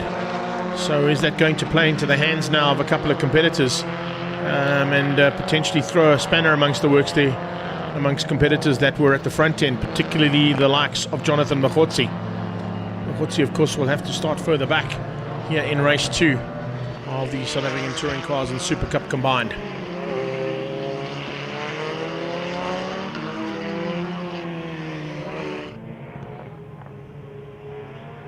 So sending them around at the moment to get them all sorted out for race 2. Looks like it's going to be Andrew Schofield in the Sapphire BMW, the second of the Investchem WCTT BMWs, who will be on the front row, and he'll start in pole position. Incredibly, alongside him will be one of the fastest youngsters in this category, and certainly a man to watch out for in the future, in Anthony Pretorius, running for Bucketless Racing and OMP. He, of course, from the Fast Developments team, will definitely be looking to try and get through and be the lead Toyota on a similar vein to what Natyam Samanga was able to do in race number 1. Then it'll be Julian van der Walt alongside Saud Variawa. Saud Variawa will be ahead of his 2 teammates and of Robert Volk. So the back end of the field now in the South African Touring Car Championship will be made up of race 1 winner Natyam Samanga. Can he do anything about trying to come through this field? Not always easy to do from the reverse grid, because it makes it a bit more difficult for these drivers, but of course it gives you the challenge of race strategy coming into play. If you're not at the front end of the class at the end of race number 1, you might back out and sort of give yourself a chance in race 2. Not that Schofield or Pretorius backed out in any way, but they've definitely been gifted an opportunity now to be on the front row, on a similar vein to what looks like Jason Campos has been given there in race 2's pole position for the Super Cup class. Super Cup is also going to be just as exciting, watching the likes of Keegan Campos and Jonathan Mahotsi come through the field. They'll be trying to find a way through there on Visser, on Tate Bishop, on Keegan Campos, and see whether or not they can find a way to the front end. It's not the entire field that's, of course, inverted. That would make really interesting racing, particularly in the Super Cup class. But nice to see that they do keep this rule of the inverted grid for race number 2.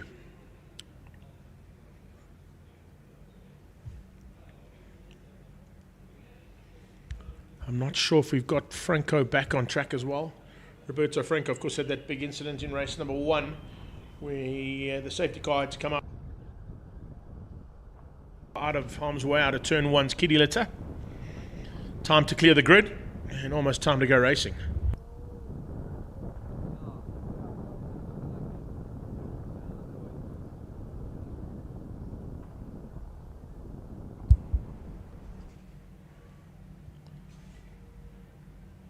So safety car will roll. It'll bring the South African touring car field up close and personal just before it peels into pit lane. Hand the duties over to Andrew Schofield, who I think, if I'm not mistaken, this will be his first attempt at a pole position start in that BMW. He hasn't started from a pole position yet, if I recall correctly. So that'll be the first time that we see the Sapphire BMW from WCT and the InvestChem team on the front row. And if he can get a start like that, he'll be very happy.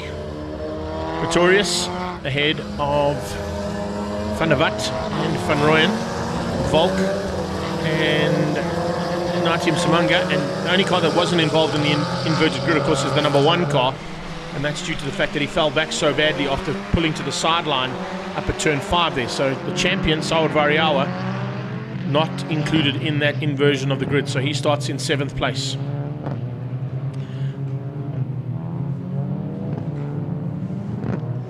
Natyam Samanga, I'm getting news in my ear, also getting a 30-second penalty for a jump start in that first heat, so that's also one of the reasons why he was not at the top end of the revised race results earlier on, although he won the race pretty comfortably, outright actually.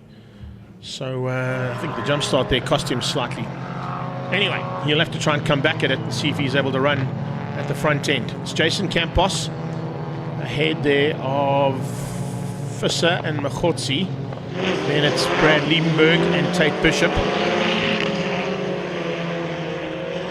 As the pace car will now peel into pit lane, they'll now form up into the South African touring car grid. And grid formation is, of course, the rule of thumb. So it's Andrew Schofield who will now dictate what the acceleration rate can be from here until the lights go out. You maintain and accelerate, you may not accelerate until those lights go out. So Schofield holding them up there. And the lights go out and he drops the hammer and he tries to get the whole shot, but Pretorius has got him matched on the inside line. Anthony Pretorius forcing the BMW onto a wide line through turn 1 as we watch Super Cup heading towards turn 1 as well. It's Pretorius who holds shots. Round the outside comes Michael van Rooyen into second place, and then Schofield into third.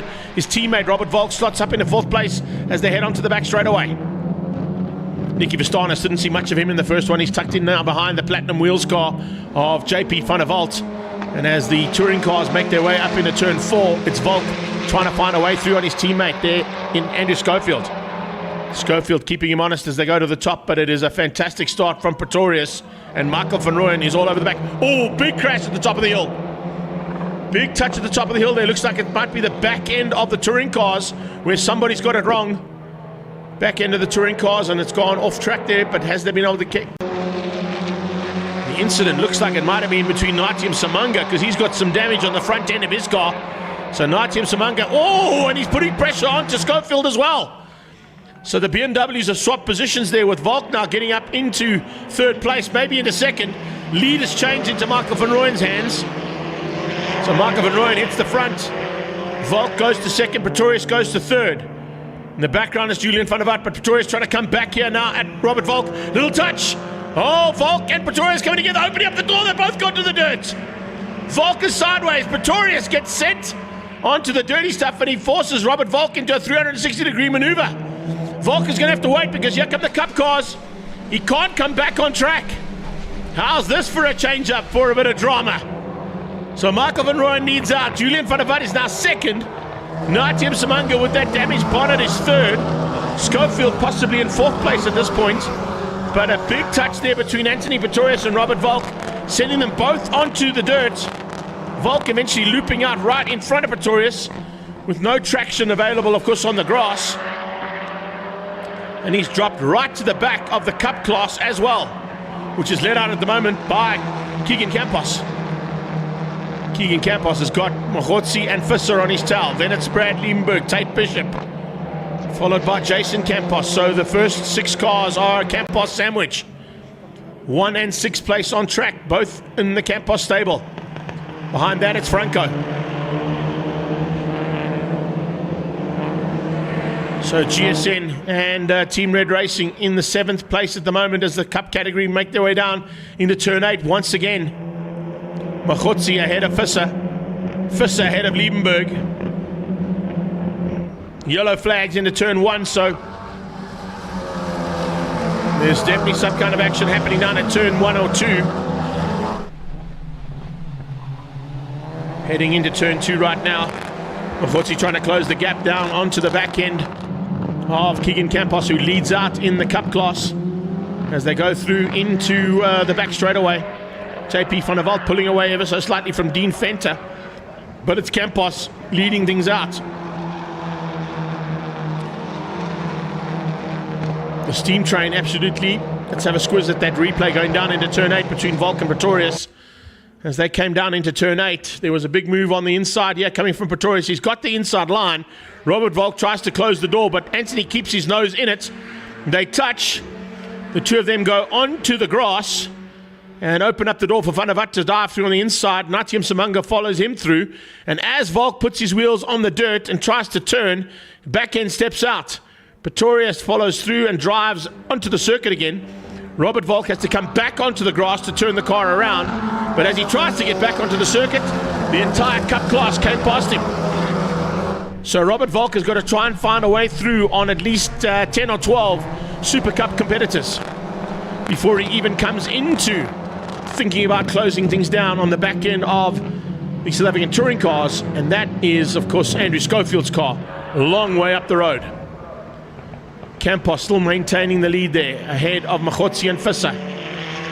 It's Michael van Rooyen who's clean and clear out front, ahead of Julian van der Walt and Natyam Samanga.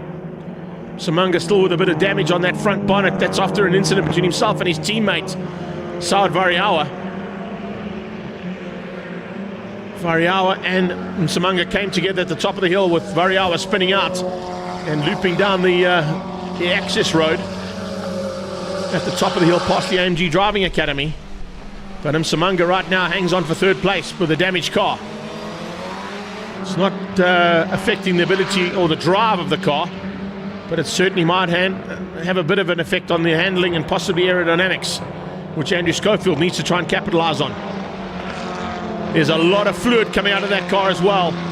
down that back straightaway. I just saw massive amounts of fluid pouring out the left-hand side of that car on Msimanga's car. So I wonder if the radiator's damaged and the water is now pouring out of that car. See if we can get a shot of it as they come through here. Watch as they come through in the background. Just watching. It's in full flight that we see it. There certainly was a big spray of some kind of liquid coming out of that car as he went on the straight line down the back straightaway. Maybe it's run out of water completely now and there's not enough water in it. Hopefully it'll keep him till the end of the race without that engine overheating. So as they head now into turn 2, Andrew Schofield looking to capitalize on the damaged car in front of him of Natia Msimanga. He closes right up on to the exhaust pipe and rear wing of that Gazoo Racing Corolla. Campos hangs on ahead of Machotsi and Visser. Liebenberg still keeping out the intentions being shown there by now Robert Volk. Volk is up there behind Brad Liebenberg, so the slightly quicker touring car will be able to get through here, I'm sure, relatively easily on Liebenberg. Here he goes, dives on the inside of Brad and passes the Starlet onto the back straight. Now sets his maneuvers onto the 2 Volkswagen sponsored cars, the Astron Energy car and the Driver Academy and Genuine Parts cars out front. So Volk now dives on the inside of Visser. Probably going to try and get Machotsi up onto the braking point if he can. Machotsi might give him some room to get through. No, he doesn't. He knows that Volk is there, but he's still fighting for honours and doesn't want to lose too much track position to Campos as he allows the quicker car to come through. Oh, he's made a mistake. Machotsi makes a mistake coming out of turn 6, opens up the door, and that's allowed Brad Liebenberg to squeeze through on Visser. Liebenberg dives through on Visser and uses the quicker car that's now stuck in the middle of those cup cars to great advantage. Jonathan Machotsi with a slight mistake out of turn 6 got the car out of shape in the Super Cup class. Oh, he's working that nicely. Here comes Volk on the inside of Machotsi, eventually gets through. Now sets his sights on the lead car of Campos. He's not fighting with Campos, of course, he's in a different class to him. But with a bit of breathing room now, Keegan Campos might just give Robert Volk a little bit more of an easier ride here and get him out the way so he doesn't have to worry about him. But Campos won't give up without a fight. Volk now has to find a way through on the lead car in the Super Cup category. It's Keegan Campos at the wheel of that Campos Transport Polo GTI Super Cup car. And they've got 4 to go. Lead cars coming up on the back end of the field, coming up on Roberto Franco, and Michael van Rooyen gets past him relatively easily. Julian van der Walt still in second place in the GTI 8 for WCT Racing. But lots of support, of course, for that car down at turn 8 at the Volkswagen Driving Academy as well. It's the lone one of 3 that were built originally. And that Volkswagen GTI 8 now up in the second place and around the back marker.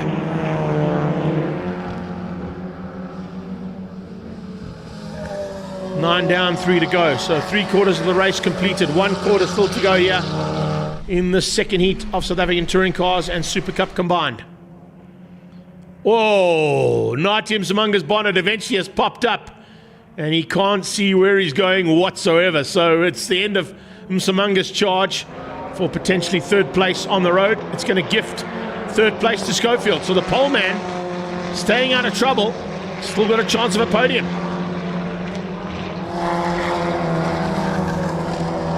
Brad Liebenberg in the Toyota Starlet trying to close down onto the back end, possibly of Charles Fissans, and maybe spoil Machotsi's day. He got through on Visser earlier on while Volk was trying to come through the pack and used the quicker car coming through to his advantage. Volk has not really been able to get away from Keegan Campos or from Machotsi. So Robert Volk, even though he's in 4th place, hasn't really had the additional drive to get away there. So maybe just trying to circulate and finish up in the 4th spot, consolidate some points after it didn't quite go according to plan there with him and Pretorius coming together.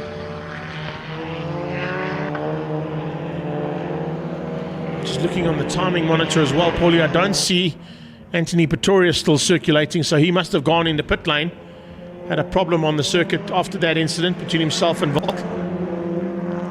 So the Bucketless Racing and OMP Toyota Corolla out of this one.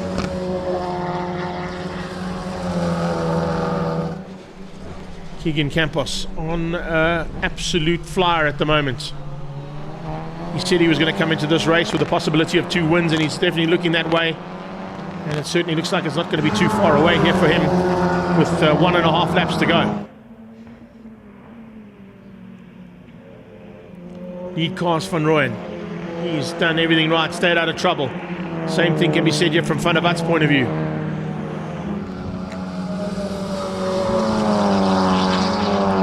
So Marco Van Rooyen going to fly the flag high here for the Gazoo Racing Corolla squad.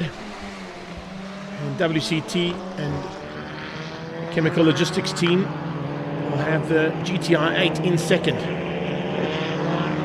Sawad Variawa now in amongst the lead cars of the Super Cup class. Also looking for a chance to be slightly higher up and maybe finish up in the top 5 overall. Bit of dust up the hill there. I'm not quite sure who that was from. Maybe one of the back markers that ran slightly wide. But Van Rooyen, certainly somebody's run wide. You can see somebody's come off the circuit completely there. So Van Rooyen will be a bit wary going in here just to make sure that there's no additional carnage in front of him. JP van der Walt running wide at the top of the hill there, all on his own sim. So that was the reason for that big cloud of dust.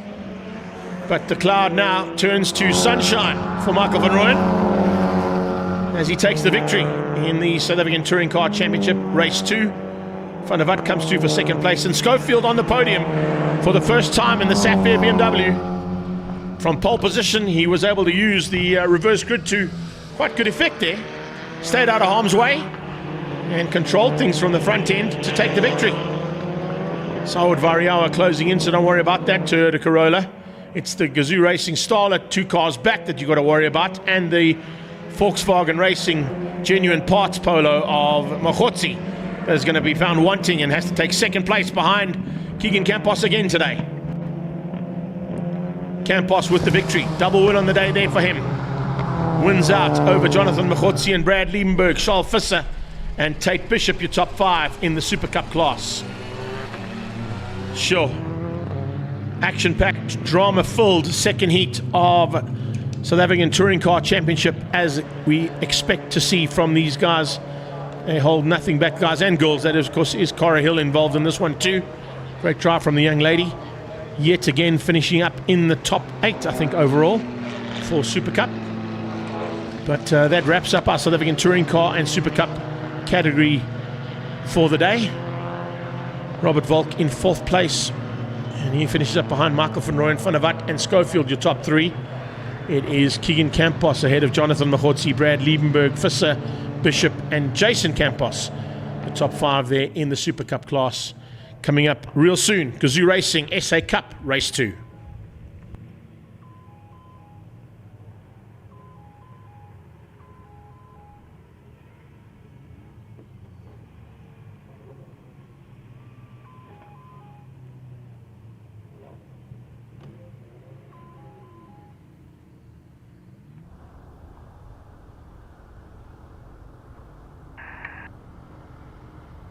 Barry, can you hear me, Barry?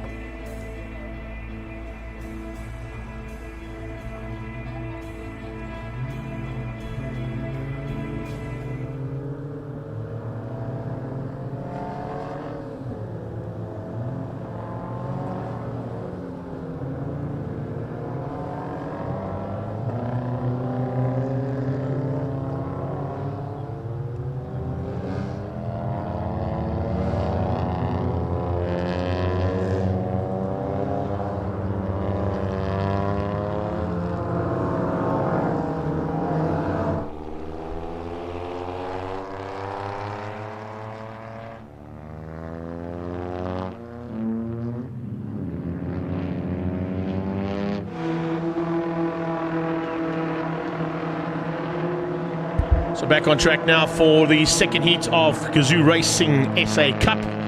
It's a mix-up of the Toyota 86s, Toyota Corollas and Toyota Yaris's from the Gazoo Racing stable.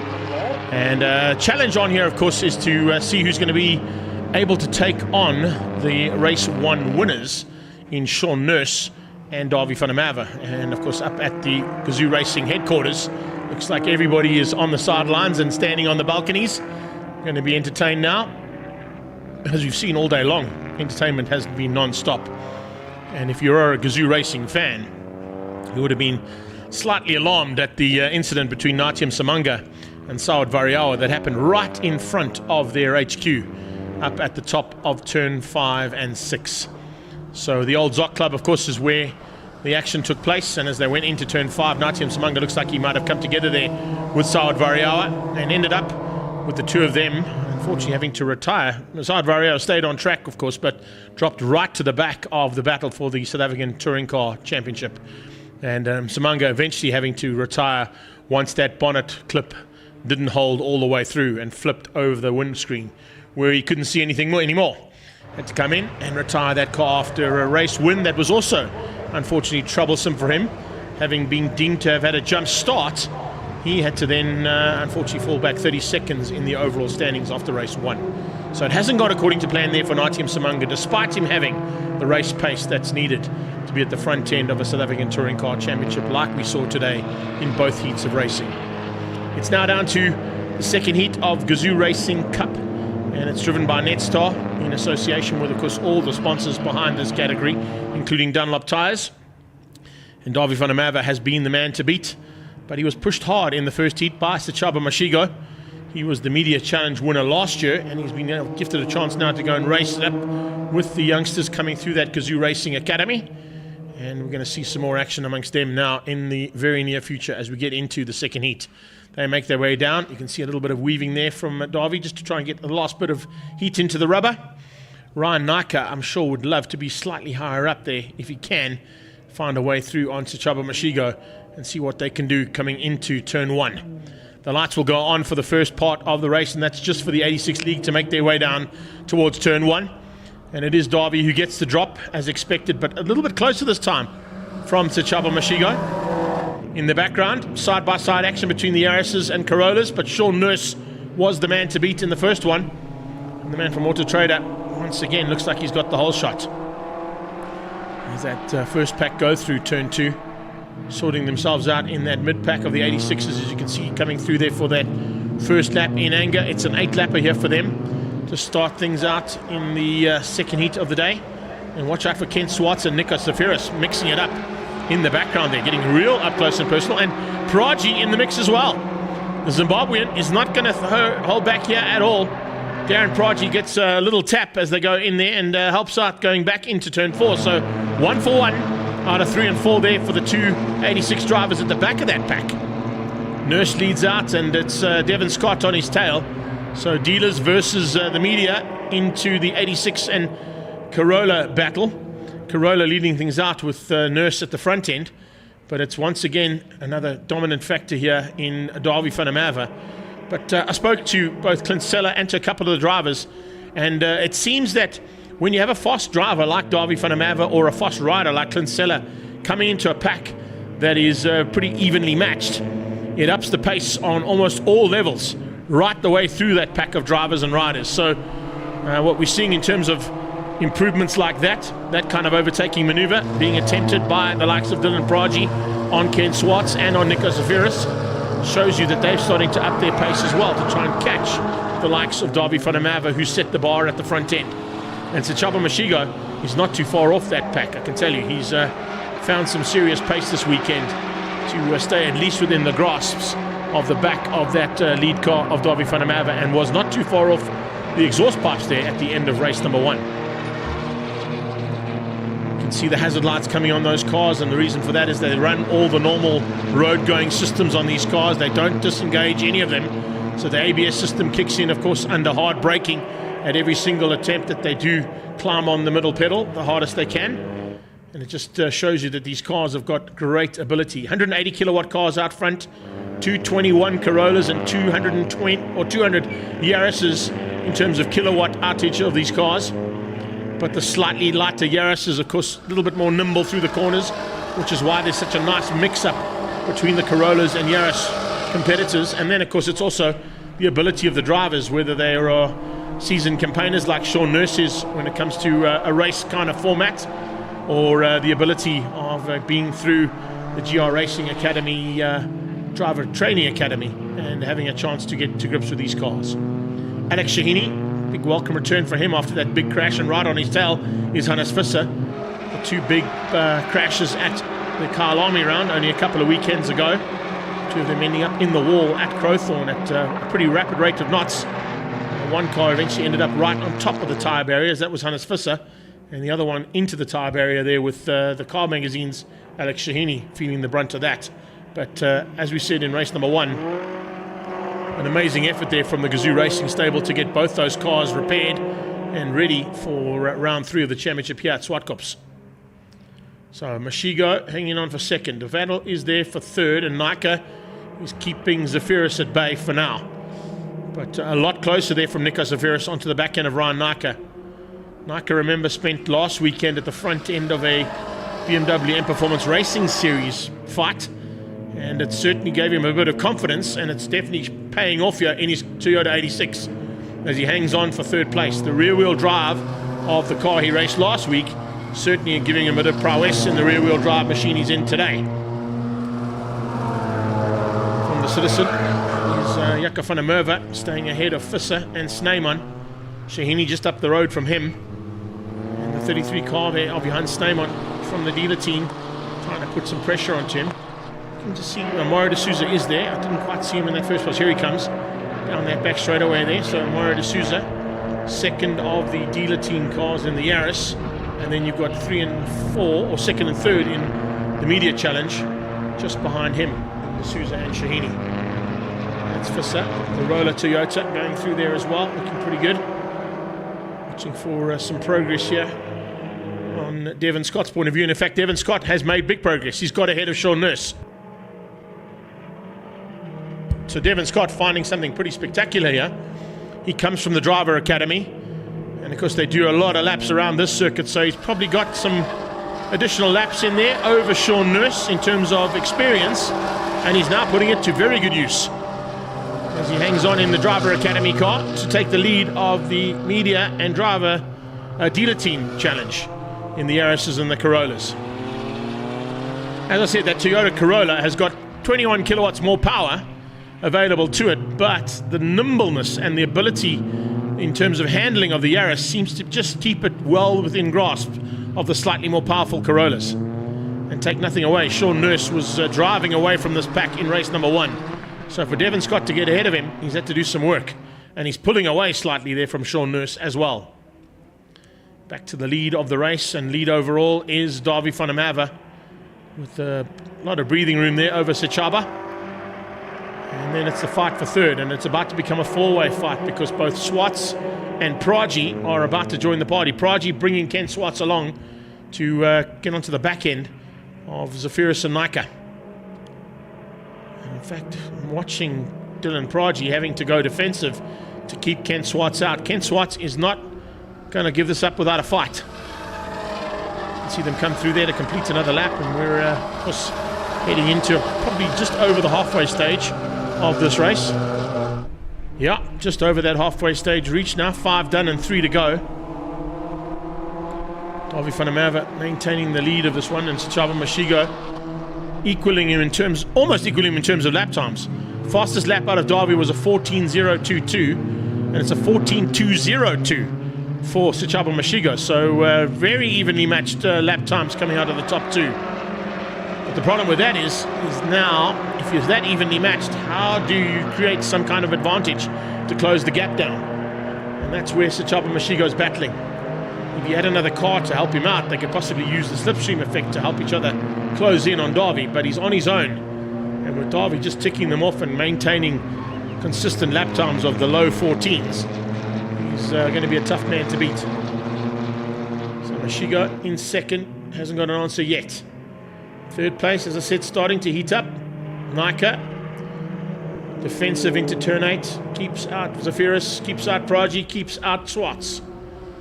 Devon Scott being closed down here in the closing stages. We got 2 to go, and Scott has definitely been caught now by Sean Nurse. Sean Nurse last pass 13.963. So you can see the Corollas and Yaris are starting to come into their own now and using that additional power to get the lap times down.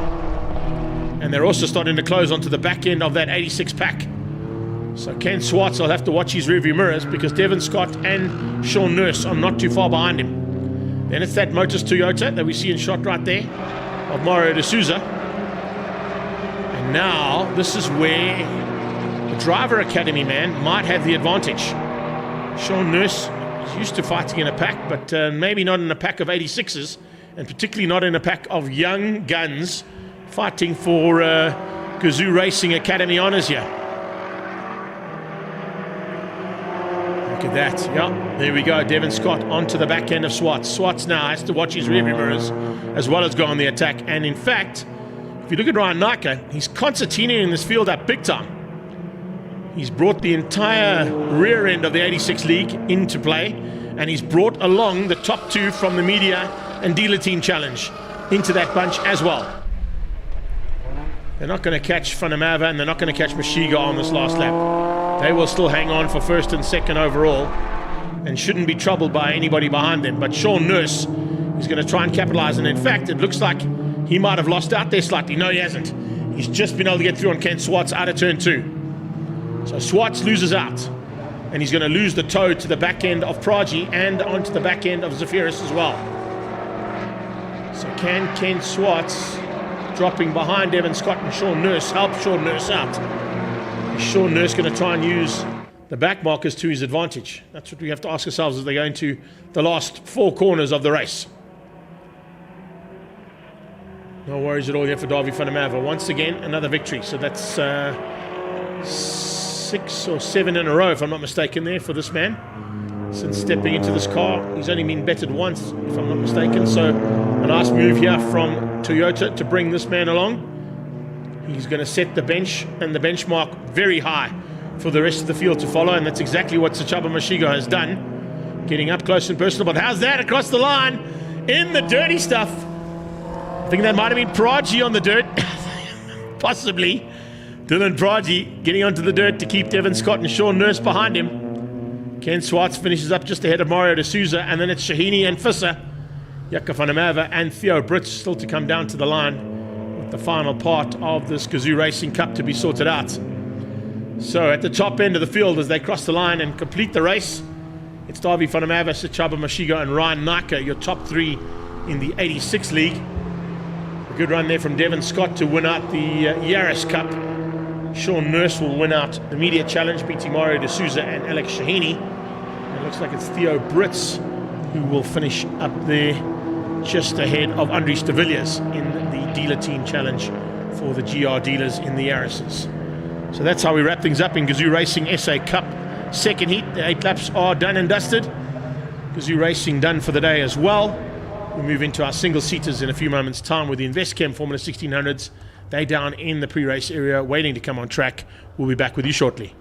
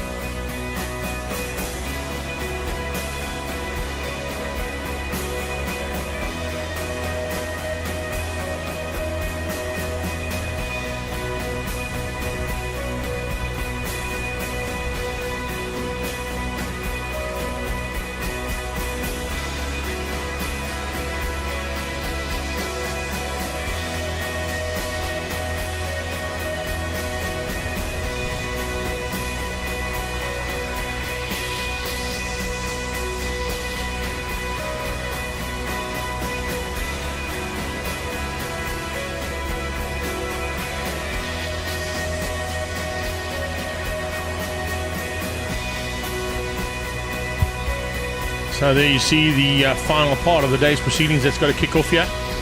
We're supposed to start at 3:45 for the InvestChem Formula 1600, so we are literally on time for that. Running a little bit earlier than what was expected as well, which is good to see. And then we go into Sunbet ZX10R Masters Cup and the Astron Energy Polo Cup Race number 3. I see, is it Eric Hamilton that's asking a question, can you go down to the pits? Yes, you can. If you are here, you're more than welcome to go down to the pits and get up close and personal with your favorite drivers and riders. The pit lane is open to everybody here in the general public. Just the pit wall is restricted to 16-year-olds or over. So if you're 16-year-olds or older, you can go into the pit wall, but anywhere else in the pit lane facility, you can go down and enjoy yourselves in the pit lane.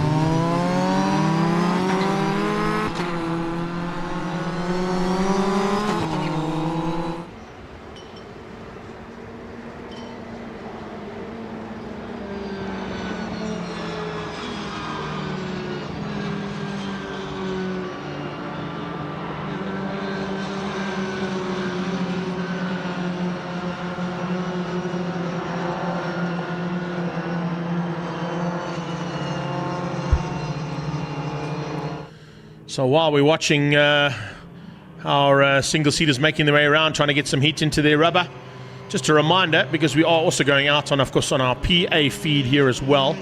So not only are we doing our live stream commentary, we've got the PA feed going there too. A reminder to all our competitors that there is a big corporate day tomorrow for the BMW Car Club. So if you are finished for the day, please remember to bring your transponders back to the timekeepers and to clear your pit areas as quickly as possible as well. We've got a massive corporate day tomorrow for the BMW Car Club of Gauteng's track day, and they want to clear the pit lane as soon as possible. So if you are finished up for the day's racing, please, we ask you to clear up those pits as quickly as possible and return the transponders as well to the timekeepers. Thank you. Right, let's turn our attention on to race 2 now of InvestChem Formula 1600s.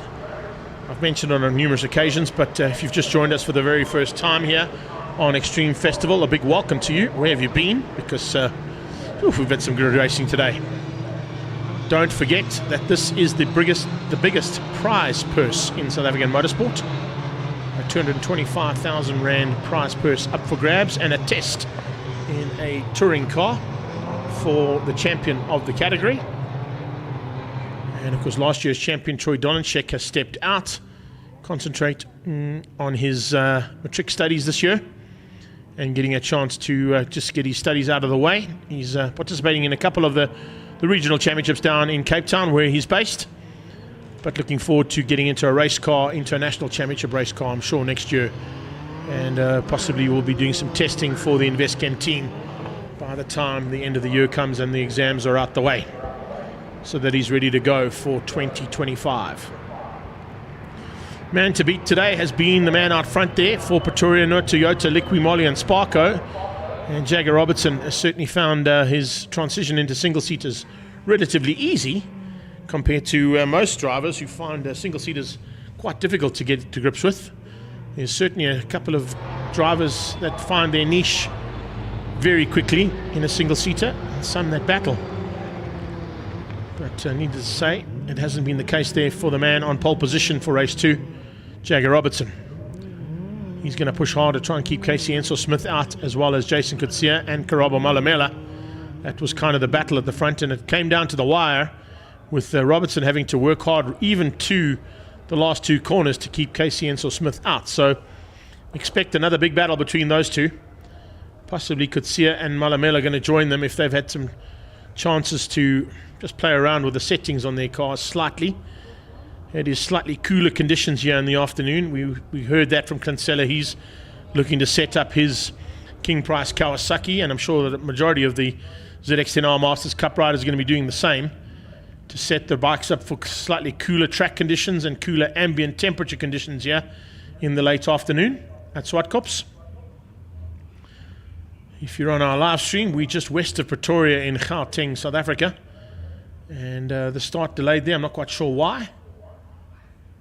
As one of the cars possibly stalled on the grid. We'll wait and see. Arlene Brown, our COC, making her way to go and find out exactly what the issue is. It looks like it might be with Casey. Casey Enso Smith and Jagger, and looks like Jagger might have picked up something on the back of the car. That was nice sportsmanship there from Casey Enso Smith. He's seen something on the back of Jagger's car, and even though it's his arch rival, has made the COC aware that there's maybe something that she needed to have a look at. And a good job there from Arlene to get that, whatever that issue was, removed from the back of Jagger's car and straight into start procedures. 30 seconds changes to 5 in the space of less than 5 seconds, and 5 goes to lights on in even lesser time than that. Lights out, and we're racing again in single-seaters here in South Africa. The Formula 1600 National Championship cars down into turn 1. Jagger Robertson once again is the man to beat into turn 1. A couple of cars running wide onto the dirty stuff. This time, Ewan Holtzhausen. Tafair car on the black stuff. KC into second. What a start there from Monkonkwana. He's made his way up into third place, and Karabo Malamela seems to have some kind of an issue. He's dropping back rapidly through that pack of cars. It is Alex Voss who looks like he's made his way up into fourth with Kutsia behind him. Then comes... Is that going to be Malamela? No, that's Storm Lanphier, who's gone right up there as well. So the 3 cars that went wide out of turn 1 have lost out a huge amount of ground heading up into the first lap here. So Lanphier is up in the 5th place. It's Malamela who's dropped down to 6th place overall. And he has got Srin Naidu on his tail, and then Ewan Holtzhausen. So what a start here to the single-seaters. Not what we kind of expect. Where, of course, Kutsia and Malamela are not where they're supposed to be. Alex Voss and Siyabonga Monkonkwana capitalizing on poor starts out of Kutsia and Malamela. Late braking down into turn 2. You can hear locking up and tires squealing under the pressure of that braking into turn 2 from our Jimmy Jib. Down in turn 2 there, slightly different camera position and camera equipment we're using for turn 2 today. Just mixing it up slightly in terms of the way we do things here on our Extreme Festival coverage. Nice initiative there from Dave and the team to bring that Jimmy in. And the jib camera working nicely at turn 2 to give you almost 360-degree sweep through the corner. Jagger though hangs on to the lead, and he's pulling slightly away from Enso Smith to the tune of about half a second.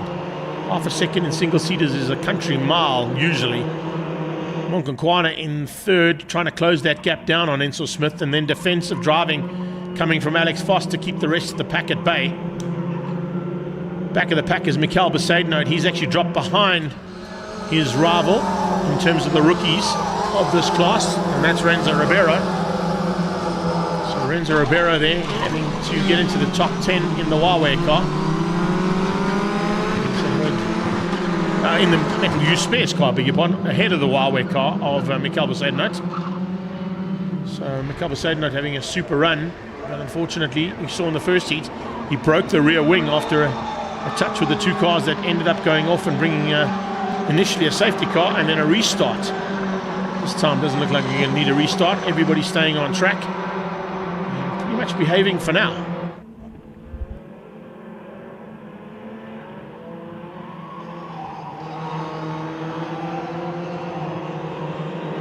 Some maneuvers there. Can you close that gap down on Monkonkwana? And behind him, he's bringing Kutsia along for the ride. Kutsia's doing the same thing for Karabo Malamela. Malamela's found a way through there on his stablemate out of the Race Driver SA and InvestChem team. Lanphier dropping back into the clutches of Srin Naidu and Ewan Holtzhausen. That's some late braking out of Voss and Kutsia. So evenly matched, both of them into turn 2's braking point. And also great to hear, literally from that Jimmy Jib camera, you get a slightly different noise that comes through there on the cars. And you can hear just how hard they're working those cars into turn 2, under the braking point and under the pressure of those tires squealing from the pressure being applied by that middle pedal.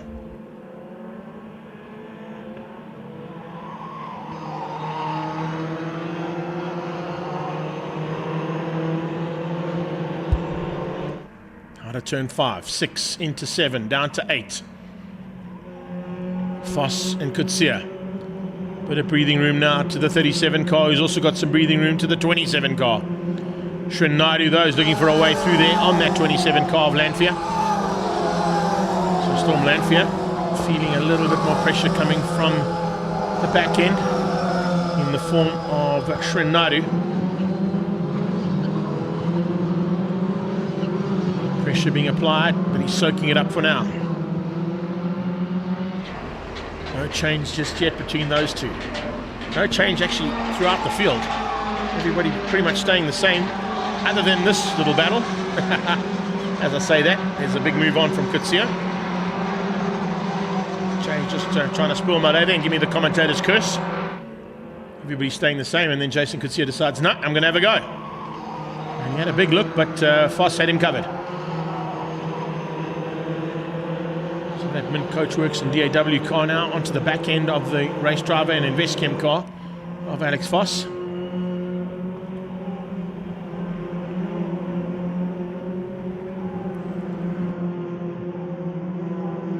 Four down and 6 to go. Certainly not anything less than half the action we had in the first one. Action has been pretty good amongst our single-seater competitors here. Fighting for that big prize purse that's available for the champion of this category. And Jagger Robertson certainly doing it all right at the front end to ensure he can get at least a chance of fighting for that purse. He picked up Pretoria Toyota this weekend, help him out with a bit of race entry and some spending money for the race weekend. Be with the fact that he's jumped on board here with Jagger at his home circuit. The track and of course Pretoria Toyota have had a long-standing relationship. The suppliers of the support vehicles. And Lucas Besaid and his team doing an admirable job in their long-standing relationship with the Zwartkops team.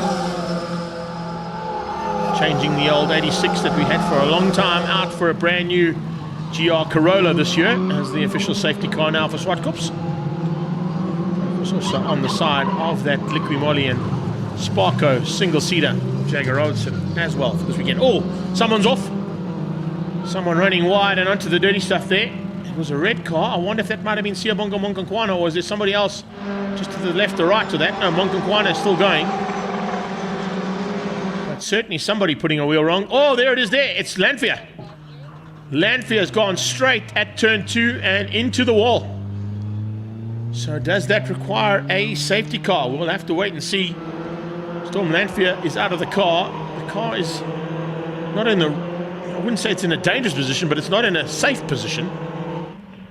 Not usually an area where cars end up at turn 2. They're normally in the middle of the track or a bit further around the corner than where Storm Lanfear ended up. But I think he was going for a bit of defensive maneuvering over Srinadu, and he's ended up in the wall. So it's double yellows into turn number 2. So no overtaking. And let's see. It looks like the car might be okay there. They might keep it under double yellows for a little while and then withdraw the yellows once the drivers realize where the car is parked. They're not worried about cars on the sideline right now, the top 2. Monkankwana is on his own in 3rd. 4th place starting to heat up slightly now again, with Karabo Malamela closing in on the back end of Kutsia. Kutsia realizing that. And you can see Jay is now also starting to have a look and find a way past on Alex Foss if he can. Put himself into a bit of breathing room and some breathing space to finish up the race, but that's not going to happen. Not with the way Foss is driving. Casey Ensel-Smith maintaining a fantastic run there for 2nd. They've literally been matched mark for mark, lap for lap between the top 2. 103.925 out of Jagger, 103.935 out of Casey Ensel-Smith. So hundredths of a second difference between the top 2 in terms of best lap times on track, and the only cars actually down in the 103s. Everybody else lapping in the 104s or mid 104s in terms of lap times and their best abilities in the cars here in the slightly cooler conditions of the late afternoon.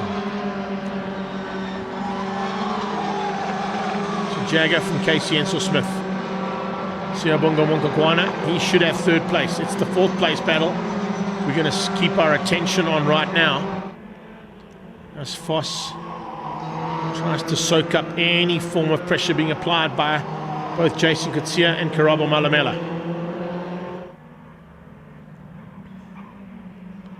Down the hill they come again.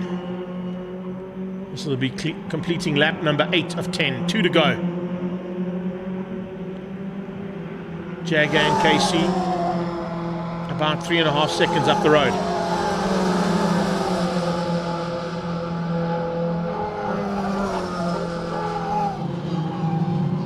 Here's a move from Malamela. He showed a wheel.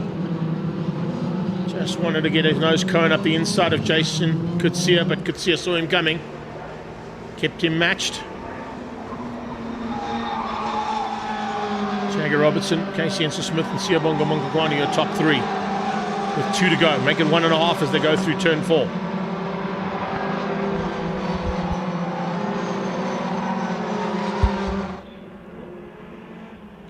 Malamela once again closes under braking up at turn 5. Battle of the sevens there. It's 77 versus 37. And at this point in time, it looks like it might be advantage Malamela. He seems to have a slightly quicker car underneath him.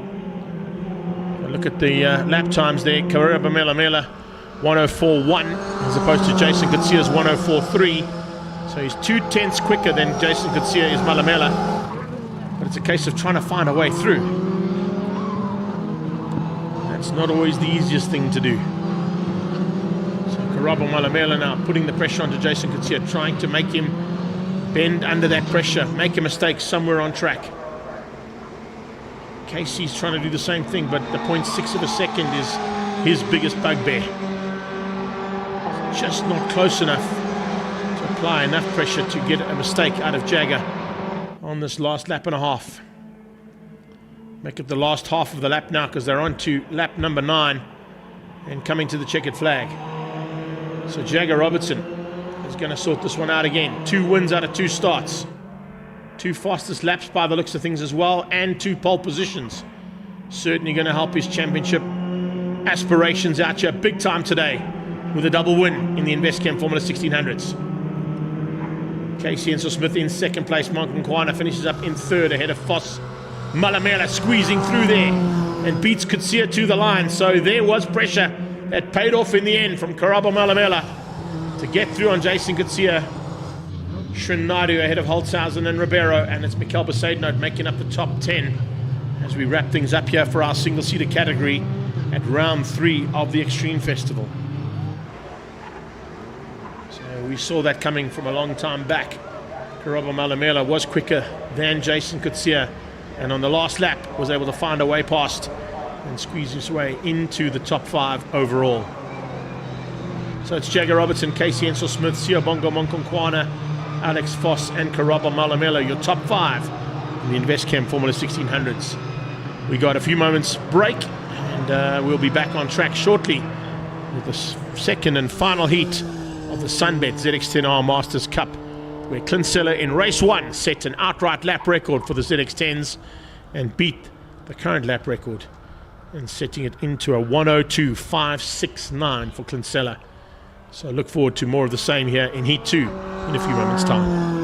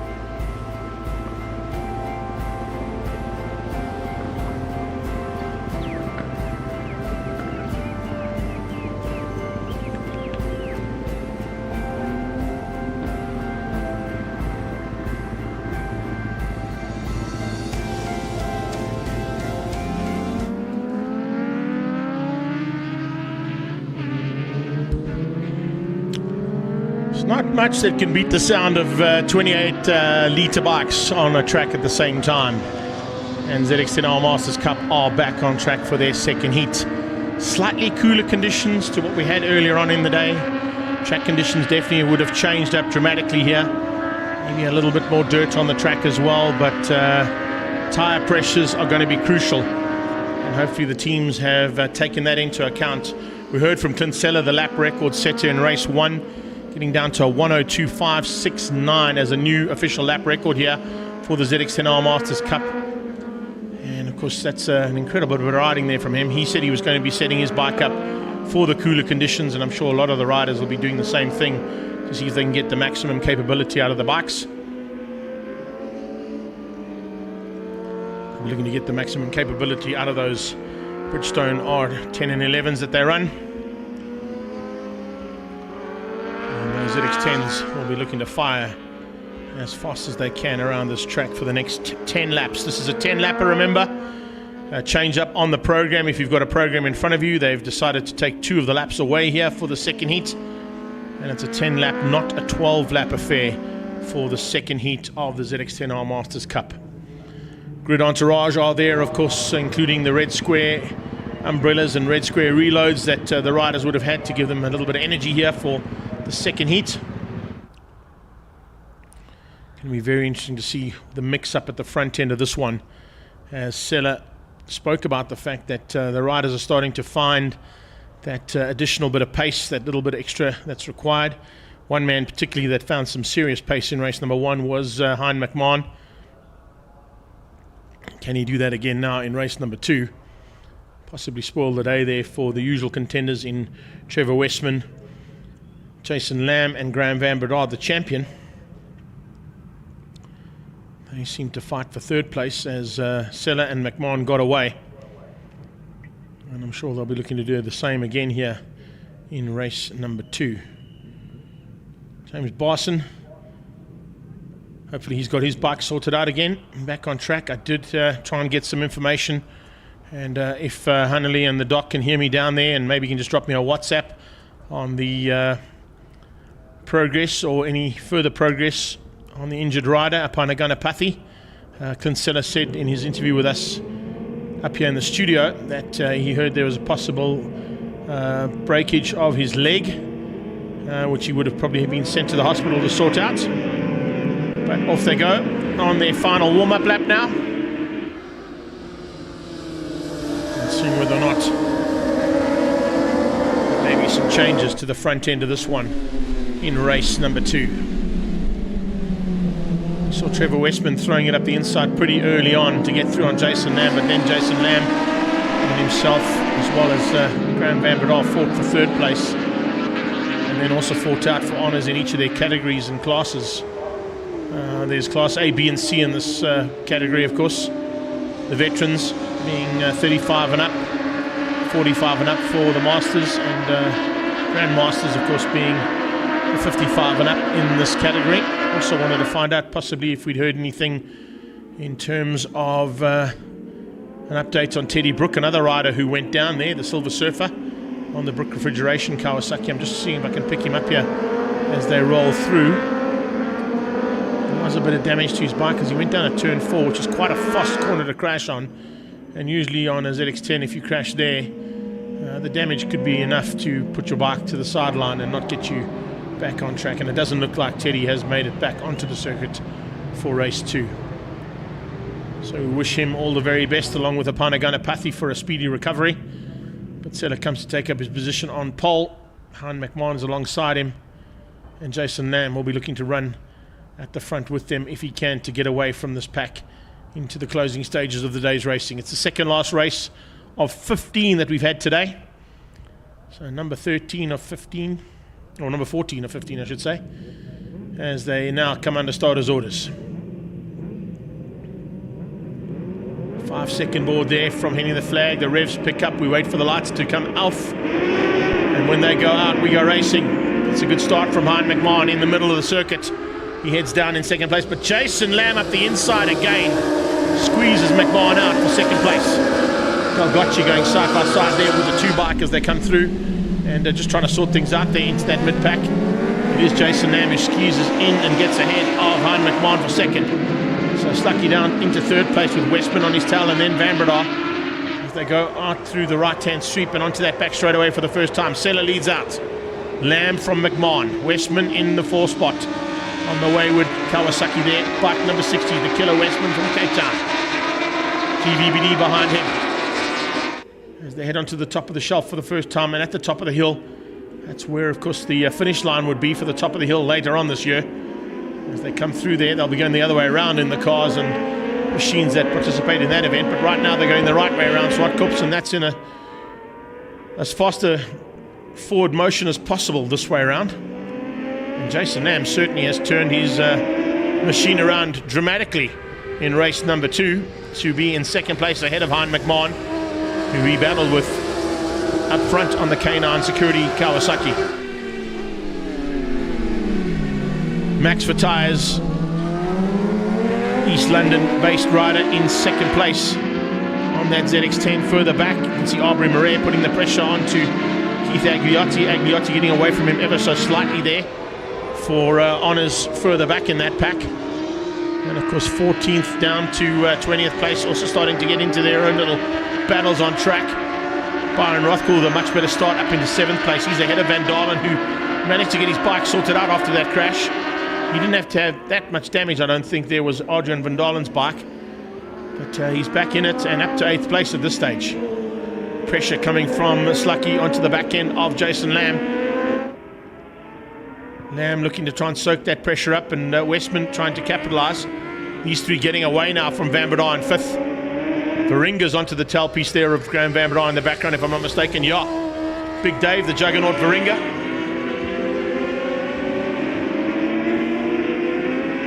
And then it's Byron Rothkool. James Parsons up into the top 10, so a better start there from James. He put his hand up on the very first lap. Something went wrong on his ZX10, and he's up into the top 10 now, just ahead of Christian Cavallo. Caravello, I should say. He's in 10th place ahead of Dieter Hazeman. Then it's Agliotti and Renatus van Niekerk. You see them coming through here. Stefanuti Stocks, Mokel Kawasaki of the champion Graham Van Breda, staying just up the road there from Varinga. A chance there for Hein McMahon. Oh, a big moment for McMahon. Steps out of the saddle there, coming out of turn 5, but managed to stay on the bike. That K9 Securities Kawasaki just kept him upright. Trevor Westman saw that. He says, I'll have a bit of that. If you don't want to stay on the bike, I'm going to come past you. So Max for Tyres Kawasaki pushing hard to try and stay ahead now of Hein McMahon, who's had a moment. Has that unsettled him? It doesn't look like it has. Ringer trying to close the gap down. Then it's Rothkool ahead of Van Dalen and James Parson. Caravello, Hazeman and Renatus van Niekerk. Aubrey Murray is in 14th. Parassaman is up into 15th at this point. Drop back into the fight just further back on that one. Caravello there on the 88. Let's have a look at that big moment for Hein McMahon, heading back to the place where it all took place, heading up to the top of the hill. You can see him come into the corner. Watch that back end step out. Oh, change of underwear there, I think, expected for the man on the 4 bike. But he stayed in it. Not worried about the bike sliding underneath him whatsoever, and he stayed in the hunt for second place. So it hasn't really affected him at all. That big moment would have unsettled a lot more riders than I've spoken about in my time.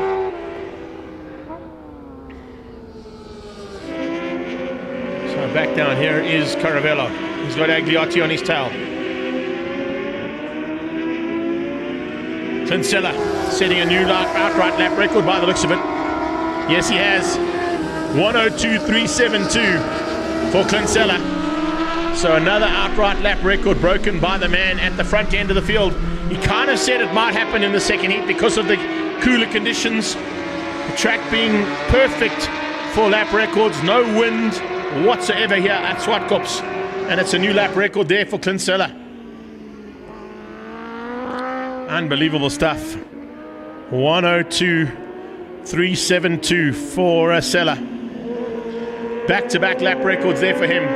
Amazing run there from the man out front. and staying out of harm's way. This battle, though, is not done. This is not lap record pace, but it's certainly fantastic race action pace coming out of these three. And further back from that, is that a change-up? It is. Oh, what is going on here with Graham Van Breda?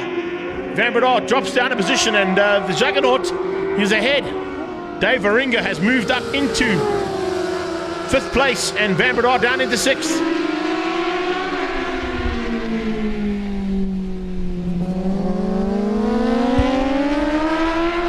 Amazing. Who would have expected that? Here comes a move from McMahon into turn 4, up into 2nd place.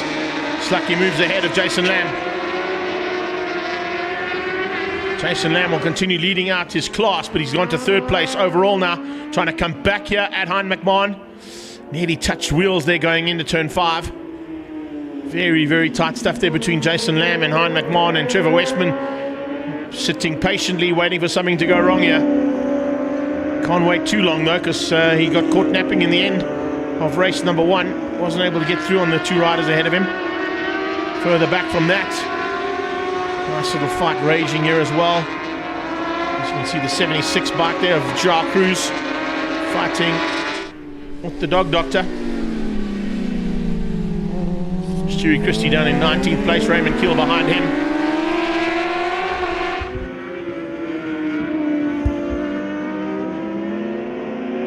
Brie Marais currently for 13th and 14th place on the circuit. Back to the 3rd and 4th place battle.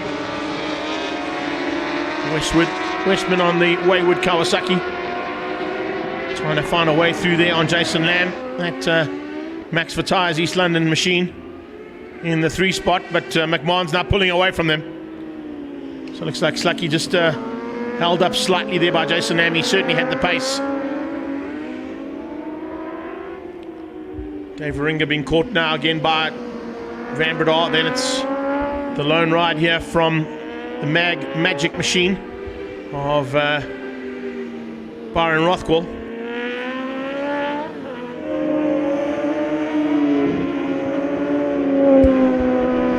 He's basically all on his own, and behind that, Arjun from Darlin.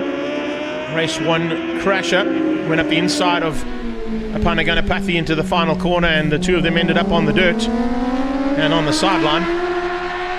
But Van Dalen this time trying to keep it upright and stay in the hunt for at least a top 10. Overall in 8th place at the moment, just ahead of Caravella and Agliotti.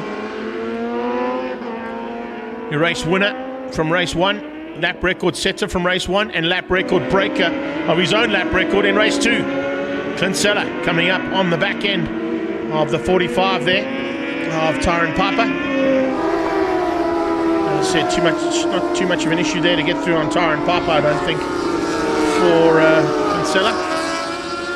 We'll go through a couple more riders through that as well, including Darryl Barrington, Michael Lowe, and possibly Ian Harwood. By the time the flag comes out, they're on the 2nd last lap at the moment of the 10.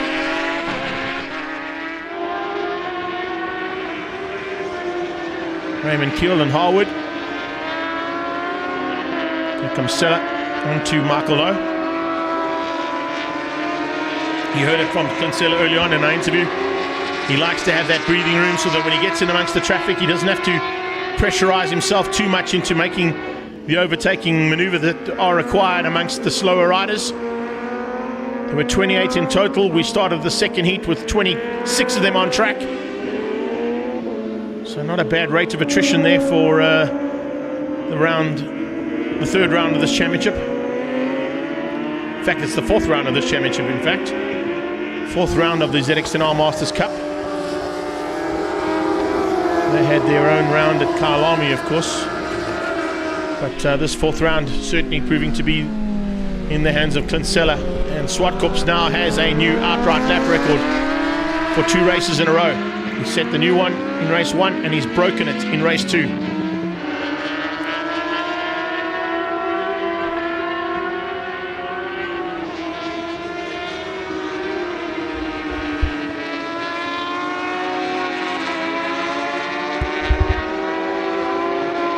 Seller well and truly in amongst the back markers now. 3 flags waving, and it'll be for the 76 bike there of Zwartkops, just to warn him that Sella's coming through. Expect a big celebration here from Kinsella, Evil Knievel. As he comes down, the dog doctor might survive here. He's going to do one more lap. But on the King Price Kawasaki, your new lap record owner and double race winner here in the ZX10R Masters Cup, sponsored by Sunbet and Red Square. Fantastic effort from Kinsella once again to win out over Hein McMahon in second place on the K9 Securities Kawasaki. He beats Jason Lamb to the line, who hung on to keep Trevor Westman at bay. Looks like Graham Van Breda has got back ahead of Dave Varinga. Yes, he has. In the closing stages, Van Breda will come up to finish up in 5th place, and Varinga in 6th place overall, beating Byron Rothwell, Van Dalen, Caravello and Agliotti to the line. Let's have a quick squiz at how the classes ended up. Sella, McMahon and Westman, your top 3 in Class A, ahead of Byron Rothwell and Adrian Van Dalen. Graham Van Breda wins out over Dave Varinga, Dieter Hazeman, Aubrey Murray and Steve Galgocci, your top 5 in Class B. In Class C, it's Jason Lamb from the Dog Doctor, Stewie Christie, Zwartkops and Raymond Keel and Ian Harwood, your top 5 in Class C for the ZX10R Masters Cup race number 2. So that wraps up our two-wheeled action for the day. Hope you've enjoyed all of that. I know there's a lot of people that have been watching from all around the world, particularly down in the Cape, that love racing on a two-wheeled format. And looks like one of our lady competitors who should be at this race event as well, Landy Sinden, joined us here for the final part of the day's racing from the two-wheel side. Good to have you, Landy, and thanks, Nicole, for the support down in Cape Town. Hope you enjoyed all that action. A new lap record for ZX10R Masters Cup here, broken in the first race and then reset in the second race down to a 102.372 for Evil Knievel Kinsella on the King Price Kawasaki. Up next, the final race of the day, the final race of 15 race action-packed events here today at Zwartkops. It's Astron Energy's Polo Cup Race 3.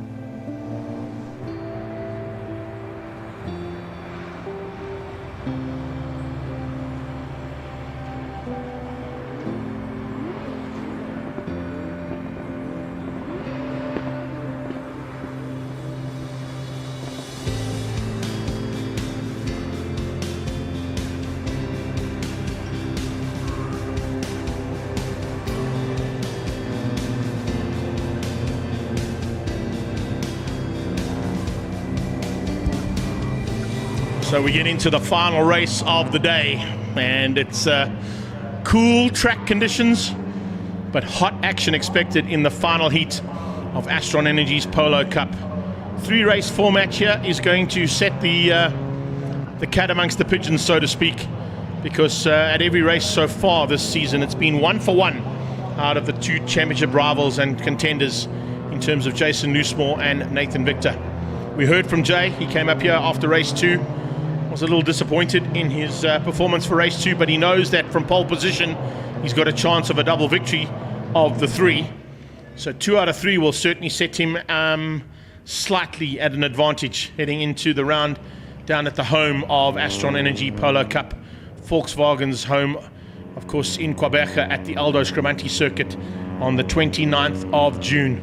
It's the next round of the Polo Cup and National Championship Extreme Festival. We've got the next round of the Regional Extreme Festival here at Zwartkops on the 8th of June. So make sure that you've got those dates in your diary. We'll run through them at the end of the day to give you all the dates of the upcoming events here at Zwartkops and on the Extreme Festival calendar. And of course now let's see what's going to happen in this third and final heat. One man who's definitely been a thorn in the side of both of the championship contenders is Mo Karodia, and he's on second on the grid again today. He's literally been second the entire day. First to Jason Loosemore in race 1, then to Nathan Victor in race 2, and now to Jason Loosemore in race 3. So what has Lee Thompson done to that car for the final race of the day? And can Mo Karodia maybe spoil the day and throw in a new victor to the pot at the front end of Astron Energy Polo Cup? We're waiting for that Astron Energy Polo GTI out front to roll, and he will then set the pace around here for the warm-up lap, and then we'll get 2 starts, one for the Cup, one for the Masters. And once again it is John Kruger who's on pole position with Derek Smallberger, race 2 winner, and of course race 1 winner after the gift that John Kruger gave him with that 30-second penalty, or 10-second penalty I should say, for using his push to pass in the first lap of anger. So hopefully John has learnt his lesson there, won't make the same mistake twice, and will try and stay in front of the Masters pack for a win for that Habot and Team Red racing machine, ahead of the Sabertec car and the Energia FSS car of Wayne Masters. So the 5-second to green flag, cars roll down towards turn 1, and this is the warm-up lap. Try and get a bit of final heat into the Dunlop rubber for all of our competitors out there, including Rory Atkinson, who couldn't quite get to the end of race 2 in his debut. Also got to see Ian Walker the Stalker from Melavelo Cycles. He's now joined us in the house as well. Great to have him here as well, and of course he's also looking to maybe jump ship across to this category in the Masters side of things, or even into the Cup category, because of the changes that they're looking to do between Volkswagen Polo Cup and Volkswagen Challenge. And he's also looking to try and find a car on a similar vein to what Rory's done and come and join the party here. Great to have the Stalker involved in this category, that is for sure.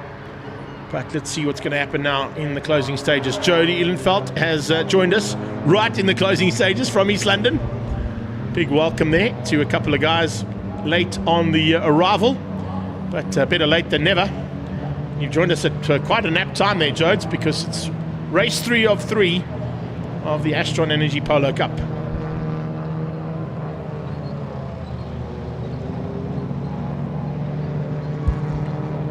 Nathan Victor seems to have some kind of an issue there, or he's fallen by the wayside in a big way there, dropping right to the back of the pack. So was that deliberate, or was that due to an infringement maybe? But the Summit Racing car is right at the back, behind the Kyalami exhaust machine of Nirav Singh. So I wonder if that was due to maybe an incident that took place. We'll wait and see. But at this point in time, I can tell you that he is the last car on track in the Cup class for this third and final heat of Astron Energy Polo Cup.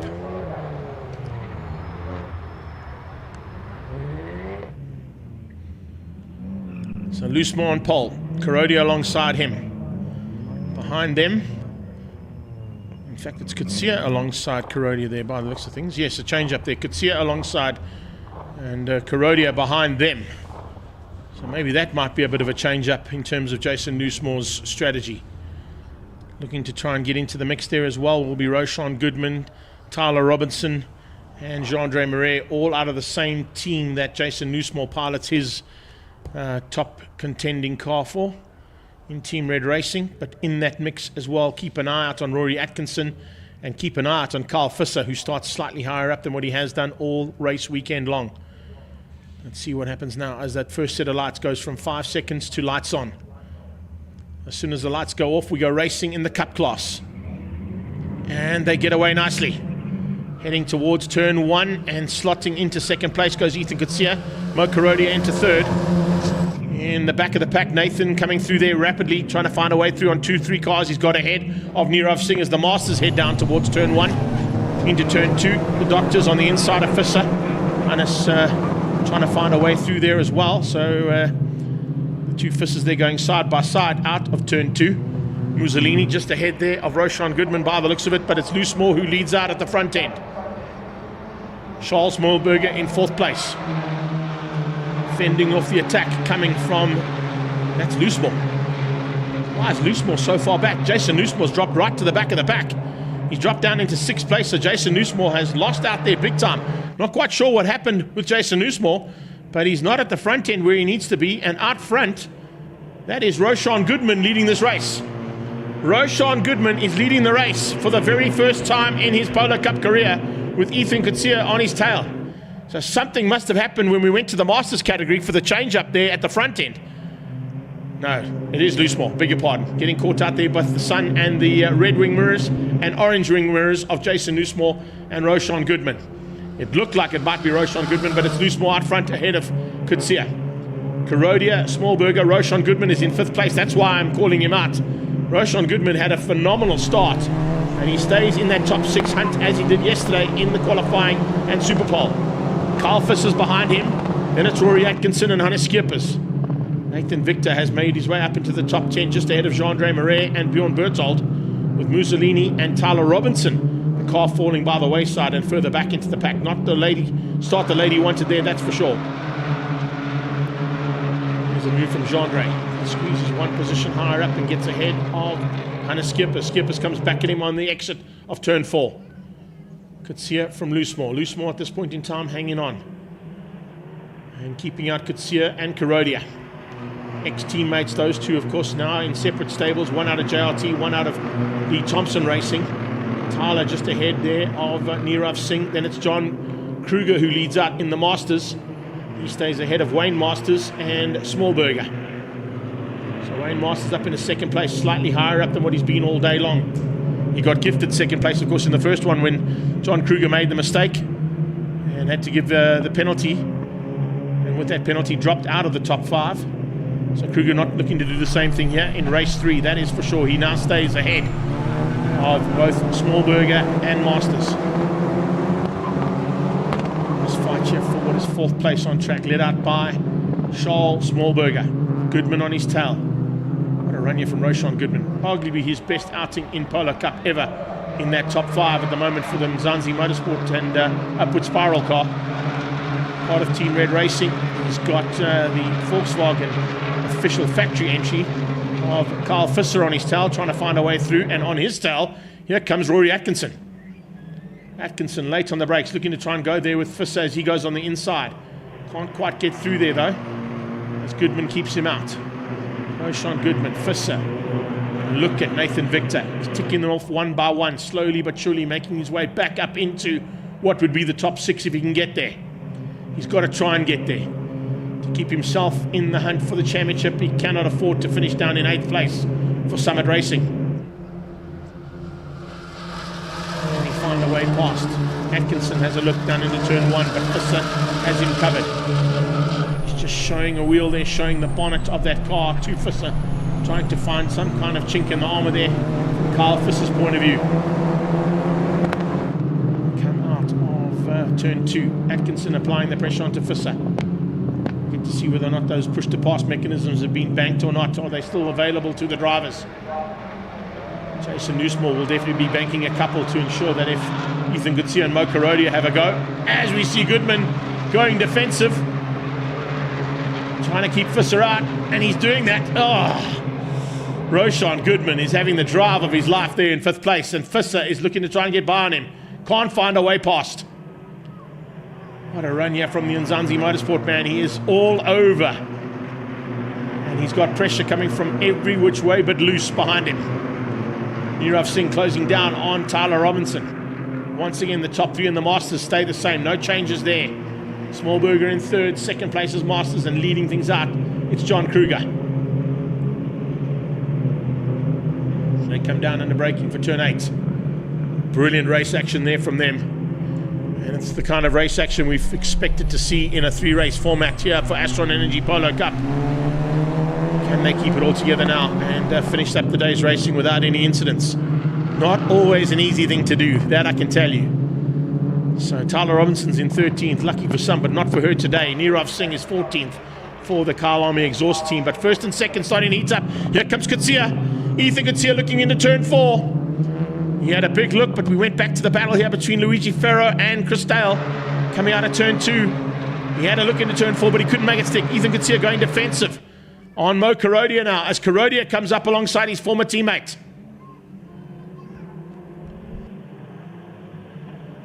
Karodia has another look into turn 6. What's going to happen here is these two are going to fight, and they're going to slow each other down, allow Loosemore to get away. You've got to be so careful that you don't get into too much of a fight between yourselves to slow each other down. Mo Karodia is putting massive amounts of pressure of that Fast 5 Motorsport and Lee Thompson Racing Polo onto the JRT car of Kutsia. Kutsia having to soak that pressure up, has lost a little bit of ground to Loosemore. We're at the halfway stage, 5 done and 5 to go. And it's starting to get heated at the front end. As Kutsia had a look, Loosemore saw him coming. Smallberger in 4th place. Roshan Goodman still hangs on to 5th place incredibly, but look at that. 5, 6 and 7th place fighting so hard. Atkinson side by side with Nathan Victor and Carl Visser. They literally went almost 3 by 3 out of turn 3. Jason Loosemore hanging on, but only just ahead of Ethan Kutsia. Kutsia seems to have this late race pace. This could be a big problem here for Jason Loosemore. He's going to have to fight hard to keep Ethan Kutsia behind him. Kutsia, remember, started his racing career in the Polos in Team Red. He's now gone on to his own stable at JRT. And he's hanging on to 2nd place right now, pulling away. There's Victor. Victor on the inside, looking for a way through the Fisser. Can he get through? Nathan Victor had a big look. Not quite sure if he was able to squeeze through or not. He is still side by side. Fisser's got the inside line. Victor on the outside into turn 8, but late braking. No, not late enough. Oh, what a move there from Nathan Victor, moving himself up into the top 7. Victor now sets his sights on Rory Atkinson just up the road. Try and get into that top 6. A top 6 overall will still secure him some good championship points. Not as good as he wanted, that is for sure. But Summit Racing team, of course, have allocated their home circuit at Zwartkops, and he's been coming up and down from Cape Town to test here at the home track. That testing starting to pay off. Wow, what a move from Mo Karodia around the outside of turn 4. The Lee Thompson Racing Fast 5 Motorsport car up into 2nd. Around the outside of Ethan Kutsia. That is a massive move there from Mo Karodia. Karodia has found some incredible confidence in his driving. He took a race victory last weekend at Red Star Raceway, and he's now looking to possibly take one here today. Astron Energy Polo Cup in full effect here. We've kept the best till last, there's no doubt about it. So here they come down onto the finish line to start another lap. And it is 4 to go, I think, or maybe 3 to go there as we cross the line. So 7 down and 3 to go. Jason Loosemore getting a little bit of an advantage now because of the fight between Mo Karodia and Ethan Kutsia. Slowing them down ever so slightly. Just enough to give a bit of breathing room there to Jason Kutsia, but Mo Karodia is trying to get away now from Ethan Kutsia. Concentrating all his efforts on catching Jason Loosemore. Smallberger in the 4 spot, all on his own sim. Roshan Goodman incredibly is still hanging on for a top 5 finish. But he's now got Rory Atkinson and Nathan Victor breathing down his neck. Looking to try and spoil the day there for the 2nd of the Team Red cars. Team Red at the moment sitting 1 and 5. Atkinson in 6. Nathan Victor in Summit Racing is in 7th place. He's not into the top 6 yet. Kurodia goes defensive, keeping Kutsia out. The two of them slowing up. It's allowing Charles Smallberger to join the party. Smallberger is not too far away from the back end of those two cars fighting for second. And the Sabertech and OMP car might just get in there. Smallberger used to be the oldest of the Cup category competitors until Rory Atkinson joined the party. He's now loving life as the second oldest statesman in the Cup class. Not quite up to Masters statusship just yet, but the experience that Charles Smallberger's had in his racing career definitely paying off here to try and close that gap down on Kurodia and Kutsia, and he's doing it. He is coming along for the ride here big time.